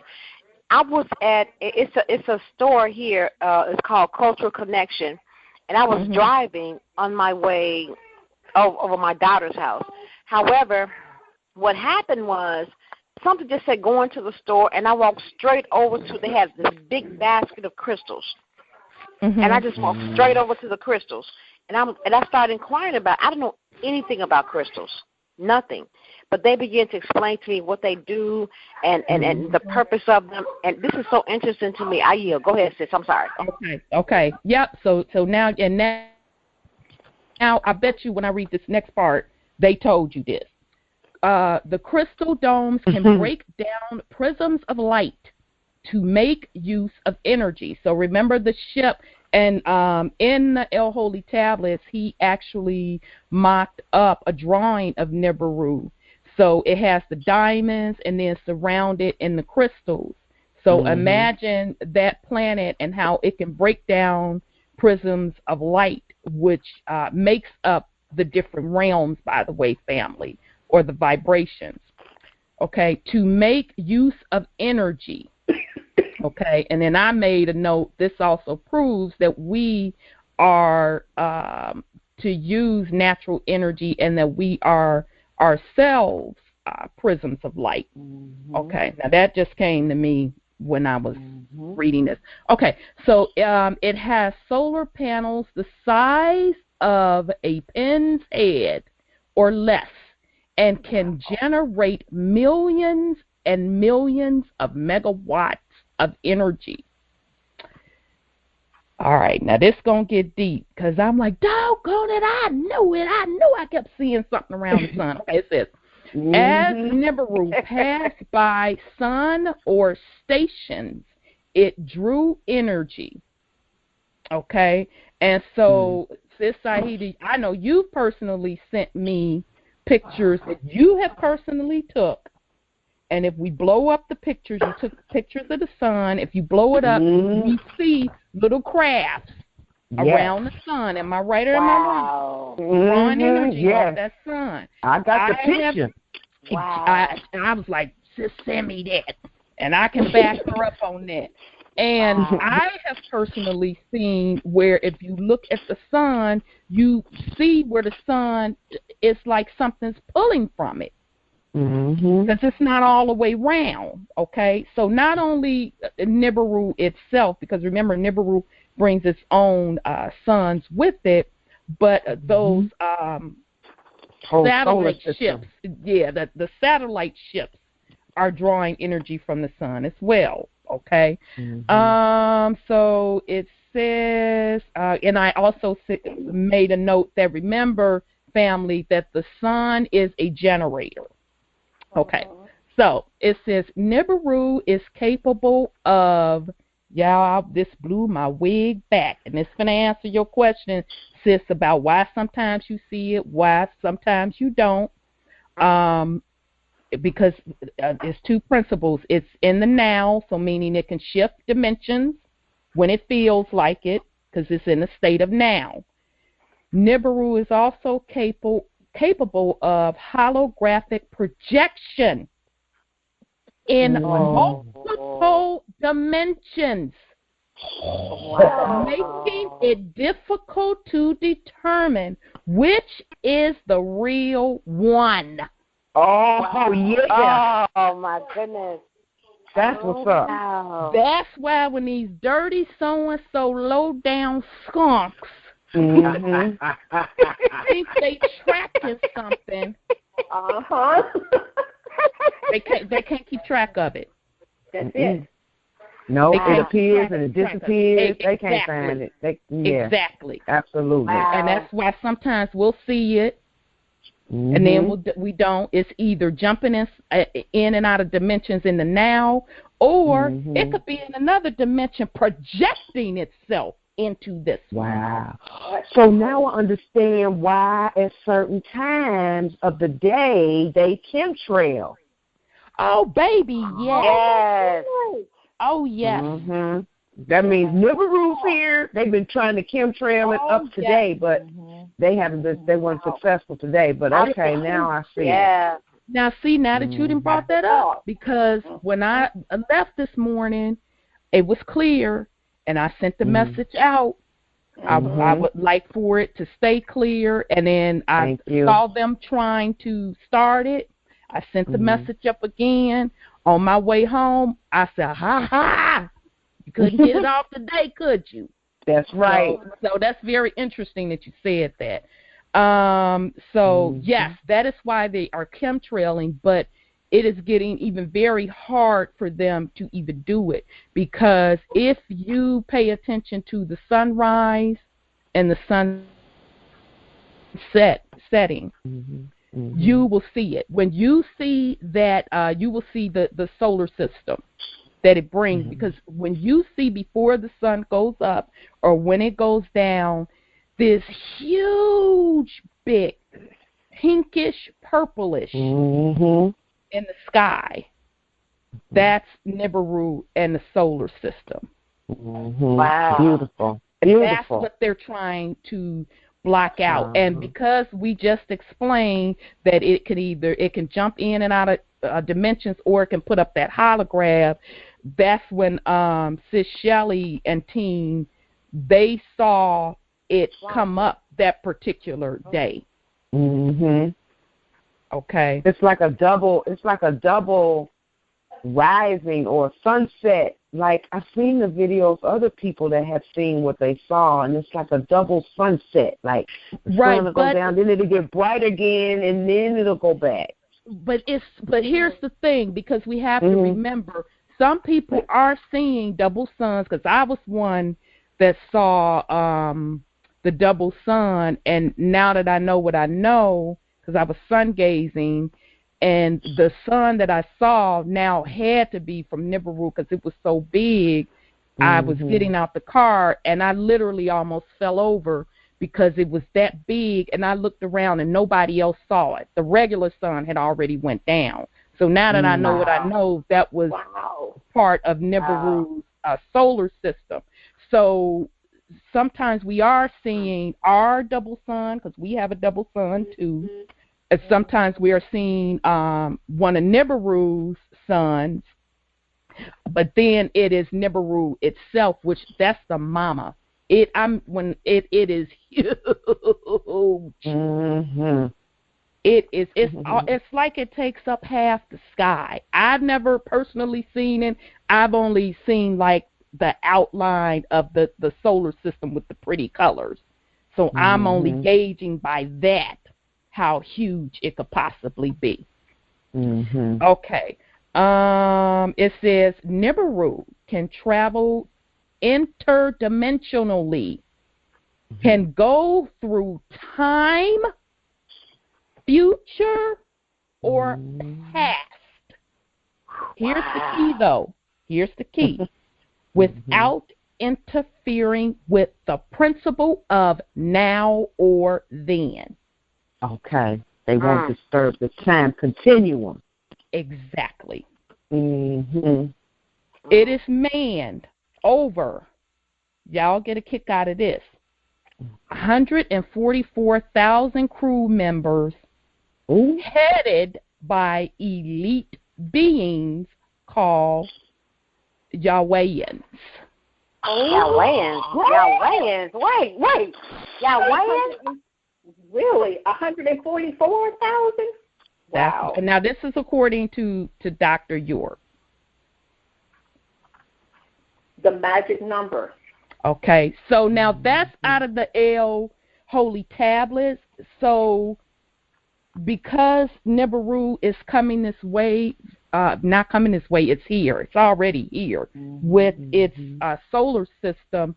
This is an epic galactical event that, from my inner and overstanding, has never happened before. Right.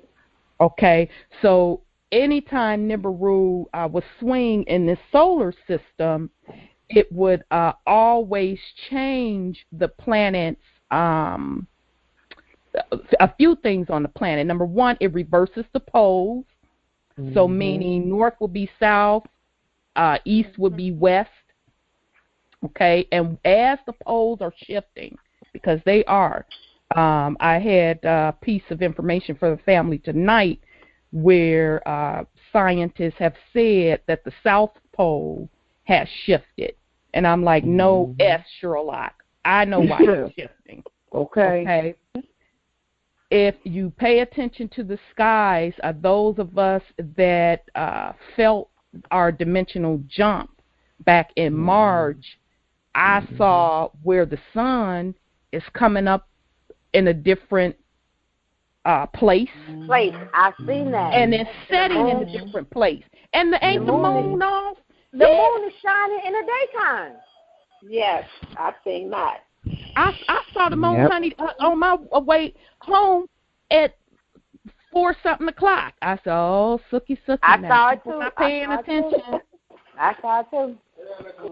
Absolutely. So those are all of these planetary events. That's why we're having earthquakes. We just had an earthquake today in Japan. Jump off. We're having daily earthquakes. The earthquakes are so, and Sis Shelley talked about this last week, they're jumping off so much that they took down the little earthquake measuring situation thing. The seismograph. Yeah, trying to hide stuff. That's why our seasons are off, because remember, the poles are shifting. Yeah. And last Thursday when I had to cancel and I jumped on the line and let the family know, I'm driving, talking to you all, and I said, this is a shame. And literally, I usually talk to our ancestors and the galactic and ask them, can y'all just let me get in the house before it's storm? But this time I stepped out. I would not lie, y'all. It was hailing, it was raining, it was sleeting. Yeah. All at the same time. All at the same time. And I said on the line, I said, y'all should see this. This is all this. It was March the 23rd on Doc's birthday. But it's happened several times after that. It's happened several times. It's been recently with us. Yeah. We might have shared that same system because we was getting it all in one day too. We do, sis. One day. Yep. And the thing of it is, what really trips me out now, family, the weather is so off that literally I have in the car boots, a heavy coat, slacks, a light jacket, flip-flops. Because then all in one day, one day you know, in the earlier the day you in boots and coat, and then in the G-string, because we're getting four seasons at one time. You might well get you some scuba gear too. Exactly. But all of that family is a part of the Nibiru system, being in our solar system, and that is all a part of the Battle of Armageddon, bringing in the closing out the old system, bringing in the new heaven and earth, so folks can be free. Well, sis, would that encounter also when you're seeing rainbows and nobody else can see them? Yeah, we talked about this, and actually Sis Beverly was the first person I heard say this a couple years ago, because she said, Sis Beverly, I hope you don't mind me sharing this, but she said she was at a game and she was sitting outside and she saw this beautiful rainbow, and she said, oh, that is such a beautiful rainbow. And they were like, what rainbow you talking about? I don't see no rainbow. And she said she shut up. She said she got the message and she shut up. You can see it. They can't see it. That's seeing into those higher dimensions. Yep. Wow. Same here. Or seeing double rainbows or triple rainbows. That is those other suns, those multiple suns, emitting those prisms, creating those double and triple rainbows. You can see them because you're on a certain vibrational level, but other folks that haven't rise to that level yet has not seen them. Thank you, dear. So that's just a real quick high level of Nibiru. I do have some clips that we'll play next week to supplement that, about how the government knows about it, are trying to hide it, and they know what time it is. That's why they raggedy so-and-sos built all these underground tunnels, because with Nibiru comes the also has known as the Destroyer. Okay. So let me ask you or this, AKA Wormwood. Yeah, I'm sorry. Go ahead, sis. Okay, so let me ask you this. So I remember I would listen to your call. You know, I'm on them all the time. So when on March 20th, when Nibiru passed the Earth to pass the Sun, that all of them went to the Antarctica. Were they going to the Antarctica to see? Yes. If they had to go for shelter? No, they were going to watch it. Because Antarctica is the best view. I used to have a site where this one lady was the Soho. Was it Soho? Was it Soho where you could It watches the Arctic. You know what I'm talking about? Yes. Where they had them different cameras, and I used to go out there every day. And sometimes, but you would have to be so diligent checking it. You would see, at a minimum, you would see at least 2 suns rise up. Yeah, and then they started, all of a sudden, you go online, and such and so camera, it's one of the cameras on whatever corner is down. I'm like, you dirty thing. Y'all blocking people from seeing it. But yes, the South Pole is the best place to see it, or Antarctica, and also if you live in the southern states.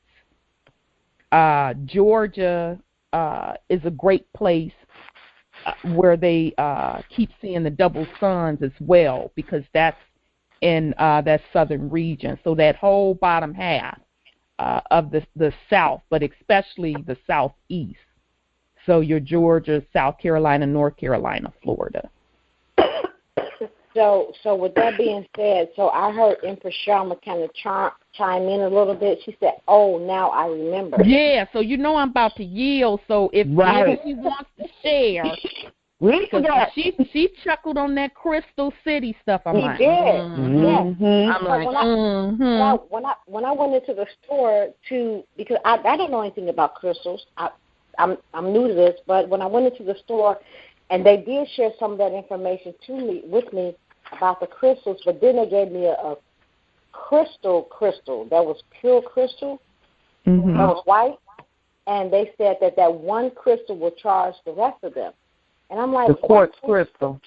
It was quartz, yes. I said, why I couldn't understand why I was interested in crystals, because I don't know anything about it, but it was drawing me to the crystals.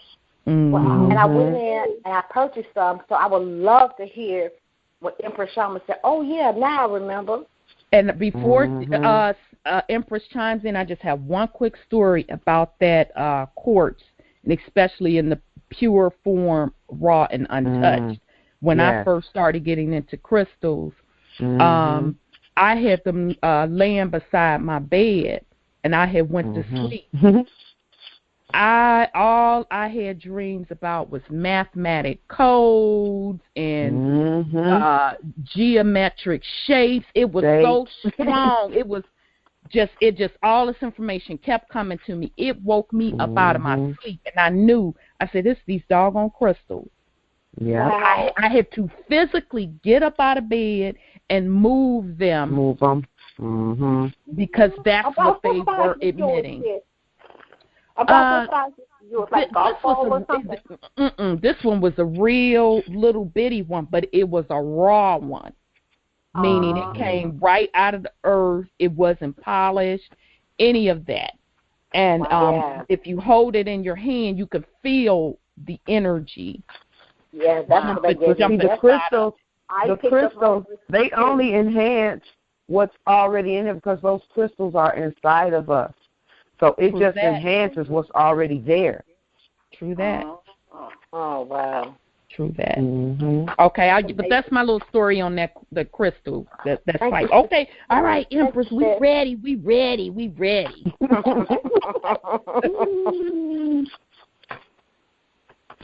Uh-oh, did she drop off? She did? Doggone it. Dang, they didn't want her to get that on about that Crystal City. Uh-oh, wait a minute. Let me see. Okay, she's back. Let me try to find her. Okay. She's probably at the bottom of the board. Yep, I see her. Yeah, we got to hear about this crystal. When you're going to have to come out here and visit me in Indiana so I can take you to the crystal shop. We have to. We're going to go offline. We're going to take it offline. I'm going to come. Okay. All right. Empress is back. I accidentally hung up. Can you hear me?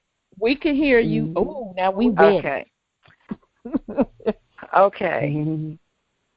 Now, I know this is probably going to be just like wild, but this is the place to be wild at.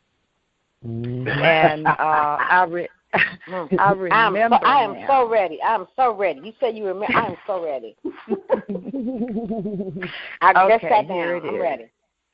Now, as it relates to me, because, everybody, I don't know what Dr. Henderson's history is and his story right now. I can only tell you about the visions that were given to me in increments. First of all, the ship that they're talking about, they showed that ship to me probably about a year ago. Mm-hmm. And the ship was so huge that it covered, like, as it was coming down, it was like bringing the new earth. It was like the new everything with it. Oh. And I remember the trees. There was a house that was falling down from the earth that was coming this way. It was like the ship was bringing it. And all I know is that when it bust the Empress Shama, I can't hardly hear you. Yeah, you're fading out. Can you hear? Okay. Yeah, we can hear you now. So it wasn't just me. Is that better? Yes, we can hear you now. Okay. So anyway, it brought the new earth down with it. The ship was ushering it down. And if I was standing out on the front porch, my husband and I, when it happened. And so I started to run in the house when I saw the house falling from the actual new earth or new planet that the ship was ushering in. Mm-hmm. Okay. The ship is so huge that it covered like the sky, mm-hmm. and everything attached to it. And when we're talking about seeing things that others cannot see, mm-hmm. like when I look across the street, I see a total greenery, mm-hmm. like, and it's like nothing that is there.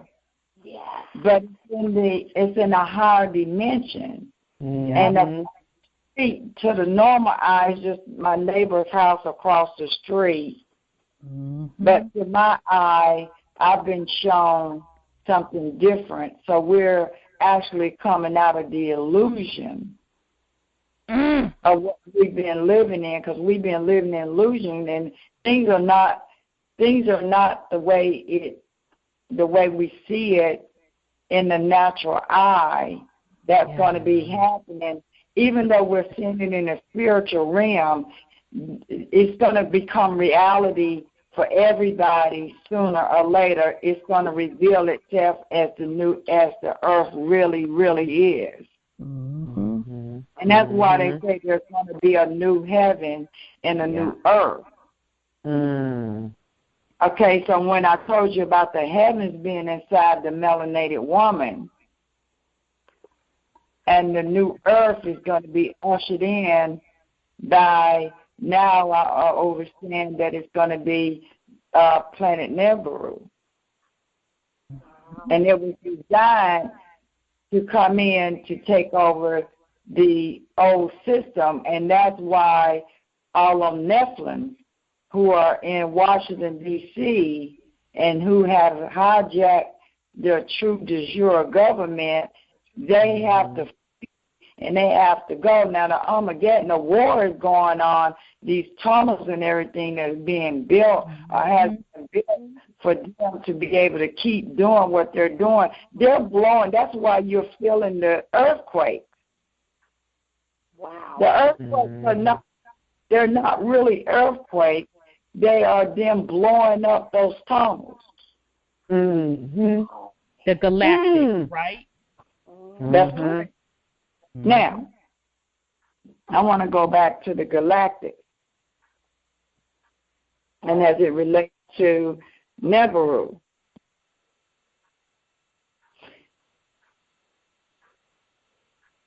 I remember being there now. I'm sure. Yes. Wow. Yes. Wow. When I was needed that trigger. Yeah, it triggered it because I've held it. I've told the story, but not in its fullness of what the light that was given to me. Because I've talked to you guys about the light that was given to me at the age of 29. But I didn't understand all of it at the time. I had everything is a process and everything is a journey.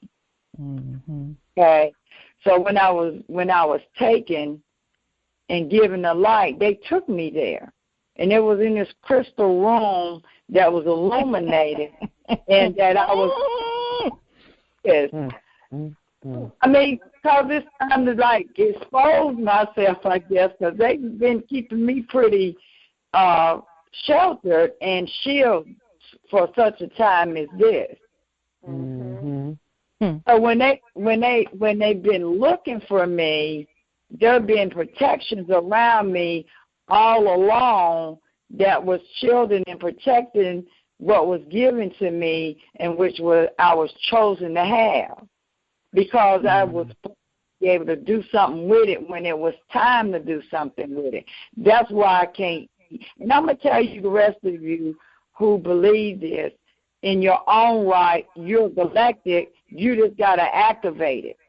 Yes. Now, because it ain't just me. Okay?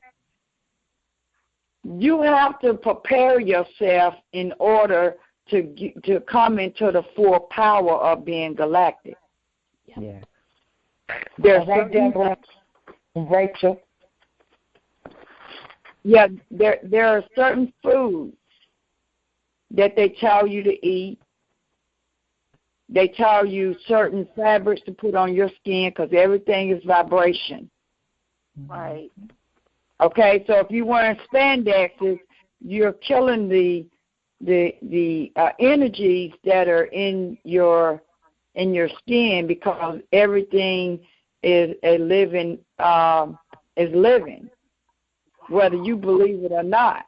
So we're not supposed to have certain kind of materials on our skin. And if you really want to activate your galactic energy, you must eat cilantro. You must eat the heart of the pineapple, because they taught us to eat the outer part and throw that core away. You're supposed to blend that up with the cilantro and the kale and other elements that I'll give at a later date. But there are certain things that we're supposed to eat and do in order to bring that galactic energies right on in here, because the energy fields that Nibiru is bringing the crystals and activating the crystals within us. Yep. That's beautiful. And that we not supposed to be eating meat, because meat actually bring down your vibration. If you think about it, when these people are treating the animals horribly prior before getting to your table, you're eating the vibration of that animal from the treatment that it had prior before getting to your table. And it's bringing down your frequency. So while I was in this room, they put that crystal light inside of me. It's like a ball. It's like a crystal ball. And they were giggling. I saw them. And I would have thought that I was dreaming had my 9-year-old daughter had not been in the bed with me when she saw them. And how my whole body was lit up. And there has been, when you talked about, now don't be running and chasing me down because I'll hide from you. I hide from people. But when you was talking about people being able to transform, and if you think about when the Bible talked about Christ transforming and become illuminated,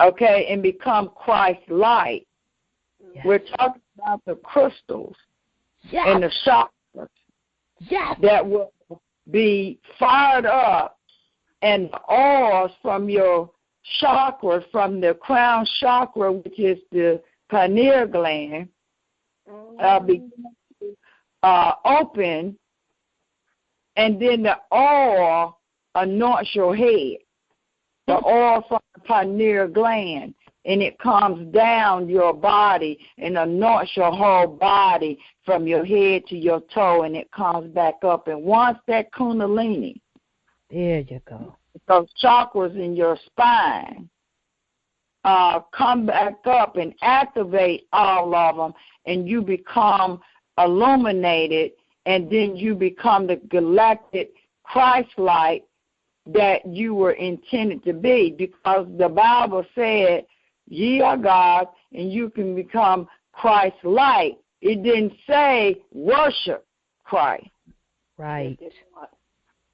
It said to become Christ-like. So what does it mean to become Christ-like? Is to be illuminated and open up the pineal gland so that you can become galactic. Wow. Wow. And in the universe. And so when you talked about people being able to transform, I'm one of those people. I'm just going to lay it out there tonight. It's okay? 11 family. Okay? So there has been, you'll have the ability to be able to go through walls, and you'll be able to have the ability to transform into those crystal like beings in the galactic beings, and you'll know when it happens, because there will always be a witness. And I didn't get to choose the witnesses who witnessed all this happening to me, but I just know that I'm one of those galactic beings that was chosen to bring, that had the light and was given the light to come back and under contract and give it to the people and show them the way out. Amazing. Wow, Empress. I just want to let you know, family, that, Empress, you may not have realized it, but my eyes looked over as you were revealing the galactic part and the activation. We hit 1111, which we know that's 22 manifestation, and that held longer than a minute. I'm just saying. Okay, so we have the ability as galactic, because I want to talk to you from a galactic point, if I may. Absolutely. Okay, as being a galactic that I am, I have the ability to transform, and I have the ability to manifest anything that I want. And manifestation for me doesn't have anything to do with material. Right. But being able to manifest the spirit into the here and now, so that the people can be able to be free. Yep. Okay, there's a reason why I have the light. Yes. I'm not just parading the light, but there's a reason why there are certain galactics that are working tirelessly right now to usher in this new vibration. It's going to take all the galactics that are under attack we're always constantly under attack. And let me tell you something, being a galactic and being in a physical body is uncomfortable. Wow. Because we have to stay in the body in order to perform earthly tasks. Right. Because I like to go and stay a long time. I don't want to come back. And for a long time, my life was isolated in preparation to be ready for what's happening right now. Because a lot of this I didn't understand what was happening to me when you're late at night. For those who are waking up at 2 and 3 o'clock in the morning, that's when they download on you. Oh, and they give you, and you get revelation, and you get information, and it's activating that DNA that's being laid dormant inside of you. Because everything, like they said, everything that you need to know is in the inside of you. That's right. wow. It's nothing on the outside, so it's causing you to have to go inwardly in order to survive, because nobody can save you but you. So I shared a little bit more about myself than I thought I wanted to, because well, you confirmed a lot for me, Empress. I mean, a whole lot. Exactly, especially about the not being able to sleep. Oh my God. Yeah. So I have to explain to y'all that the reason why you can't sleep or you are being woke up at 2 and 3 o'clock in the morning, they have to do that around that time, because before the negative energies of the Nephilims wake up, because they start around 6 o'clock. They start at 6 o'clock sending out the signals through the towers and just, they've got everything set up where they can electronically send these signals out to make people act up the way they do. Yep. And by the time they get up, we have to be up 3 or 4 hours prior before them to be able to usher in the new energies and get prepared for those negative energies that are going to be coming, because we can't stop them from their choice that they make, but we certainly can be prepared for it probably before they get up. Yeah, that makes sense. Okay, so that's why you're waking up. They're telling you things, and if you sit still when you wake up, they're downloading information to you that you need to know. Yes. And that's what they call the Holy Spirit. Yes. So, Empress, I have not been able to sleep. And then when I finally go to sleep, I have dreams. And I don't know what that means. But the dreams they're clear, they're in color, they're in 3D. I remember names, I remember people. But this has been happening to me since about 3 weeks. No, longer than that. Okay. The reason why that's happening to you is because you're time traveling. You can't call it dreams anymore. Right. Thank you. Okay. You're time traveling. You heard in the Bible when you go to church and they talk about going behind the veil. Right. Yes. Okay, that's what you do. You go behind the veil and you write history, and then you come back. Yep. You write the future. You're writing the future, and you see everything that is to come, and then you come back. You come back on this side and come out behind the veil, and you're able to remember what you saw, because you can now understand the manifestation, what is to come. Yep. Wow. Okay. So that's why your melanin is so important to you.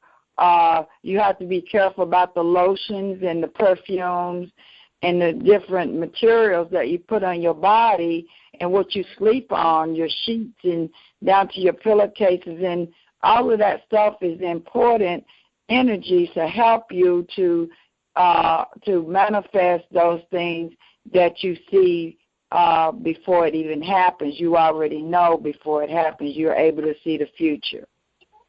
Wow.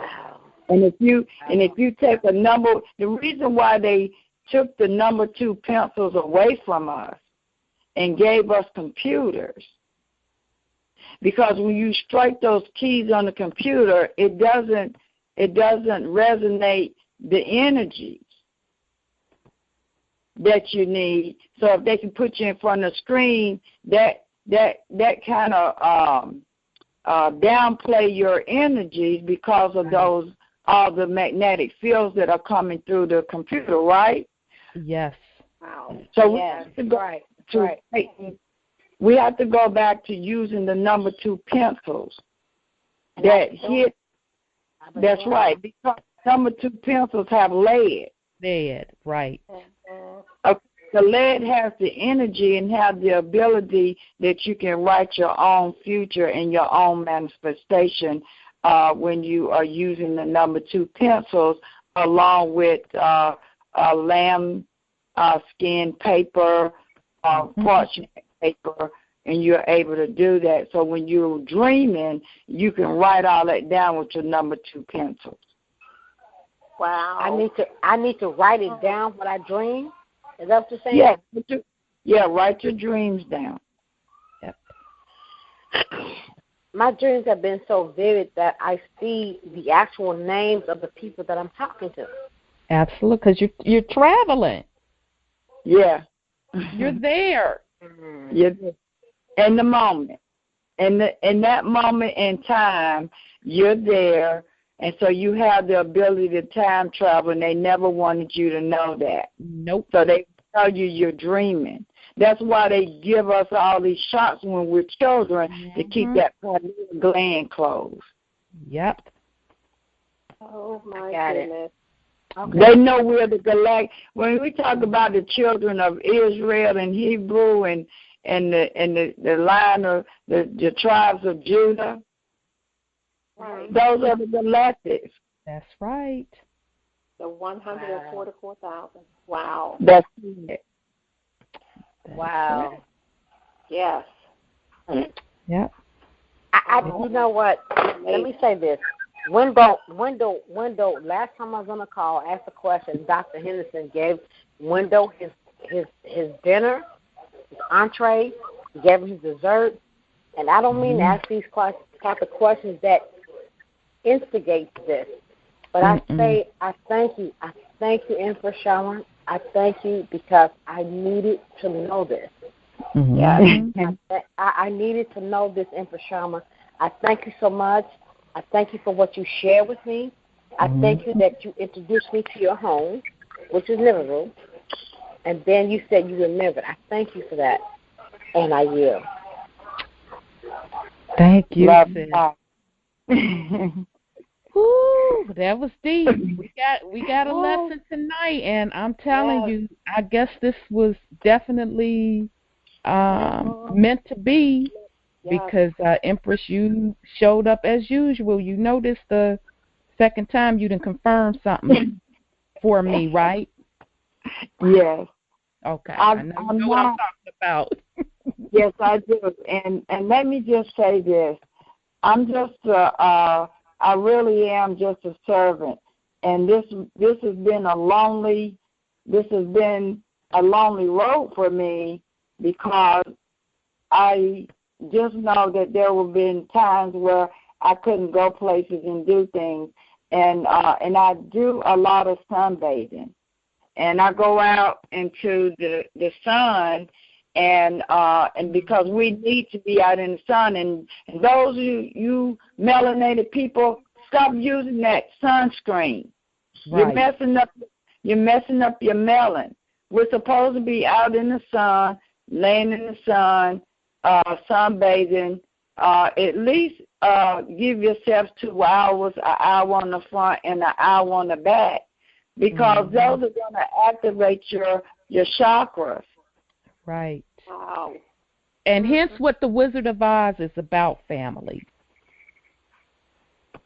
About Dorothy clicking her heels together, balancing that chakra system, raising that kundalini up to that Christ consciousness. So, Sis Gwen, that's what ties in with you keep thinking about the Wizard of Oz. It's all connected. Sorry, Empress. Right, she could get home. So she could get home. There's no place like home. And don't think it was an accident, family, that they redid The Wiz with an all-melanated cast. I went over this when they did it.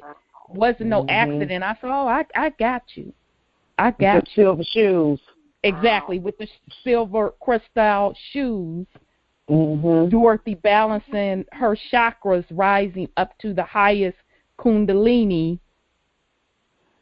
Oh, right, which is represented by white, the silver. Wow. The red shoes were the lowest chakra that Dorothy had on. Right. But once she rose her kundalini, what color did those shoes change to? They were silver. Crystal. That's right. Yeah, absolutely, sister. Yeah.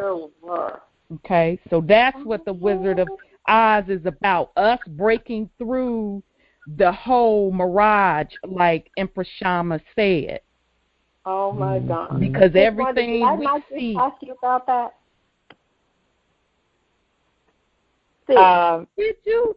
You probably, girl, we talk about so much stuff. Probably so, yes. I think it was just last week. I was asking about the Wizard of Oz and and the rabbit hole, remember? Yes. Yes. Oh, that's what Alice in Wonderland is about, the different dimensions. That's still kind of on the same realm as well. Snow White and the Seven Dwarfs. It's the same story all over again. Yeah, and Sleeping Beauty. Okay, who's sleeping? We are. Exactly. That's why Sleeping Beauty has the black hair. Anytime you see characters with black hair or wearing all black, that represents a melanated person. Don't get it twisted. Yeah. Mouthpieces. Neo in the Matrix was all that cast should have been. Neo should have been the black man. Yeah. Because his name was Morpheus, right? Yeah. Morpheus should have been the Caucasian man. Oh my gosh. And you remember Superman with kryptonite? Oh, Empress, me, Sahida, and Kelly broke Superman down so tight. I'm going to have to brag on this. Ain't nobody touched the way. I said Superman is a melanated man. We broke that all the way down to the Melchizedek order, all of it. I said, y'all ain't going to tell me no different. Yeah. But you also need to know that we got our melanated people that are on that dark side too. Just because somebody is melanated don't mean they're on the same team with us. Absolutely. Right. Because we the one got this started. Yeah. They can't do nothing without the melanated people, period. Yeah. They can't. Exactly. They can't do nothing. And for Gwen, baby, I told you, everything you do, you looking in the mirror because you connected to the universe. You are the universe. It's the constellation. If you look up the constellation, you will see the whole picture if you Google that. And so we are part of the constellation that's all connected. But I want to go back to the energy. Let me tell you this: the dark ones need our energy to survive here. That's right. Because they cannot generate any energy, so they have to rely on us being their slaves in order to make it happen. All right? Now, I'm going to go a little bit further in saying directly what I'm saying to you. Okay. Okay. Melanated people are energies. They are energy force in the energy field, as you read. That's right.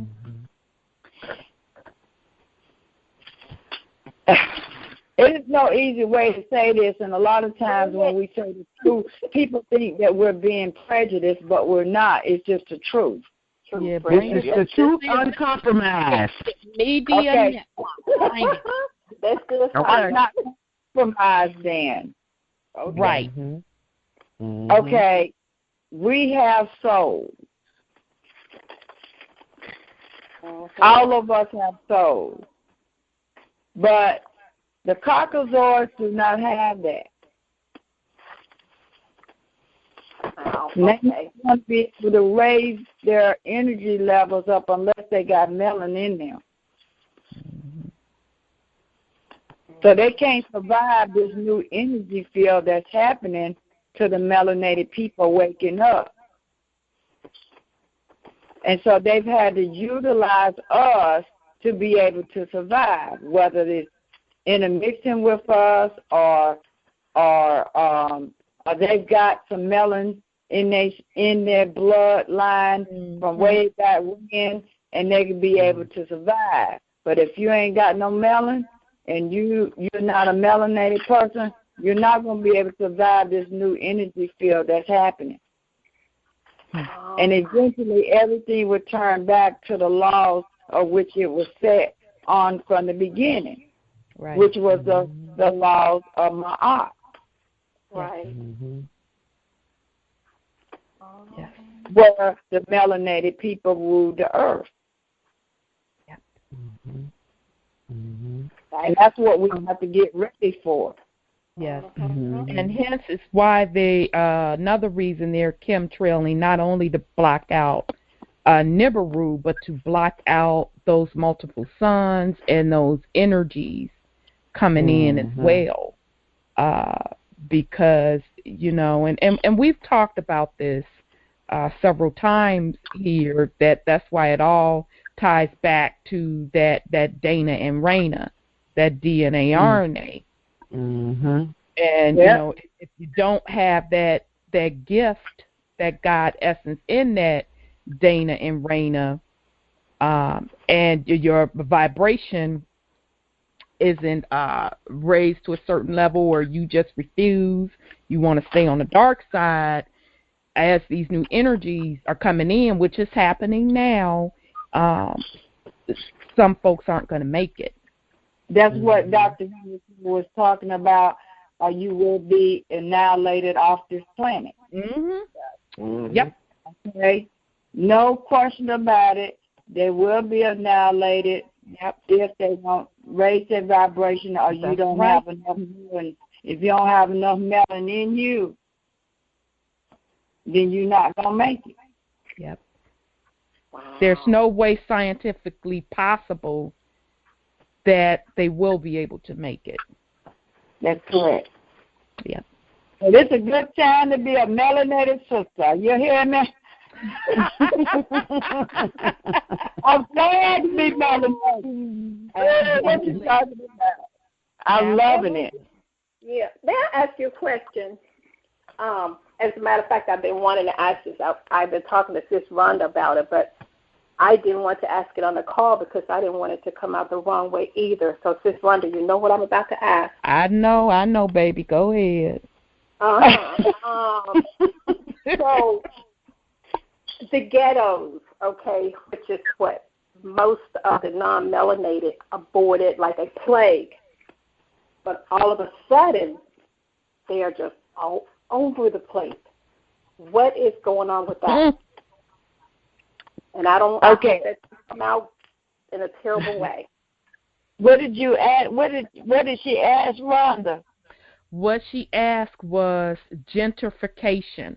So you know how the hood was being like a plague by Caucasians, but now all of a sudden everybody want to move back in the city, and I gave Sis an explanation, but she wants to hear from you, Empress, your take on it.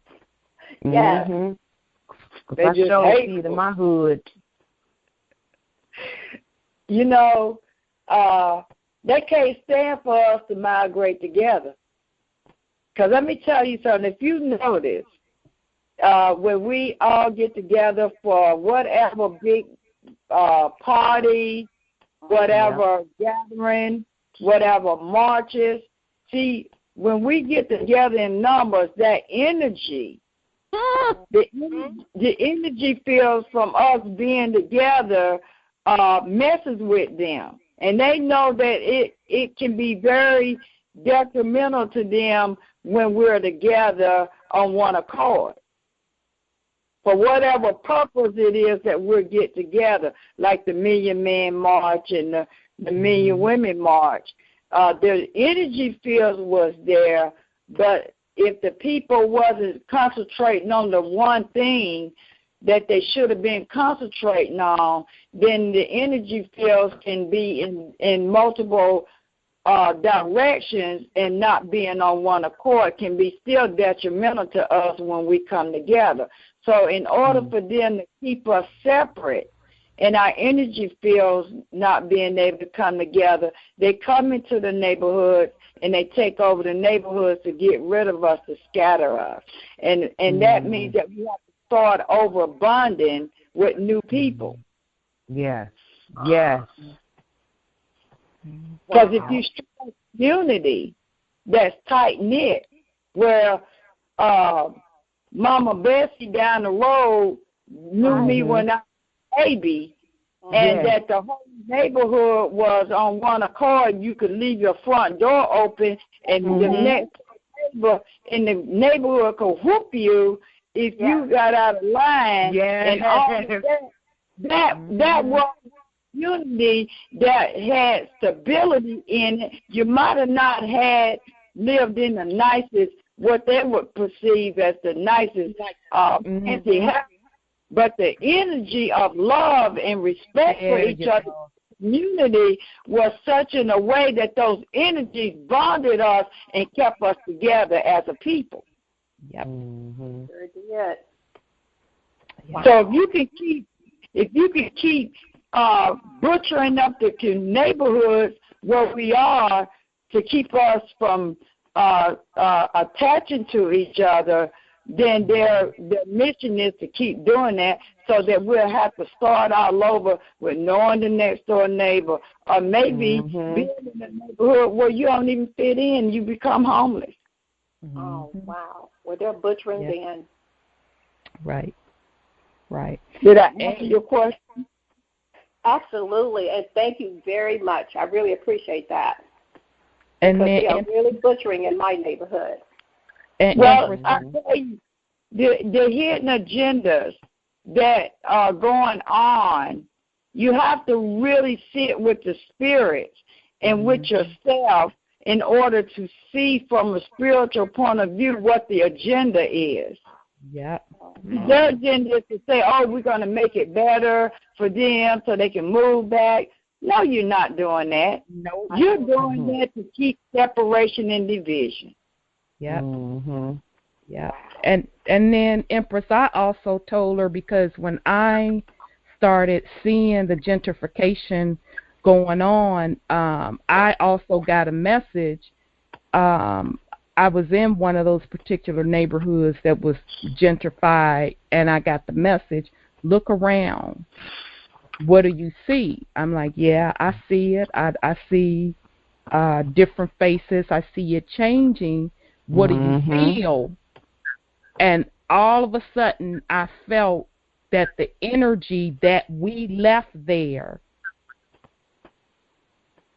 the Caucasians were moving there also to soak up that energy. Because where they were at, the energy was just totally dead. So they were coming into our high energy areas, soaking up what we had created. That's like the sun. They're blocking the sun. It's the same concept. Yes. Is that need our energy, like I said, to be able to survive. Yep. And I'm careful about how people touch me. Yes, absolutely. Yeah. Okay. Energy vampires. Yeah, they'll touch you and be able to soak your energies up. And not that I won't give them a hug and let them hold on to me, because I've got enough energies that I can give them some. But I want everybody to understand about how this energy thing is important to them, and we don't even recognize how important it is to them to be around us. Yes, it's just the other day, yesterday as a matter of fact, I'm minding my business, and a Caucasian lady had to do something by my particular desk, and so she purposely sat down next to me. She didn't have to sit that close, so I already knew what time it was, and she said, I'm burning up. I said, I've been chilly all day. Oh, you are? Wow. And put her arm out for me to touch her arm. So I said, okay, I'm going to go ahead on and touch it. Because I knew what time it was. I already knew. She didn't know. But this is something just unconsciously she was doing. But I was already hip to the game. So I touched her arm with both hands. And she, oh, you are cold. And then I let it go. Just little stuff like that you have to pay attention to. That's right. So you have to know your value. Yes. And worth of your energy. And the energy fields have to do with not so much a power plant or whatever, but the energies it's got to do with us as melanated people. Yes. And they from us. In order to be able to survive, they had to hide that truth about us from us. Right. Okay? Wow. Because as Wendell said, Brother Wendell said, nothing moves without us. We are the conductors. That's correct. And I do this in the index and workshop, that I get a piece of paper and I drop it on the floor and I look at it and I say, dance for me. Move. Get up. Do your thing. Come on now. And the paper doesn't move. The paper doesn't have any value until I pick it up and put my energies on it, means my signature. Only then it becomes valuable. Signature. That's deep. It is. That's deep. That's deep. Yep, that's all you need is your signature. Okay, let's go 313. Boy, I'm telling you, y'all, we getting the education tonight.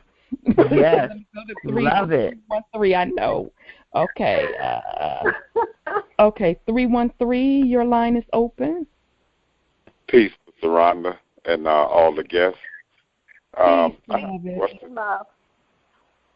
have a question for Shama.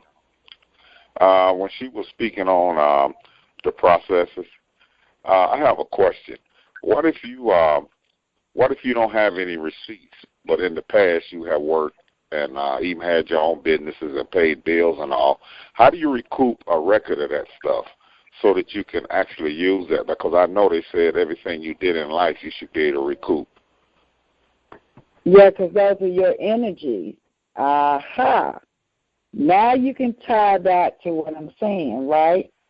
Your energy. Okay. So, didn't you pay with a check or a check card or a debit card? Did you pay those bills with that? Because I know you didn't use FRNs for everything. No, it was done with checks, but a lot of it was done in the 90s and the 80s and the 70s on back, and up until, well, most of it after the 90s, it was done with the FRNs, and after the 2010, remain fully unemployed. So I haven't been actually purchasing anything, and nothing has been in my name. Everything has been in somebody else's name. So that's one of the reasons why I was wondering about that. How do you recoup what's happened in the past? Right, and remember I told you that you got unlimited in your creation of everything from the beginning of creation, but you have to decide how far you want to go back. And I tell people that if you go back only 5 years, you'll be set. You see what I'm saying? You don't want to, unless you want to. You want to spend the time and do that, that's fine. But you have to go back in your records of your council check, bank, any bank statement, or here's another alternative that I got creative and the ancestors gave me to give you all. Call the light bill company and say, I would like for you to give me a printout on your letterhead of in 2000, in the year of 2000, how much I paid on those each month on this account, on my light bill account. I'm trying to find out. Give them some kind of story. You never want to tell them you're going to use their own stuff to get your recoupment, because when they send it to you on their letterhead, then what have you done? You have got them trapped and caught. Mm-hmm. Because they could not deny their information being on their letterhead. So go to that company that you have paid something into and ask them for a record of that year that whatever you paid to them, and tell them you're trying to figure out how to get something done, and you need proof. Okay, that's only for the utilities now. That's only for that. Don't mess with nothing.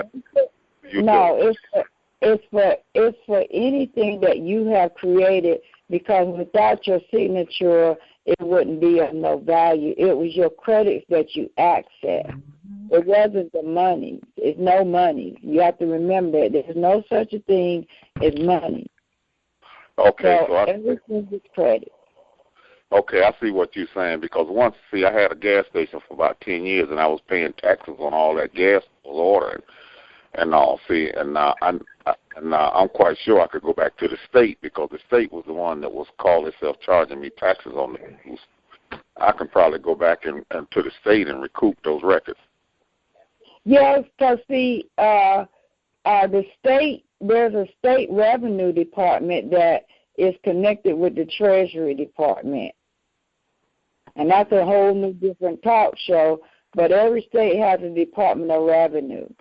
And the Department of Revenue is the one that's extracting your energy and converting them into the FRNs to create the debt system. Mm-hmm. I understand.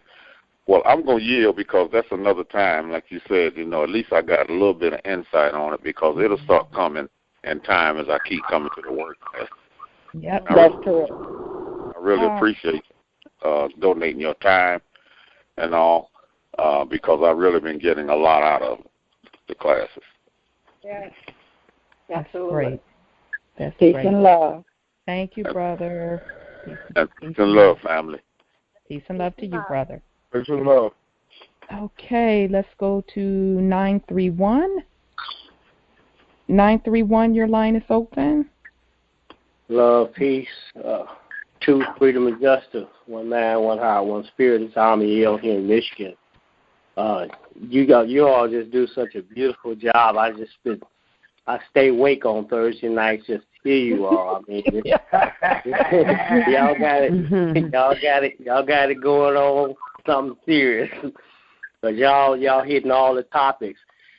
First, I just wanted to say, when you see Empress Shama, she looks just like those Rizikians, and you notice that Malachi talks about it in the book. Hello. Yes.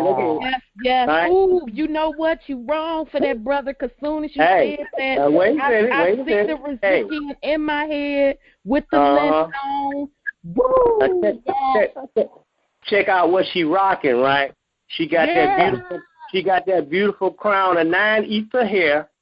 Wait a minute. For fiber optics in the black form before it turns white or gray. That's your antenna. She got it. She rocking it. I took a picture with her in Texas, and I'm like, hey, this is what's happening right here. Wow. Interesting, brother. I'm sorry. Go ahead, brother. I wanted to say that, and another school that I was in, you know, Malachi, you know, if you know anything about him, he used a lot of different names and stages he went through because of the different things that were happening, right? Well, he taught us chants, you know, 'cause we talk about that vibration. One of the chants he taught us, and this was back in the 90s, the early 90s, and it went something like, Yahuwah, Yahuwah, Yamenla, Ya Allah Mu Mahua Ilahua. And that's before Dr. Henderson started bringing it. See how things connect? Right. And you got to talking about Nibiru and everything. I remember one night, at that time we were in the school of, it was at that time the Ansar Allah community. We would do what's called the night of 100 rakats, where we would drop like 100 salat. You know. I led that, and I gave the khutbah. But after we came out of that ceremony, something told me to look up. And I looked up, and I saw behind the moon, it was a reflection of the Nibiru then. Sometimes it would appear as like a rainbow around the moon, and you could see like little clouds like around it. I mean, wow. At night, can you imagine a rainbow at night around the moon? That was in the month of what they call Ramadan, is when you're fasting for 30 days, right? And that's what appeared then, because I thought about one sister was talking about today, like today, the moon was out about 4 o'clock. You could see it very, very well. Very clear. Yes. Very clear. So a lot of things are being made clear to us. I wanted to mention, too, about, you know, they closed the Mammoth Cave because that was a major entry for extraterrestrials also. If anybody has ever been to Kentucky, that Mammoth Cave stretches down from Ohio all the way down deep into the south, and it's big enough for crafts. Matter of fact, I saw a craft of light moving very, very fast. This was years ago when I was traveling. Something told me, look up. Bam, there it was. And then as quick as I saw it, it moving so fast it disappeared. Because that vibration, once they speed that vibration up, what's the old saying? The hand is quicker than the eye. Just like if I took a top and I spin it, and it'll spin so fast you won't read the writing on it until it slows down. Right, and it changes form. That's how vibration works, right? Exactly. I want to mention something that I'm gonna get off because I know I'll be on here again and we're gonna be talking. Somebody mentions, I think the Empress mentioned the pineal gland, right? There's a part, a lot of people don't even realize this is in the book of the genealogy book, or what we're calling Genesis, right? Which is the genealogy of one of our ancestors, Isis, right? If you go into genealogy book, Genesis 32, and you read from 22 through 31, they're talking about what Jacob wrestles with God, right? So I'm not going to go through the whole thing, but I'm just giving it so people can read it, because you got different Bibles, right? So say that again. Genesis 32, right? Chapter 32, verses 22 through 31. Okay. It's talking about sister. Did you get it? Yep, I got it, beloved. Okay, well, it's talking about Jacob wrestling with God, right? And they go through that. But this is the place he met God in a place called Peniel. This This is where you meet God in the pineal gland, because that is God's cell. That's the cell when your mother and father got together to create that zygote, what they call it. That's you. That cell is God's cell, right? And it's trying to duplicate itself. That's the real you. Yes. Tell it. I remember that now. Yes. So the Empress Shama touched on some things, and she was right and exact on some things she touched on, right? And she had to go back and think, because one of the things the problem we have is we don't have that barytheric gland that was removed way back in the genealogy book, right? And they give you a glimpse of it. The man, all right, or the womb man has become one of us to know this and that, and let forth. If they stretch their hand forth or whatever with this energy they got, we're not going to really be able to control them. So we're going to have to maim them. It's just like a child. When you got a child that's real fast, you got to always watch them. Why? Because they always getting into that was you. You always into something. So we got to stop these, because we are the same people now as we were then. And the same problems our ancestors had, we having them now. This is the reason why we coming back to fix them, so that it won't happen again. Right. So we all here on a mission. That's why we all linking up right now. And everybody's having all of these so-called deja vus. Everybody's been given messages from the time you was a child. You've been getting these impulses, and you've been getting these ringings in your ear. You've been getting all this. Yes. Because they tested to make sure that those 9 magnetical particles are still active in your brain. Tell it. You got particles, and once they damage, they can't be repaired. Now, back to the Empress, she kind of remembered some of the things, okay? And she was able to do that, but at one time, and it's going to happen again when we get that, we're going to have that remote access again, where we could just pull it up at random. Like right now, it may take us a while, right? The Empress touched on some major things with that sunbathing. When you're reading in that, what I just gave you in the book of Genesis, it talks about the hips, because when you sunbathe, there's points on your hip that sun needs to hit. Okay, that's why she mentions the front and the back. That's very important for us. And to be able to put our feet out on the ground like we used to. Right now, everybody's wearing gym shoes, so your electrical energy is cut off through that rubber. Right. No more leather soles and nobody walking around barefooted. We used to walk around barefooted. Sure did. Exactly. So we were connected, and most of us were breastfed. A lot of the children now, as Infolac and Similac and whatever that stuff. They knew exactly what they were doing. Not my baby. And the fact that they're using the sugar to freeze that pineal gland. Yeah, and the starch. Yeah. Yeah, so because go ahead. No, you just have to be careful about your sugar intake and what kind of sugar you're using eating when you're out.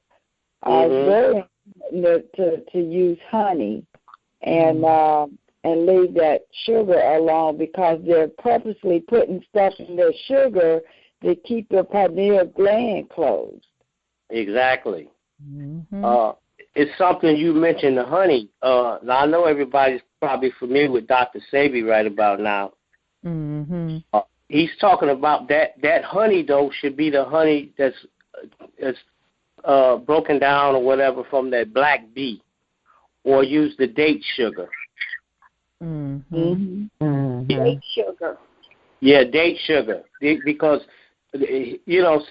since he got his laboratory, he was able to find out what's producing electrical charge and what's not, because we are electrical beings. And I'm gonna just take you back to the 70s when we were rocking them so-called afros, that ether, right? That 9 ether. There you go, getting them signals. Exactly. Yeah. If you combed your hair in the mirror, you saw electricity shooting from that pit. Right. and that echo poem, did you not? Yep. That's you right. Saw it.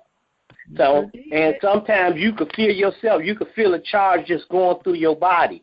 When you certain times of the day, your body will start doing some things, and all of a sudden, if you sit still, your body's going to start generating all this energy.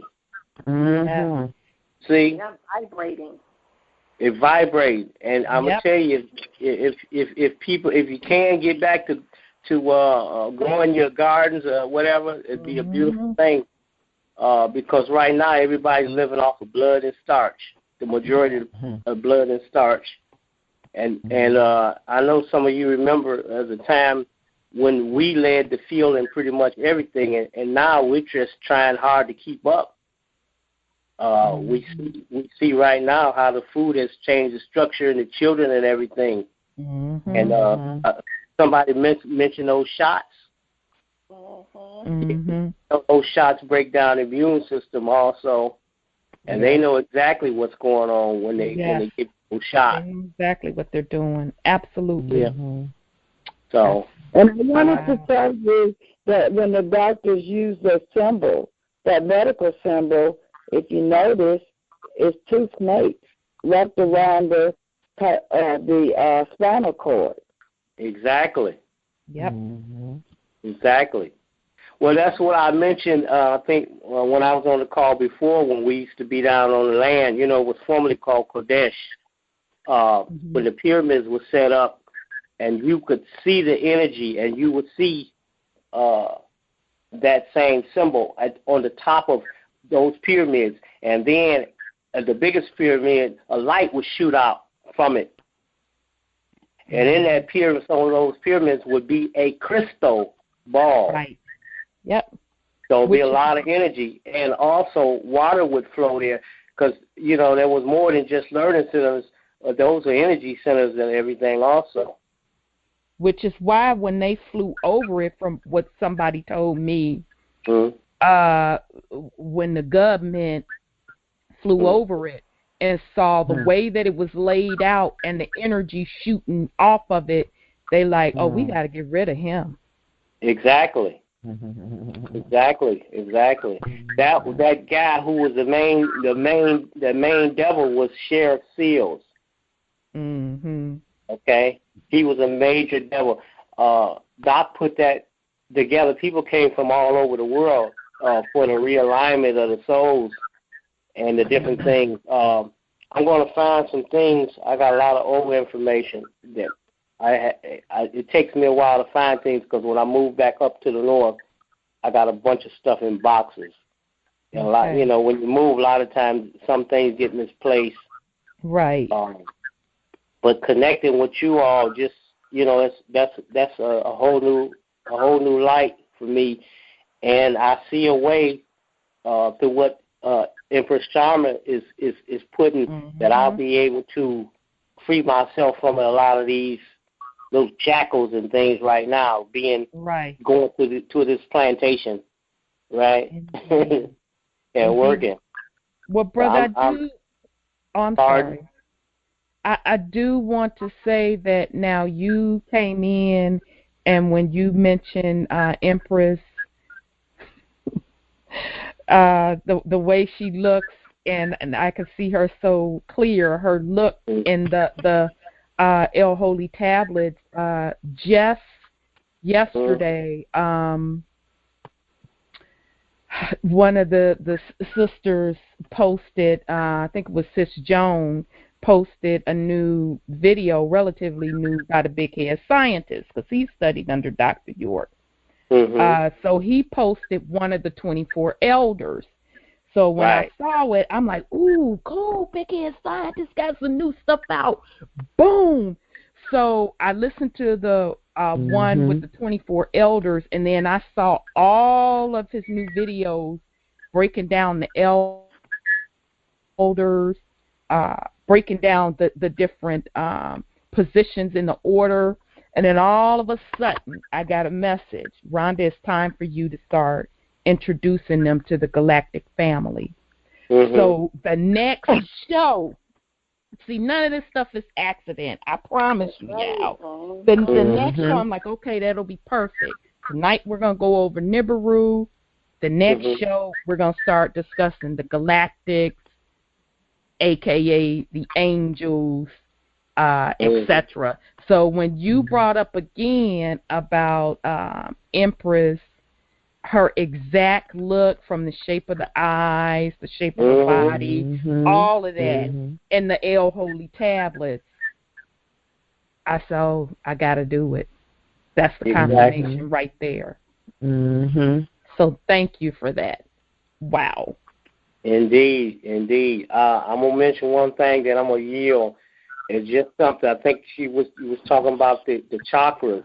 If you all noticed back in the 80s, one of the things they were doing with the music, they took the analog sound out and they brought in that Moog synthesizer. And ain't nothing been right ever since. When they took them 3 tones, you remember how deep the bass used to be, right? Right. Right. See, that was you. That was still, you could groove to all of that. And everybody on the planet was grooving to that, and we were feeling each other. So no matter where you went, if you went to the Caribbean, right, and you hear those Latin rhythms or the congas and all that, that was you, because you all the same people.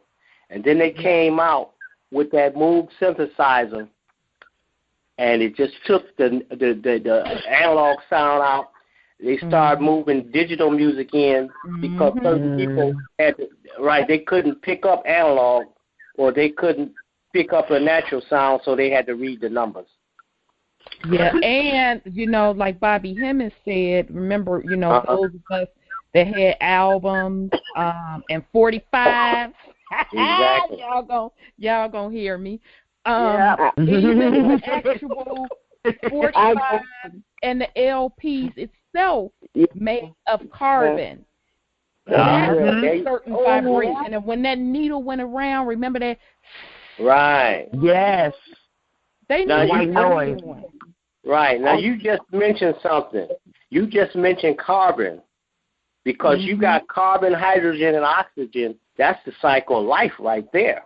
There you go. And we got to start getting that electrical food, because the gods ate electrical foods. Food of the gods always had electricity in it. Right. Which we're going to go back to not eating at all, because we're breatharians. But breatharians. We'll get there. We'll get there. Breatharians. Yeah. I think pretty soon, as a matter of fact, once we ascend to the higher dimensions coming up, absolutely. Yeah, but I know we drink more water now too. I know a lot of people try to get alkaline water. If you can't get it, just buy you some lime and cut it up and boil it, and maybe cut up some ginger and put it in there too. Right, and drop that quartz crystal in there. Yeah. Ooh, absolutely. You know, if I want to be bouncing and vibrating, you'll be like, here. Okay, so I want to add something to that. Don't ever throw away the seed. You're supposed to grind the seeds up from the avocado or the apples or whatever, because the seeds are the ones that has the information. Exactly. Wow. The transmitted information from the earth. And so all the information is in the seeds. Exactly. Hence her title, Shama, which can speak to. I know you know where I'm going with this, brother. You can see the plants and the different things that are alive, and get the messages from them. That is the title of Shama. Exactly. And we always had a Shama in each one of our communities. We started calling them medicine men or medicine women, but that's what that title. Right. Exactly. So that's what they called me in the South. For the family. Medicine man. Before I came here, that's what they would call me, the medicine man. And the brother told me you was like a Shama.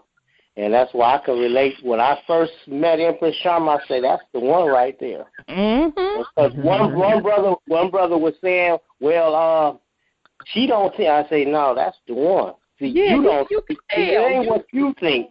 You know, he was thinking like, well, she don't. I say no, that's the one right there. You just sometimes, you know. I mean, it is what it is, brother. Everybody's not on a certain frequency, because all you have to do is, you know, even on this line tonight, you know, we can feel each other's energy. Oh, yeah. You know, look here. Empress and passed me a couple messages already. Hey, Rhonda. Yes, Rhonda. sir. Since y'all on the food tip, I'm gonna share something with y'all that's been happening for me for about 4 weeks now, 4.5 weeks.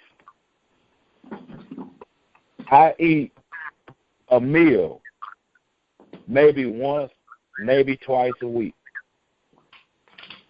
and I drink my water, and I do have crystals in my water. Listen to me now. I eat 1, maybe 2 meals in a week's time. Other than that, all I do is pinch on some sliced almonds or some kind of nuts or something like that. Other than that, I don't eat. And my weight stays right there within 1 to 2 pounds. And I'm full of energy. It makes sense. That's a beautiful thing, brother. It makes sense. Yeah. That's a beautiful thing there. Wow. Well, thank you so much, brother, for sharing. I love when you come on. So, yeah, next week we're going to pick up with Nibiru, and then I want to also start bringing in introducing some of the galactics, the titles, and the elders as well. So I would love for you to join us for that as well, and hopefully your input. Yeah, hopefully by then I would have found some material that I haven't seen probably in 20 years. Wow. Okay. Hopefully I'll be able to put that in there. But I just wanted to say that about the Empress Shama and way she was rocking that robe. Ooh, as soon as you said it, I got to get it. And I'm going to send it to you, Empress. Yep, I'm going to send it to you. So you're going to be like, because you know, since he'd already found you on that little angel statue. But I'm going to send you a picture out of the tablet, and you'll see what we're talking about.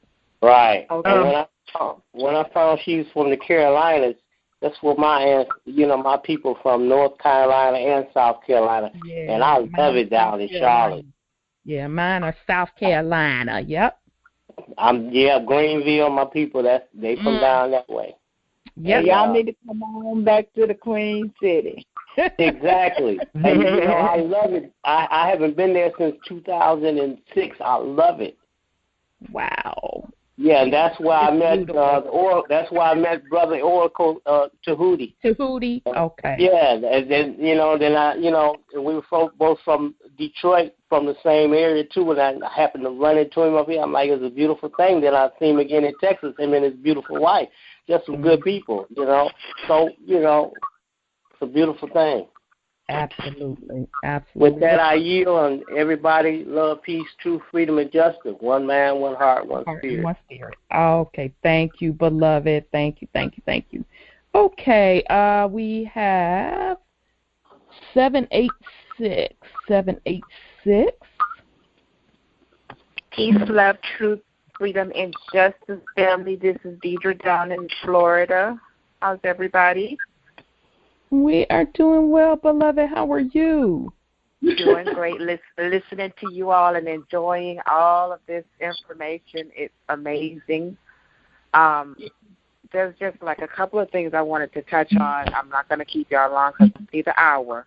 One of the things I wanted to share with Empress Shama is that waking up at a certain time of the morning without fail, I'm telling you, for years, it only just a few years ago stopped, but I can say for maybe 5 to 10 years straight, every night I woke up at 3:37 a.m. I didn't know what it was. My eyes would just open. I look at the clock, 3:37. Every single morning, I used to just start getting up and praying because back in that day I was still calling myself a Christian and being a part of religion. But I would just get up and pray. Now I understand what it was. Other thing I wanted to share is my love of... What's 3 plus? Add those numbers up. 13. Yeah, okay. Yep. You can continue. I'm just saying. I already figured all of that one out, but I was told once that I am absolutely multidimensional because I definitely have very, very vivid dreams when I rest. And one of the things Empress Shama touched on tonight is writing them down. And I love pencils. I got pencils all over the place. I just bought about 20 more recently. I write with pencils all the time, and maybe now I'm starting to understand why, but I never wrote my dreams down because I remember them like they're playing on a video in front of my eyes right now. That's how well I remember them. Colors, senses that I had when I was dreaming them, I remember them very, very well. But I will follow the instructions given tonight, and I will write them down with a number 2 pencil. So I did want to touch on that. And the other thing I wanted to ask Empress Shama, I indexed back in December 4th, and I didn't know. I asked the question, what name should I use to index? I was married for 19 years, so a lot of what is recorded under my name is recorded under my married name, so far as like being adult and being in the system and all of the things that I paid out and stuff like that. And so, but I indexed under the name that was written on my birth certificate, and I'm now wondering if I should have indexed under the name that was attached to my birth name associated with my married name at the time. And I just wanted to get some clarification on that.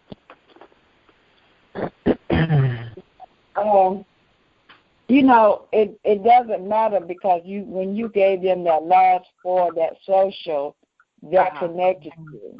Yeah. Okay. So don't worry about whether or not you put your maiden name or your married name down. The social will find you. Yep. Awesome. That's what I wanted to know.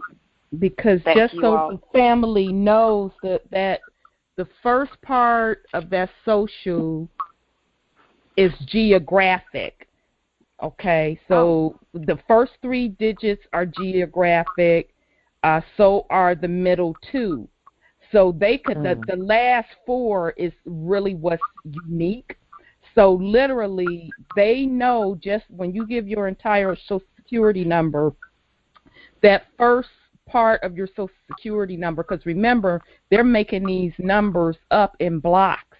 So they issue them out at a certain time so they can know right around what year you were born on down to what state you were born in. Oh, wow. That's why, they only needed the last 4. But I'm sorry. Go ahead, Empress. I apologize. Go ahead. Oh, go ahead. Go ahead and finish that. I was done, beloved. Okay.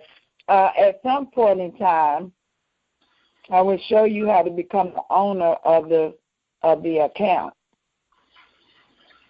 the Social Security account. Okay.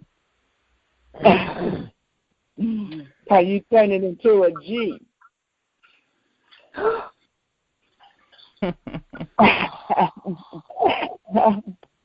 Did you say a G, Empress? That's what I said. Okay.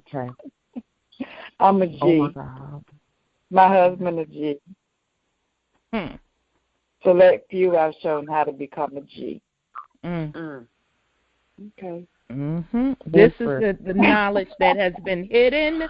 This is the knowledge that I'm going to put it out there, and if they get mad, get mad, because it is what it is, that some dirty Moors have been operating and using it, but either want to hide it and not tell the people, or charge the people, but still not really tell them how to do it all the way. Well, I'm gonna put it out there. So that's why I say, family, make sure you don't miss them workshops. I'm gonna put it out there. How to become the registered owner, and then become the executor of the account that everybody's been looking forward to getting, and not knowing how to do it. And it is true. When you become a G, means you become a galactic. And the letter on the back of that Social Security card, and knowing how to turn that letter every time into a G, I have been able to do it.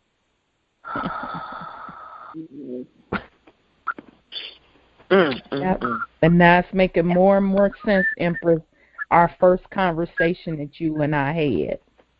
It's making more and more sense. Yep. I know you know what I'm talking about.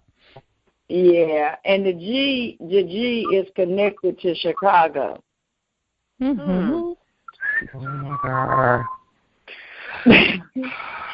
And Chicago is on the exotic map is Mecca. I think, did we not talk about a portal in Chicago? Ali put everything. Yes. That's right. Cook County, baby. Wow. So I'm supposed to tell you how to do that, and I will tell you to do it. I'm not interested. I'm not interested in the world and the things. I just want to show y'all and do what I'm supposed to do so I can get up out of here. Okay? Right. You need the access to free yourself. Absolutely. And as Dr. Claire would say, welcome to graduate school, family. Absolutely, university. Exactly. So we're in graduate school now. Look, the social, and everybody telling you to get rid of that social, they telling you to get rid of your account. And they're not going to let you get the account because they know you ignorant and you don't know what you're doing. So a lot of times they will save you from yourself from making a mess, but you become the registered owner, because every time you fill out that Social Security application, there are certain things and certain ways you fill it out that will communicate with them without you getting all down there in their faces and stuff. You got to stop that. Absolutely. Wow. So I'm a G carrying card woman. All right, see. All I'm going to do is whistle on that.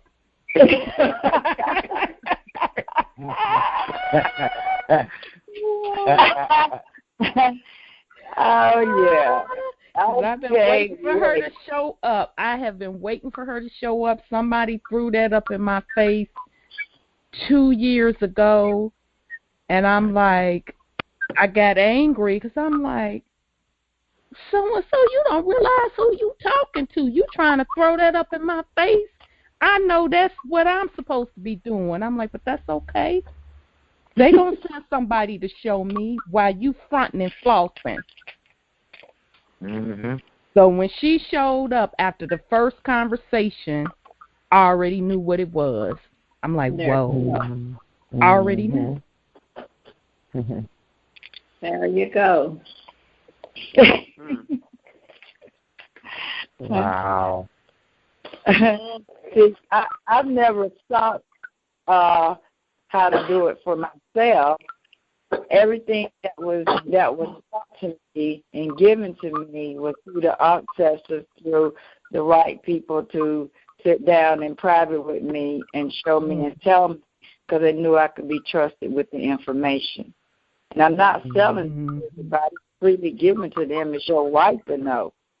Yeah. Right. That's right. Right. Secret. Right should not ever be a secret. Yes. Mm-hmm. And that's hence why you are fulfilling your contract.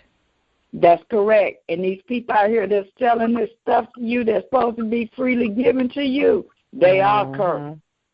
Yeah. Yep. Yep. You can't sell your sisters and brothers down the river. No. Mm-hmm. No. That's right. No, you cannot. Well, thank you, beloved Deidre. Did that get you what you needed, love? It did, and I wanted to share one other thing. I remember about maybe 3 years ago, I did a meditation right before I went to rest. I understand, and I remember the difference between rest and sleeping, Empress Shama. Thank you very much for that. But right before I went to rest, I did this like a guided meditation. And no sooner than I laid down and I began to rest, I remember, and I saw it.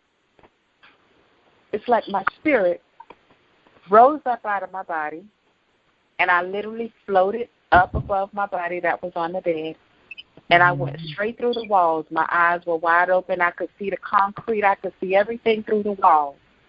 And I went from my bedroom to my living room, floating. And I went from my living room out the window. And then I was in the ethers. And I remember floating out there and looking back and kind of seeing the lights of the earth and everything. That's all I remember. I was way out there somewhere. But I remember that, and I never doubted, ever since I saw that we can transcend and we can, that this is really an illusion when we get into the right vehicle use of our bodies, of our beings, that none of this is a limitation to us to be able to go through this phase and to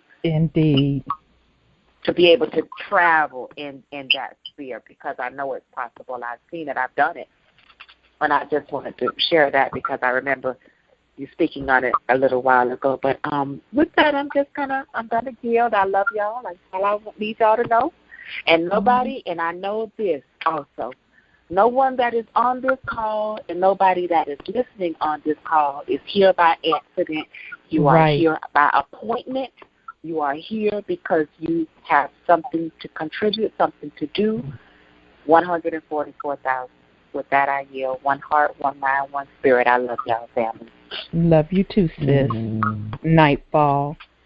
Okay, we're going to go to Anonymous. And if you've been in the queue before, out of respect for others, I am going to make sure other folks get an opportunity. Because, shoot, we're rolling up on the 6th hour now, family. So, yes. Is that all? I know, right? Is that all? Yeah, we just started. I thought it was about an hour and a half. I didn't know. See? I know, right? Well, I'm going to make up to my husband tomorrow. So I know, and I feel a little bit guilty. Not good. We really are. So he'll have me for the weekend, and I would definitely make it up to him. So we're good. Okay. So let me open up Anonymous line. Anonymous, your line is open. Yeah, I'd like to thank y'all for you taking my call, Sis Rhonda. And greetings, beloved Tom. I have been in the queue before, but it's been a couple of weeks, best I can recollect, No, you're fine. I'm talking about folks that's calling in multiple times. I not going to have time tonight. I've been guilty of that one, too. I confess. Anyway, all praise and glory goes out to Father Yah.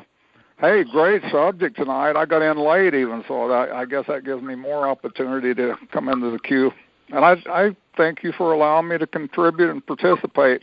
But I think about everything that's been said that I could think about tonight, including the 144,000 was mentioned. I heard from a Galactic Brother just today that those 144,000, the original ones on the surface, they were truly the enlightened, illuminated ones. You know, we've heard this ones that call themselves the Illuminati and all that stuff. That's really the ones. That's 144,000. And it's interesting. I've heard on several calls just recently that the lead pencil. I forget what the reason was taken out of the school, but the reason I would believe it was taken out of the school because lead is one of the components of the number 2 lead pencil, is it not? Yes. Yes. That is correct. It's insulated in wood. Lead is also a component of a battery, a lead-acid battery, which stores energy. It generates energy. It's also a main component in the elixir of immortality. And I read about this in a book once upon a time, you know. And you talked about barefooting and all that stuff. Well, Moses was always instructed every time you get around that Ark of the Covenant, you better make sure you remove your shoes so you will be grounded, brother. Right.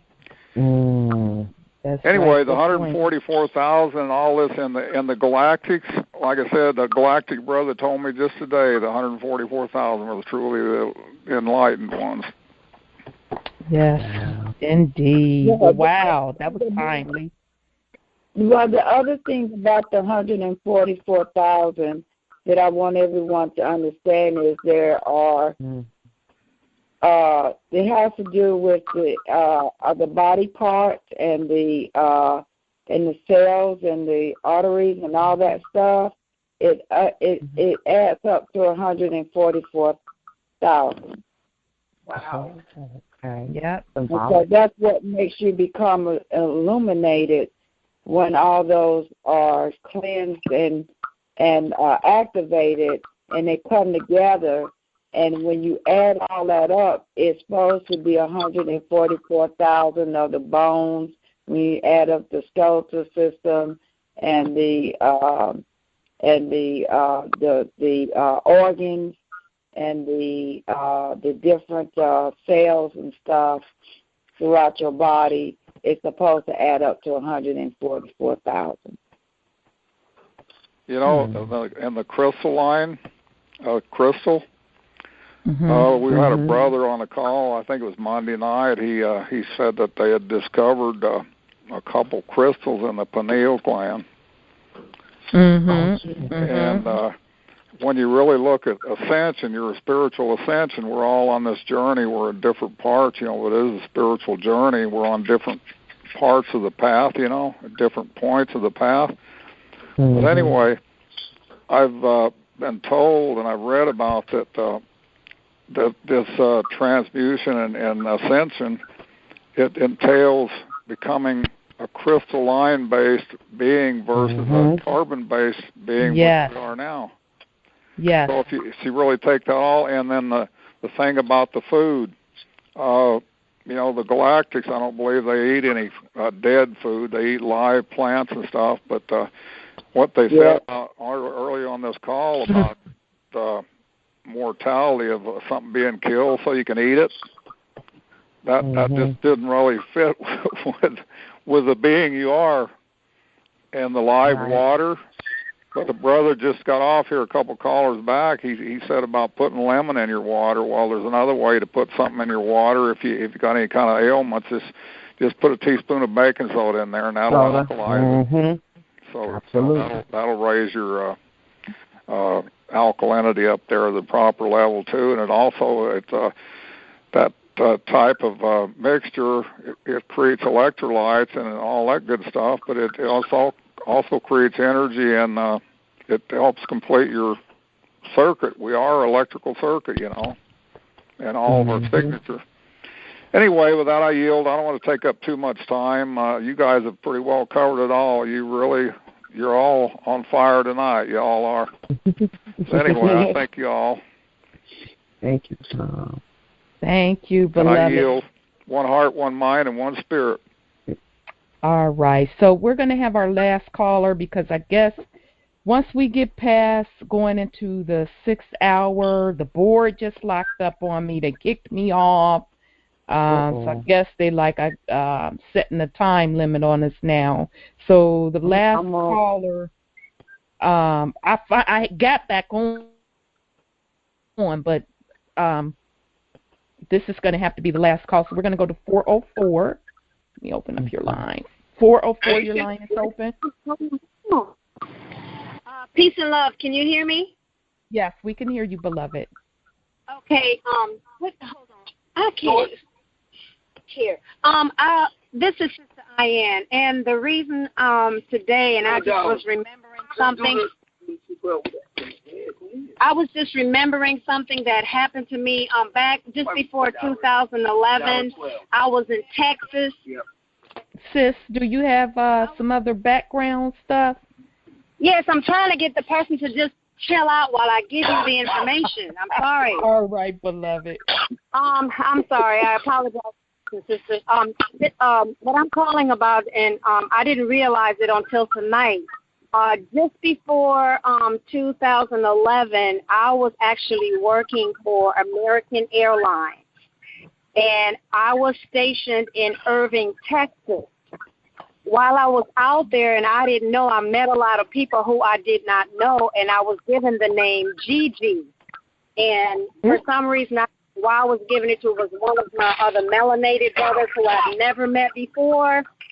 And then back in 2011 or 2010, I went to Georgia, and then my nephew gave me, he gave the same name, Gigi.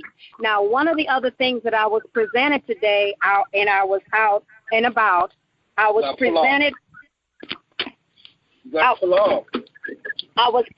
with the book of Hiram.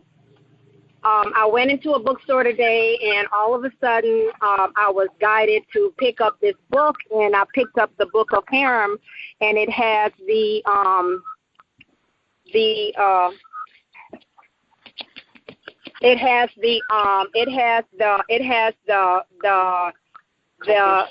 compass and the square in front of it on the front of the book, and I was guided to purchase that book today, and I purchased the book today for $3. Because Empress, because I forgot what the number 3 represents. Can she, and I know the book is representative of a master builder. Can Empress express to me about the number 3, please? Well, number 3 can be, for me, the 3 is the Trinity. The 3 is what, Trinity? Trinity. Okay. And so you've got the triangle. Oh, okay. Now, one of the things, Empress Shama, I am just thinking about as a child, being born on the island of Trinidad and Tobago of the 3 sisters is called La Trinity. Okay. The 3 mountains on the island are called the La Trinity. They're the 3 mountains they are in Hispanic, the La Trinity Mountains, La Trinity Hills. So those are the 3 mountains in the island in the island of Trinidad. So as I was thinking about that, and then I was also raised on the street called Chisholm Street, and I couldn't figure out why, because just recently when I was down in Texas, I was coming through, I was actually on my way to the hotel or on my way to the airport when, again, Chisholm was presented to me, and I'm not sure what that means. I just have to do my research. Okay, I'm not sure what that means. I cannot comment on that because I don't know. But you can do your research and look at the etymology of that word. And then what happens is, even if it don't come to you right now, it'll be laying dormant until that time comes for you to know. Right. Mhm. Okay. Okay. Absolutely. Right. Okay. So right now, like I said, the book was presented to me today, and I have it in my possession now. So I guess my knowledge is supposed to come through this book, and going forward, since Doctor said I'm supposed to be passing the knowledge on. So I yield. All right, sis. Well, thank you so much, Sis Jillian. Okay, family, that is going to have to be our last call. Sorry for anyone that I have missed tonight. I do want to thank our beloved Empress. You hung in here with us. And thank your husband for me, which is now my beloved brother, for sharing you once again with us. Just such a dynamic show tonight. Of course, family, we did not plan this. It just happened organically. I didn't think we were going to get to cover Nibiru. Boy, we done covered everything from law to we did. raising up your vibrations to Nibiru to galactic. So I want to thank you so much, Empress, for joining us. And do you have any last words for the family? Yes, I do. I want to just let everybody know that you can become the gods that you were intended to be from the time that you came here on this earth during this time. I want you to work on raising your vibration. I want you to start to discipline yourself and find out what it is within yourself that you need to do to raise your vibration. We've shared a lot of information in regards to that, and that's what we need to be really zoomed in on right now. If you raise up your vibration, then everything else will get in line, and the wisdom and the knowledge will come or be activated from the fact that you take Himalayan salt baths, laying out in the eating only vegetables and raw fruits and vegetables. And the best way to do that is to put it in a blender and mix it all together and put you some juice in that blender along with stuff. The other thing is you can use Clorox and you can use vinegar and lemon juice to put in your water, because that helps you with your vibration as well. And I want you to concentrate on that, and that's what your minds need to be focused on, because we need your energy to be able to pull this through. And with that, I was in Nightfall, and I love each of you, and I look forward to hearing you on the indexing call, although, Wanda, I forgot I was on a different time schedule. While I was out in Dallas, so I didn't out in Texas. So I didn't come on until an hour later, 8 o'clock Texas time. Okay. And I wasn't sure if we were having it, so. Yeah. I did go ahead on and do it. So those who came on the call and I wasn't there, you still can go back and pull up the call for Monday night indexing, and you'll have that along with the call for this past Tuesday for the Constitution and the trust. And know that I became vulnerable to you guys tonight because I opened up myself to you so that you really know who I am and why I'm here. And I hope that you take the information and not use it against me or use it to do anything but lift me up to where I need to be in order to help you. Because otherwise, I would not have opened myself up to tell you exactly who I am. So with that, I want to say love and light to you in Nightfall, and I yield. Nightfall, Empress, I love you. Nightfall, thank you. We love you. Love you forever. Get you some rest. Thank you so much. Okay, so I know Oracle to Hootie probably dropped off. I haven't seen him in a minute. So He going around the block. Brother Wendell, did you have any last words for the family? He went to Walmart. Well, no, this is a 24-hour Walmart. He probably at Walmart. He went around the block. He went around the block 5 or 10 times. Do you have any last words for the family? Hey man, look, all I can say is I'm just having a ball, man. Ain't no change. The change is gone. Yes. if you can't feel this, something got to be wrong. Yep. Yep. And we broke our record tonight. We're at 5 hours and 45 minutes. That's all. Yep. I thought I was gonna go another hour or two or something like that, you know. Yeah. Official. Broke our record. Yeah. Okay, Sister Vinny, do you have any last words for the family? Oh, my earpieces died. My battery's going low. I am hanging in there because this was such an unexpected. Oh gosh, I mean, it was just. I'm so happy to have been graced with her presence and all, and it was just outstanding. I mean, there were times I was teared up. There were times. Yes. So there were times when I had chills. I went through all of the emotions. So laughing. I tell you, we done been through it. Yes, it's like this weather. Yes. It's gratifying. Indeed.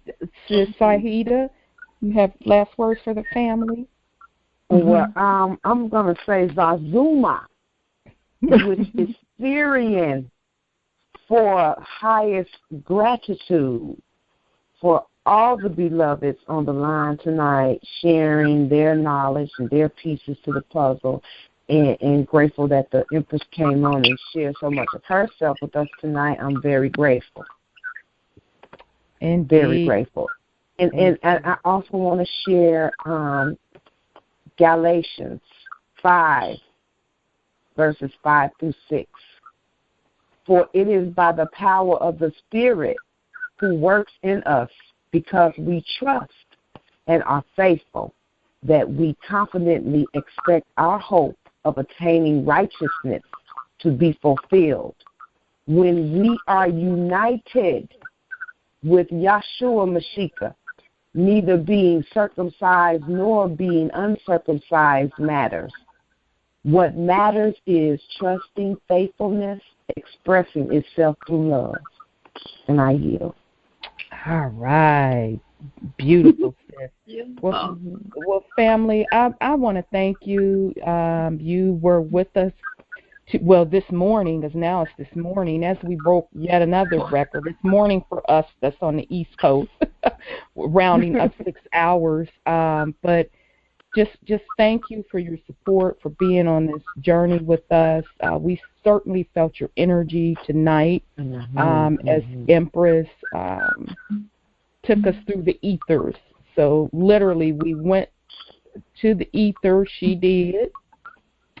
We kind of shift frequency and time, because I paid attention and I watched how time kind of was manipulated there a little bit when she hit on a very key, important point, talking about the galactics. Right at 11:11, the frequency slowed down. So I do want to thank you, family, for being on this journey with us, giving us your support, your love.